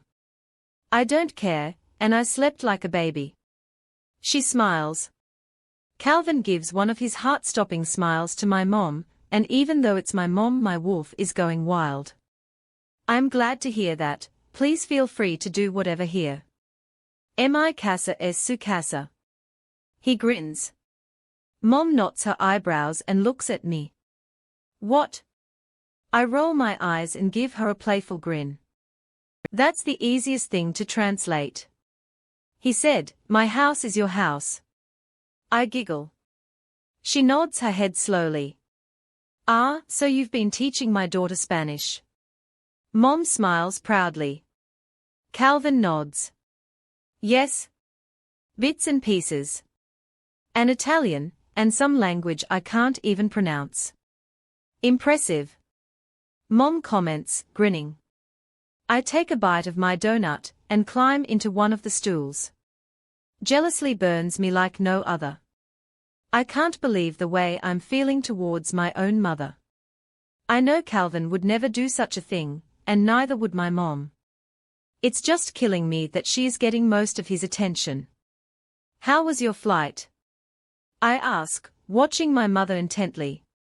I'm sure Calvin, and Ren had this conversation only hours ago. Mom smiles. Wonderful. You know I've never ridden first class, and I don't think I could ever not now. I look at Cal, who looks back at me with guilt in his eyes. He's putting in so much effort to make a good impression. It's really working. It is grand, isn't it? Calvin smiles. Gray and I are thinking about a trip to Cancun sometime this summer. It would be so wonderful if you and Ren could make it. I turn to Calvin in complete shock. Cancun. I link to Calvin. This is the first that I'm hearing about it. Cal reaches out and grabs my hand in his. That sounds like so much fun, but I think the first vacation as a couple should be spent together and not as a group. She smiles. A wave of relief washes over me. I love my mom to death, but family vacations turn into a mission instead of relaxing. Good morning, Ren's groggy voice fills the room. Calvin gently leans his head down to my ear and whispers in my ear. Jealously smells divine. He nudges his nose against my cheek and I growl lowly, pushing him away. Good morning. I exclaim, brushing off Cal's snide comment and jumping to my feet to give him a hug. How'd you sleep? Almost as good as Liam. Poor boy is exhausted. He beams. Now I can feel Calvin's eyes on me. I bet. I can't wait for him to wake up so I can hold and love on my baby brother. I grin. Ren messes up my hair and grins. He won't be the only baby for long, yes. He knots his eyebrows and the smile on his face only grows wider. Mom, you better not already be pregnant. I turn to her and give a playful grin, because I don't plan on that for a long time. Mom rolls her eyes. That's exactly what I said before I had you. She winks. There's a lump forming in my chest and I swallow nothing. How have things been back at your place? Calvin asks, taking the attention off of me. I can't help but notice how Ren and Calvin stare at each other for a brief moment, looking as if they are about to kill each other. Oh. Wonderful. Liam is such a good baby, he hardly ever cries for no reason. Some new couple moved in next door to us, I think their last name was Xander, or something like that. She smiles. Mom turns to Ren and starts up a conversation. Once they are distracted, I look at Calvin and glare. Can I talk to you for a minute? He sighs in defeat, and reluctantly follows me out of the kitchen. He presses a hand against my butt and I quickly grab his wrist. Are you two already on bad terms? I ask, looking up at him with disappointment in my eyes. His smile drops from his face and he frowns. No, Gray. He was just giving me the basic dad speech. He mumbles softly. And I'm sure you thought it would be fine to remind him how old you are, correct? I frown. Calvin sigh in defeat. Baby, it just bothers me so much. He cups my cheeks, and I let out a frustrated breath. Can you just put up with it? For 1 week. I'm sure the two of you have so much in common, I mean you both love rules. I give him a gentle smile at the end. Cal sighs in defeat. Anything for you, mi amore. He leans forward and presses a kiss to my cheek. 50. There will be more chapters since I couldn't get to the conclusion soon enough. Are you sure you can handle him? Mom asks, looking him over and pulling her bottom lip between her teeth. I turn to look over my shoulder and smile. Calvin is holding Liam in his arms, carefully swaying back and forth with a huge grin on his lips. He feels me staring at him and looks up, giving me a wide smile. Since my parents have been here for 2 days, Calvin has gotten used to holding Liam. Cal is always wary of being around babies, only because of how fragile they are. He's never actually been around such a young baby, let alone have gotten the chance to hold one. Yeah, Mom, Liam is in good hands. Now you two have a fun night and relax. I grin. Mom hesitantly looks at Liam one last time, before Ren calls for her by the front door. Come on, woman. Liam will be fine, and the driver has already honked at least a dozen times. Ren says. Mom, just go. Cal wants you to enjoy yourselves tonight. Our treat. I smile. Mom sighs out in defeat. All right, thank you, I love you. Take care of my baby. I will. I was talking to Calvin. Mom says as she walks out the front door. I can't help but giggle and watch as the black car pulls out of the driveway. How long did you set them up? I ask, turning to Calvin. He gives me a devious grin. Well, they're going to the spa for a while, then dinner, then a movie. He glances down at Liam, as he whines in Calvin's arms. All day, really? I blow out a soft breath. You do understand that means I'm stuck babysitting today, right? I knot my eyebrows. We are. He corrects me, believe it or not, but I do know how this works. A smile grows on his face. I wish you would have told me before you just offered. I frown. I mean, I love Liam more than anything, but that doesn't mean I want to be his mom all day. I give Cal a pouty face. He sighs out loud, baby, his word is drawn out in a defeat way. I don't know what you want from me. I'm trying.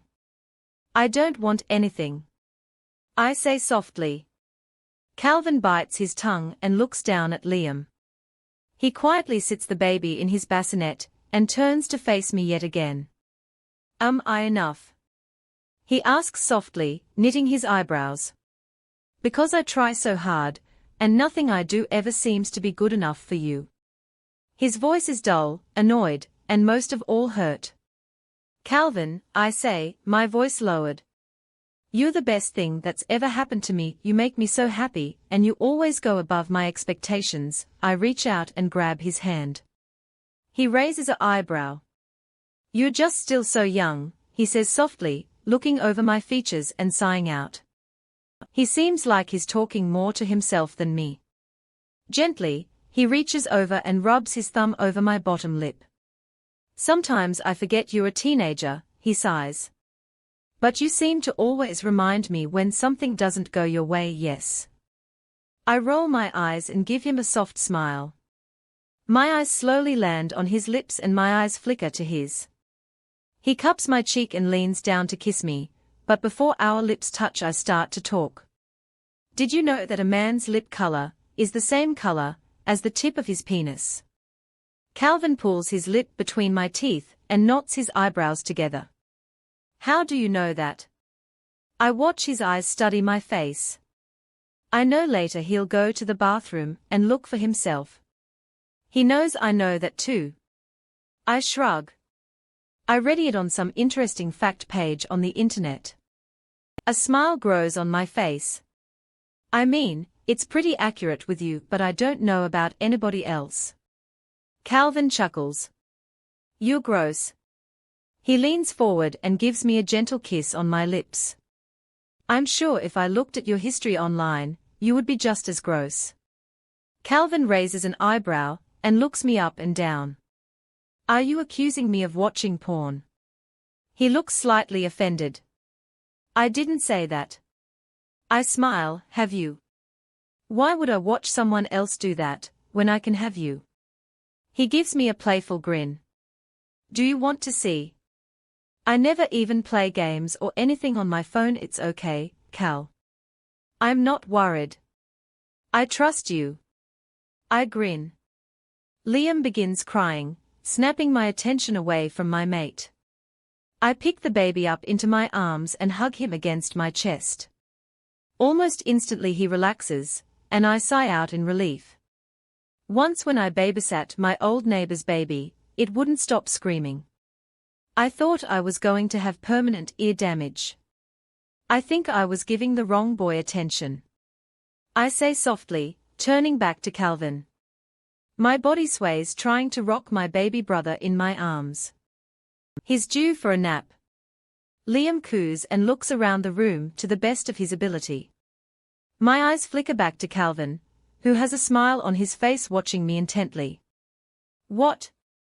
I knot my eyebrows, looking down at Liam and then back at the giant teddy bear of a werewolf.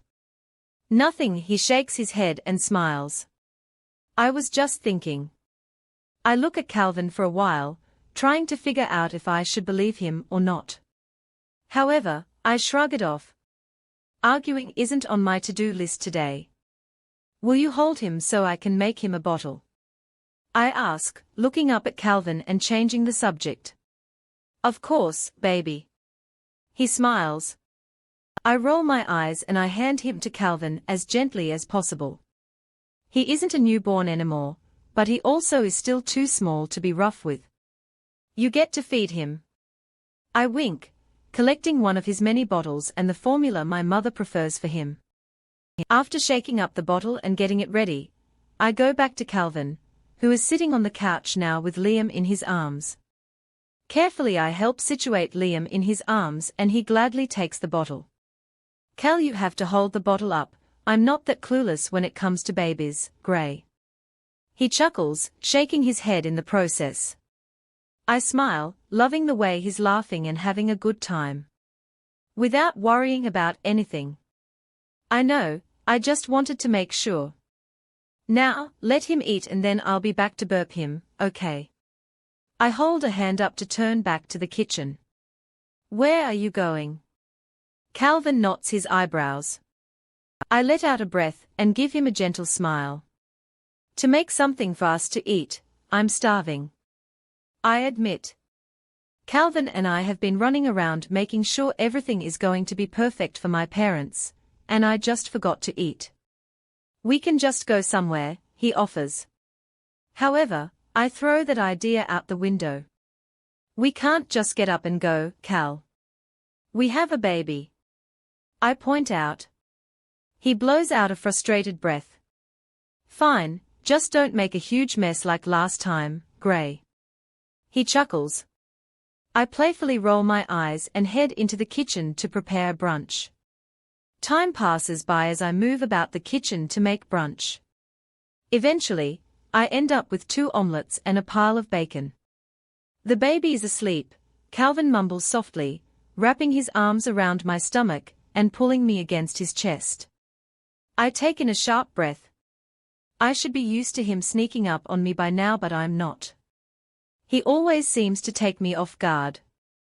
I turn to him and carefully inspect his face. Did you burp him? I ask, knotting my eyebrows. Yeah, he chuckles. But he did more than just burp. He puked all over my shirt. Calvin motions towards his shirtless body. I scrunch my nose up and smile. Better you than me. Calvin chuckles softly at my remark and presses a kiss to my forehead. His finger traces my bottom lip, and I look up at Calvin with a grin. Are you all right? I wonder out loud. His eyes flicker from mine to my lips and then back to my eyes. I'm stressed, but I'll be fine. He admits softly. We still have to get you a dress. The ceremony has so much planning to do. I want to make sure everything is perfect for your family, and I have your friend Ally coming over tomorrow morning and… How long has it been since you've smoked? I ask. Calvin looks me over. I haven't since the day before everyone got here, Gray. I don't want to smoke around your baby brother. He admits. Calvin usually finds relief from his stress through smoking. I'm surprised he hasn't broken anything or hurt anyone yet. I'm proud of you, I mumble softly, rubbing his cheek. Calvin sighs out loud and rubs his hands through his hair. I'm so proud that he has just up and stopped to keep Liam from the smoke. He's thinking about more than just himself. But he deserves to just think about himself for once. Standing on my tiptoes, I press a kiss to his lips. After we eat, I can help you with some of that stress, no? I grin, nipping at his lower lip. Calvin chuckles and shakes his head playfully. Please, he mumbles with an appreciative growl. I want your mouth around my anything you want. Just please don't say that before I eat. I turn to him and grin. Calvin rolls his eyes and playfully flicks my forehead. What did you say about Ally? I ask, knotting my eyebrows and then proceed to suck some bacon crumbs from my fingertip. She should be here in the morning if she catches her flight. You told me that she was your best friend back home, and I didn't want her to miss it. He says softly, tugging my finger from my mouth and pushing it to my side. My eyes flicker to his jeans for a moment before looking back into his eyes. How in the hell can he have a reasonable conversation with me while he has a hard-on? However, Cal is so considerate. He took the time to plan all of this out for me. Not for him. If it were up to him, he would have planned the ceremony and didn't care if the people that he invited wouldn't have a way. You're the best. I grin. Calvin rolls his eyes. I like making you happy because the sex is really good, he says with a playful smile. Oh, and I guess I love seeing you smile too. Your happiness is my happiness. 51. One more chapter after this. My heart stops in my chest the moment that I wake up to a heavy body landing on top of mine. A quick memory of being taken flickers into my mind, but it's quickly faded with the familiar sound of my best friend's voice. Gray? She exclaims loudly. I tiredly move and exhale softly. Trying my best to push her off of me, I fail. Get you fattest off my chest, Ally, I wheeze, and I hear the laugh that reminds me of Wheezy from Dragon Tales. She climbs off my body and sits cross-legged on the bed, waiting for me to get up. God, I rub my head tiredly. What time is it? I groan. I was up most of the night wide awake. My stomach aches, and my body feels raw because someone decided that last night would be a good night to get all of his anger and stress out. It's 1 in the afternoon, she winks. Tiredly I wipe the sleep from my eyes and inhale deeply. My best friend eyes me up and down, and I know she knows what Calvin and I did hours ago. Yet she doesn't mention it. What's up, loser? I smile. All I want to do is crawl back into bed, but my best friend is here. I've missed her more than anything. I throw my arms around her and pull her into a tight hug. Oh? Nothing much. I've just been on this tour of this huge house, wondering why this is the first time I've been invited over. She grins like a maniac. I roll my eyes. I know, and I apologize for that. Geese, I'm starting to sound old like Calvin. But we'll hang out a lot more, I promise. I hold out my pinky like we used to do in elementary school. She smiles and wraps her little finger around mine. You can't break a best friend promise. She reminds me. I roll my eyes and exhale softly. I never have. 13 years of friendship is a lot, especially when you've never let the other one down. Even if it hurts me, I always do my best to keep my promises to her. There's a knock on the door, and my head flings to the doorway to meet Calvin's eyes. He's shirtless, and there's a clear hickey on the side of his neck. After tomorrow, it'll be a real mark. He's leaning against the doorframe, wearing low-hanging sweatpants and a playful grin, as he looks me over. His eyes flicker to Ally for only a brief moment before they are back on me. I can hear my best friend's breathing hitch at the sight of him, and a satisfied smirk grows on my lips. Mine. I'm glad you're still alive, Calvin says, looking at Ally. I give a confused look. He turns back to me. I warned her about waking you up. He chuckles. Cal watches us for a moment. I need you to get up and get ready. You, Ally, and Benjamin are going out to find a dress for your ceremony tomorrow. I glance at Ally, who wiggles her eyebrows. You can take my card, but Gray, I need you to stay by Ben. Okay. He asks, nodding his eyebrows and walking to me. I smile. If that's okay with you, I point out the fact that he's always so jealous of Benjamin. Cal rolls his eyes and presses a kiss to my forehead. Only for today. He assures me, leaving me in the room with Ally shortly after. You're making me so nervous, I say softly, giggling in Calvin's arms as I try to pull out of them. He hugs me closer and runs his nose over my cheek. How? He presses a kiss to my nose and I look up into his eyes. I don't know when he decided to put a shirt on, but I appreciate it since my best friend was nearly drooling over him. You treating this ceremony like it's a wedding? I frown, looking his facial features over. To the pack, that's what it is. He says without blinking. I do intend on marrying you one day, so don't think that this is it. He gives me a reassuring smile and kisses me gently on the lips. Do you smell that? Ally asks, walking out of her room and into the hallway where we are at. I turn to her and knot my eyebrows. Calvin wraps his arms around me, and I watch his nostrils flare. It isn't me, I assure him. A sigh escapes him, and he looks around. What does it smell like? Like something I could have every day, and not get enough of it. She explains. Calvin and I look at each other at the same time, and smiles break loose on our faces. I think you just led Ben straight to his mate. I link to Cal. He grins. You can start calling me Cupid. Go look downstairs. There's nothing up here but us. I smile. She knots her eyebrows, but makes her way downstairs. Once she's out of earshot, I look up at Cal.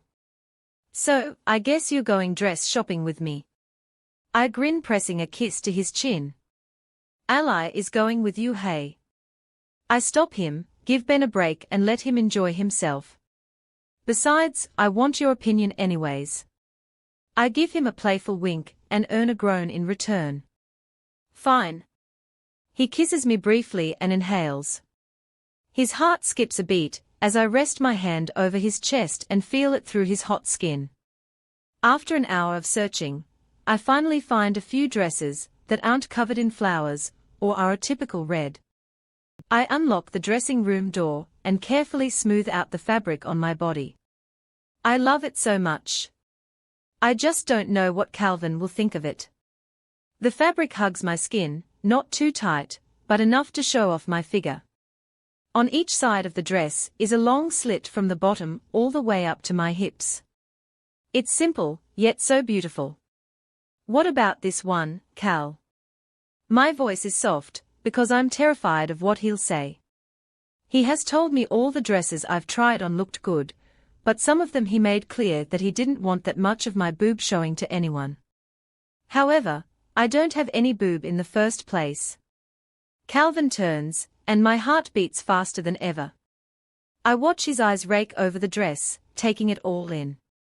Every single detail. His hand shakes as it lifts to rake his fingers through his hair.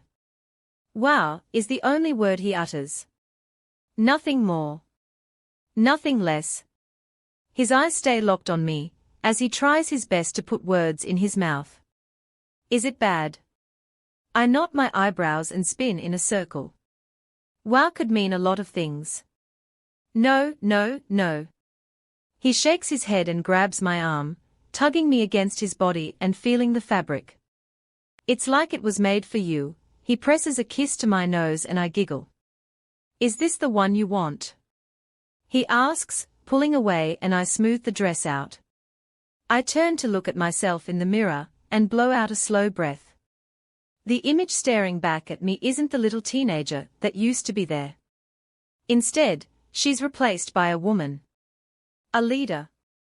A Luna. 52. I'm the first person to wake up the following morning. I lay tiredly against Calvin's exposed chest. I'm too warm to crawl out of bed, and way too nervous to go back to sleep. His breaths are slow and have a steady rhythm. One that will never get old.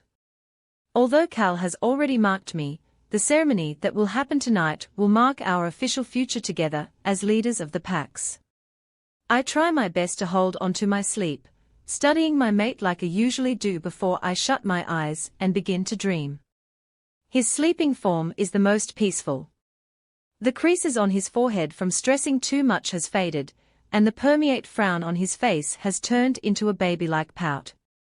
If he wasn't asleep and I wasn't worried about waking him up so early, I would kiss them. His face's cheeks are littered in stubble that he hasn't shaved in a few days. I'm sure today will be the day it'll become bare again. Gray, he says softly, not opening his eyes. He tugs me closer to him and rolls to his side. I snuggle my head into the crook of his neck and toss my leg over his hip. Minutes pass of me waiting for him to say something else. However, it never happens. It takes me a while to realize that he is asleep. He was asleep when he whined my name and tugged me closer. I smile, because it's the sweetest thing. I am so eternally grateful to the moon goddess for blessing me with such a man as Calvin. I don't deserve him. He has shown and given me more love than he has experienced in his entire existence. I trace my finger over the rough hairs on his chin, taking my time with it. Every second spent touching Calvin sends a million different tingles through my veins. My thumb runs over his powdered lip, and he snuggles closer to me. I smile. Calvin constantly tells me and himself that he is bad. In all reality, he's one of the best men out in this world. He may do bad things sometimes, but he doesn't do it for his own enjoyment. He is taking care of the rest of the world by doing what he needs to in order to protect them. My hands slide up into his hair, gently pushing it from his face. Cal really needs a trim, but I enjoy the unprofessional rugged look. I feather light kisses on his forehead, and slowly make my way to the tip of his nose. However, before my lips connect with his nose, he moves his head and captures my lips with his. A sleep-filled chuckle fills the room, and his chest vibrates against me. I kiss him again, and again, before finally pulling away from him. Good morning, he mumbles softly. Calvin's voice is thick and filled with sleep. It's one of my favorite sounds that come from him, and I can't wait to hear it until the end of time. He nuzzles his head into the nape of my neck and presses a kiss on my skin. I giggle when his scruff rubs against the tender part of my neck. Stop it, I giggle, pushing his head from my neck, that tickles. Calvin chuckles and pulls his head back, looking my face over. The smile playing on his lips is goofy, and so attractive. My heart nearly skips a beat. Only if you agree to shower with me. He gives me a playful wink. I roll my eyes and give him a questionable look. I'm not sleeping with you. I wasn't planning on it. I want you to be able to walk for your ceremony, no. My mouth falls open as I look at him. We're saving that for tonight. He winks. You have no filter, do you? I shake my head and giggle. Calvin smiles widely and runs his hands over his face. After a few moments, he climbs out of bed and stretches his arms over his head. I watch his muscles strain. His boxers are tight and I roll my eyes, resting my head against the pillow. Is this like a everyday thing? I can't help but giggle at him. Calvin has no shame. He looks down at me and pulls his lip between his teeth, stifling a laugh of his own. I have a very vivid mind, love.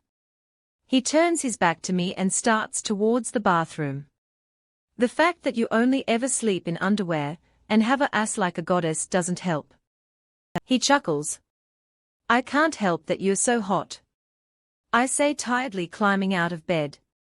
Calvin turns to face me and grins. I know, everyone struggles to come to terms with how attractive I am, no. He wiggles his eyebrows. I was talking more like temperature-wise, but yeah. Ally really made me mad yesterday, because she kept drooling over you because you didn't have a shirt on. I frown. Calvin kisses my powdered lips. Sounds like someone got a little jealous, no. Obviously, I roll my eyes and feel the water. It still isn't warm enough. But you always get jealous. Calvin cups my face with his large hands. What kind of man would I be if I didn't get jealous of who's looking at my woman? I blow out a breath and look up at him. I can't help but like that he's so possessive and how he gets jealous. Yet, at the same time I hate it. However, I can't ask for anything different. I love Calvin, no matter what. I give him a quick kiss on the cheek before tugging my shirt over my head. My hands cover my breasts because it's freezing in here. Cal raises an eyebrow at me. Clearly he doesn't like what I've done, and I know he has some cocky comment to say. Yet, instead of saying it and embarrassing me, he just presses a kiss to my forehead and mumbles a soft "I love you" against my skin. Cal and I spent the rest of the morning running around, making calls and trying to make sure everything was completely ready. I look at the black material, covered with plastic, and let out a sigh. Calvin had refused to pay for the dress I wanted, unless I got it adjusted. The slits were too high up for his liking, and my own. I take in a deep breath and glance at Cal. Where is everyone? I ask. Since Cal and I have been back from running around, the house has been completely silent. They are getting ready for the ceremony at the pack house. He shrugs casually. I nod my head slowly and look Calvin over, thinking. What time is it? We are going to eat before, so I need you to be ready to leave the house by 6. He mumbles softly, pressing a kiss to my forehead and looking me over. I have some phone calls to make. I'll be in the other room if you need anything. I nod my head and quietly make my way upstairs. Calvin had offered to pay someone to do my hair and makeup, but I declined. I don't like other people changing my appearance. I don't like what other people do because it isn't the way that I want it. I hardly ever wear makeup, but when I do I want it to be from me. Not someone else. After an hour of curling my hair and doing my makeup, I look at myself in the mirror and let out a sigh of relief. I look good. Better than I thought, actually. I quietly tug off my shorts and step into my dress. Fuck, I hear the choked words of Calvin from behind me. I turn my head towards him and feel my cheeks burn hot. He tugs at the collar of his shirt and swallows. You're making it really hard to even show up to dinner. I thought you were still on the phone, I blink. He's so sexually frustrated with me and I find it so funny. However, I'm sort of scared for what he has planned for the after party. Will you zip me up? I give him an innocent smile and bat my eyelashes at him.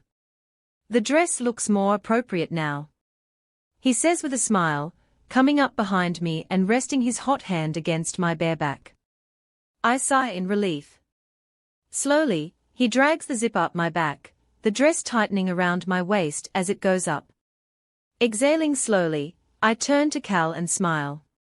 It's 5:50. What are you supposed to be wearing? I knot my eyebrows. Currently, he has no shirt on and he's wearing a pair of basketball shorts. So beautiful, he mumbles, running his eyes over me, making it as obvious as daylight. I smile and cup his cheeks in my hands. I love you so much, Cal. I grin, kissing his cheek. Go get dressed so we are not late, yes. He sighs in defeat. Yes, The car ride is silent. After a while in the car, Calvin's hand quietly slides off the steering wheel and rests on my thigh. He looks nervous. He smells nervous. So, I'm going to assume that he's nervous. What are you so worked up about? I ask quietly, as if anyone could hear us. Cal turns to face me for a split second before facing the road again. I'm not, he says dryly. I know that he is now. He gets so defensive when I call him out on things. Especially when he's already upset. Don't lie to me, Cal. I frown. He glances over at me and lets out a sigh in defeat. It's a lot of things, Gray, honey, he admits. Most of all, I just want this to be perfect. You know. I watch his grip on the steering wheel tighten, and I quickly rest my hand over top of his to try and ease his nerves. I know, and it will be. I assure him, kissing the back of his hand softly. Calvin blows out a quiet breath. We are here, he says abruptly. Cal shuts the car off and quickly opens my door for me. I give him a goofy smile and look up at him as I slide out of the car. The restaurant is big, light-colored, and the outside of it smells divine. I can't wait to see what the inside looks like. Turning to Cal, I knot my eyebrows. Have you ever eaten here before? I wonder. He gives me a grin. Of course I have. The owner is an old friend of mine. I open my mouth to ask him who, but he cuts me off. Let's go in and eat, yes. Cal reaches between us and intertwines our fingers together. I smile widely up at him as we walk in hand. The waiter, no older than 16, greets us with a large smile. Name? He asks, looking Calvin in the eyes. It's clear the boy is human, we are in the human part of town. Harris, he says, squeezing my hand a little tighter when the guy's eyes flash to me. I lean my head against Cal's shoulder as the boy skims through the names until he finds Calvin's. Oh? Right this way, sir. He leads us through the front of the restaurant, where many couples dressed in nice clothes are eating, to a private room. Upon opening the door, I am surprised to see my family, Ally and Benjamin sitting at the table. Their smiles grow as we walk into the room and take our seats. I give Calvin a questionable look, and all he does is give me a smile in return. I love your dress, Ally chimes, clinging onto Benjamin for dear life. I smile, thanking her. She rests her head on his shoulder, and they seem to go back to their own little world. You look so beautiful. Mom grins. She places a hand on my shoulder and pushes hair from my face. Your mom's right, Gray. Ren says smiling. You've turned out to be such a strong, beautiful woman. I know your dad would be so proud of you. He lets out a soft sigh, and I give him a gentle smile. I know he is, I smile, assuring him that he didn't make me upset by bringing him up. I know you may not believe it because I never say it, but I look up to you like a father. I can't thank you enough for taking care of my mom, and I smile. I love you. Ren is taken off guard. I watch Ren take my mother's hand and intertwine their fingers together. My heart skips a beat because it's so cute. Calvin clears his threat and my attention snaps to him. Slowly, he rests his large hand on the table over top of my own and rubs his thumb over my knuckles. I haven't been completely honest with you, Gray. His voice is soft, low, like he doesn't want to be heard. My heart sinks. He lied to me. About what? Millions of questions go unanswered as the silent pause between us gets longer. My eyes search his for an answer, but I come up with nothing. Finally, he opens his mouth to speak. It's not that bad, I promise. He gives me a reassuring smile. It's just, your ceremony isn't tonight. It won't be for another few years until you come of age. I knot my eyebrows. So, you stressed me out over nothing. I blink. I'm not mad, just a little frustrated with him at the moment. I've been panicking this whole week, because I was afraid of today. Today isn't even happening. I know you wouldn't have agreed to come here and eat dinner, if I would have just asked you to. He gives me a smile. He isn't wrong. I would have just asked to go to McDonald's for dinner. But, we did come here for a good reason. Have I told you how beautiful you look in that dress? He changes the subject. I look down to inspect my dress, wondering why he just pointed it out of nowhere. Calvin kisses the back of my hand and inhales deeply. I wish I could wear it for more than one occasion. I say with a pout on my face. He stands from his chair, clutching my hand between his larger ones. And you will. He assures me. My heart nearly stops at his next move. Calvin kneels down beside me, his lips rest against the backs of my hands briefly. Passe-moi, petit loup tears form in my eyes as the words he speaks in French sink in. I smile. Monsieur is toy portugues. If you enjoyed this video, don't forget to subscribe for more amazing content like this.